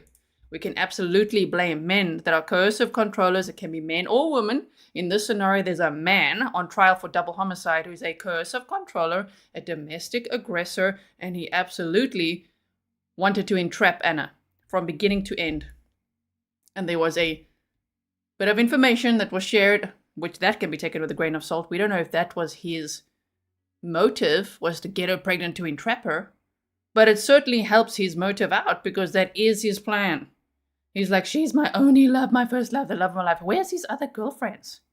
I mean, the one other woman we've heard from today, which was just brilliant, she spent 3 hours with him, but within 30 minutes, she's like, oh no, like this guy's creepy, he's weird, I'm so over it. Once I'm out of here, like, yeah, never want to see him again. You know what I mean? Women are running away from this guy. So, yeah, no. Okay, there. So don't go. Healing art, you see what you did? You made me speak up. Don't go. Healing art, stay. We're almost done. We've got, wow. Damn, that timing of that. We've got 50 seconds to go. Are you ready, everyone? I did say that to the detective that night. The question was bruising To to the her face. face, sir. Did you say that to the police when you spoke to them? I guess not. Okay. And have you been watching the news coverage on this case before coming in to testify today? Not at all. Absolutely not. Thank you. They're trying to Nothing avoid further. it. Mr. Lacerda, your testimony here truthfully today, right? To Yes. the best of your recollection. To the best of my recollection. Thank you. Nothing further. Thank you, sir. All right, ladies and gentlemen, we'll take our evening recess. Just to remind you, tomorrow went in all day. We are dark Wednesday, Thursday, and Friday. Then for the next few weeks after that, Monday through Friday, regular hours. All right. So thank you again for your attention. Again, don't look at any social media. Don't look at the news. Don't talk to each other. We'll see everybody tomorrow. Thank you for being on time too. Show us Ali. Please tell us your first and last name. Okay, so that's that. Let me make this picture bigger. I don't know if you've ever seen a picture of Ray. There's Ray. And I know you've seen I'll put myself here for a second. You've seen pictures of Ana. Sorry, it's a little bit blurry now. That was not the same high quality type of picture. Shame, man. 2 victims in this case. Double homicide. An unhinged freaking jealous ex. You know, because they were separated. They were going to get divorced. And Ali, so it's Ray and Ana on the screen, right? Ali, the guy on trial, literally said to someone, if I can't have her, no one will. It's classic. This is like textbook what Ali did. I mean, it's terrible. It's a case study of just how a coercive controller, stalker, domestic violence aggressor operates, right? Okay, Luna says, I'm just jumping into this. I'm hiding at work. We'll replay later. Thank you to everyone who watches from wherever you watch from. Whether it's from work, I think you might be being naughty. I'm not sure.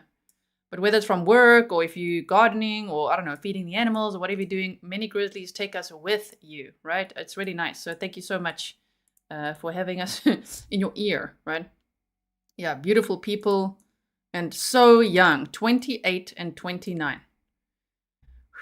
My goodness. Okay, let me make myself just a little bit bigger there. How about that? So again, I'll share the DV distress signal. This is how it goes. If you see someone doing that, usually it would be signaling that they need help, right? So you could call the police. It depends. So read the room. It depends on the situation. If you are at like a bar or a club or a coffee shop or somewhere out in public and someone does that, you might even want to walk into the situation and say, hey, I haven't seen you for so long. Like, have you been? And try to get them away from the person, even temporarily, so that they can maybe then, you know, just pull them away. And maybe then you could call the police or they can call the police or you could check, are you okay? Like, what is it, right?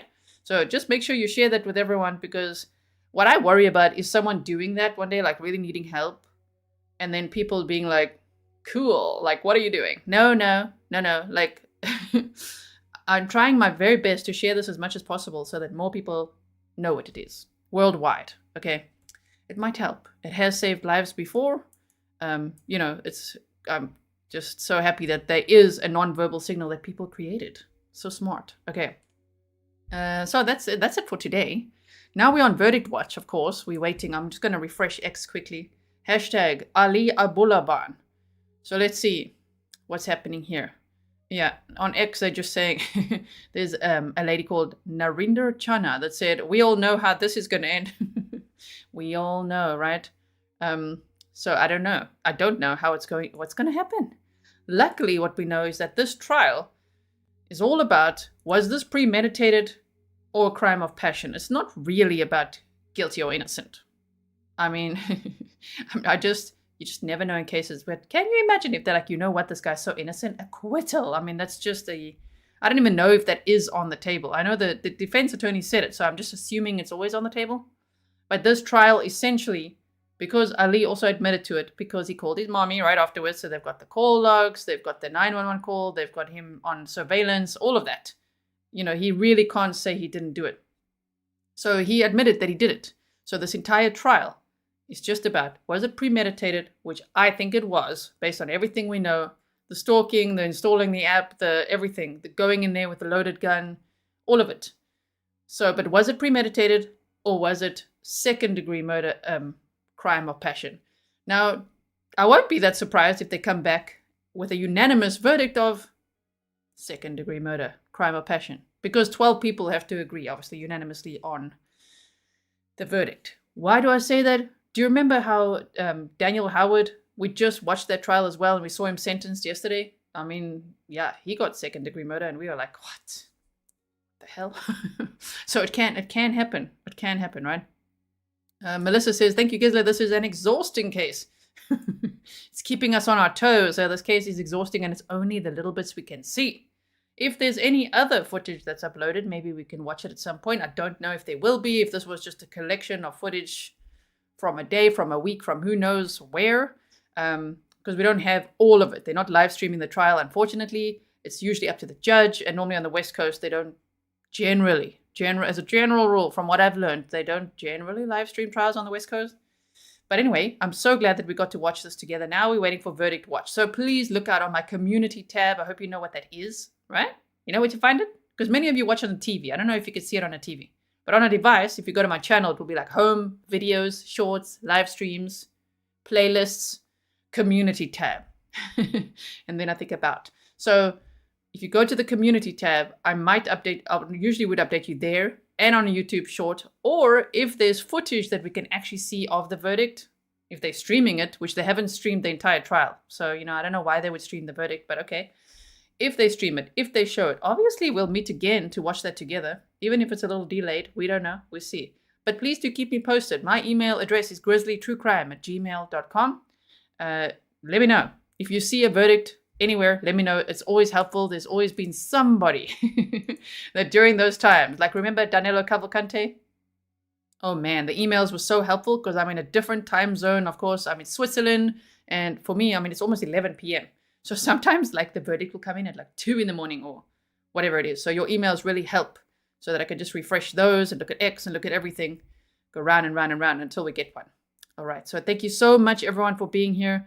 I really appreciate it. If there were any, trolls in chat today, please just watch some more live stream replays and things. Just gather the vibe. If you're new here, you are welcome to be here with us. I'm so glad there's new people here. Subscribe if you haven't yet become part of the community.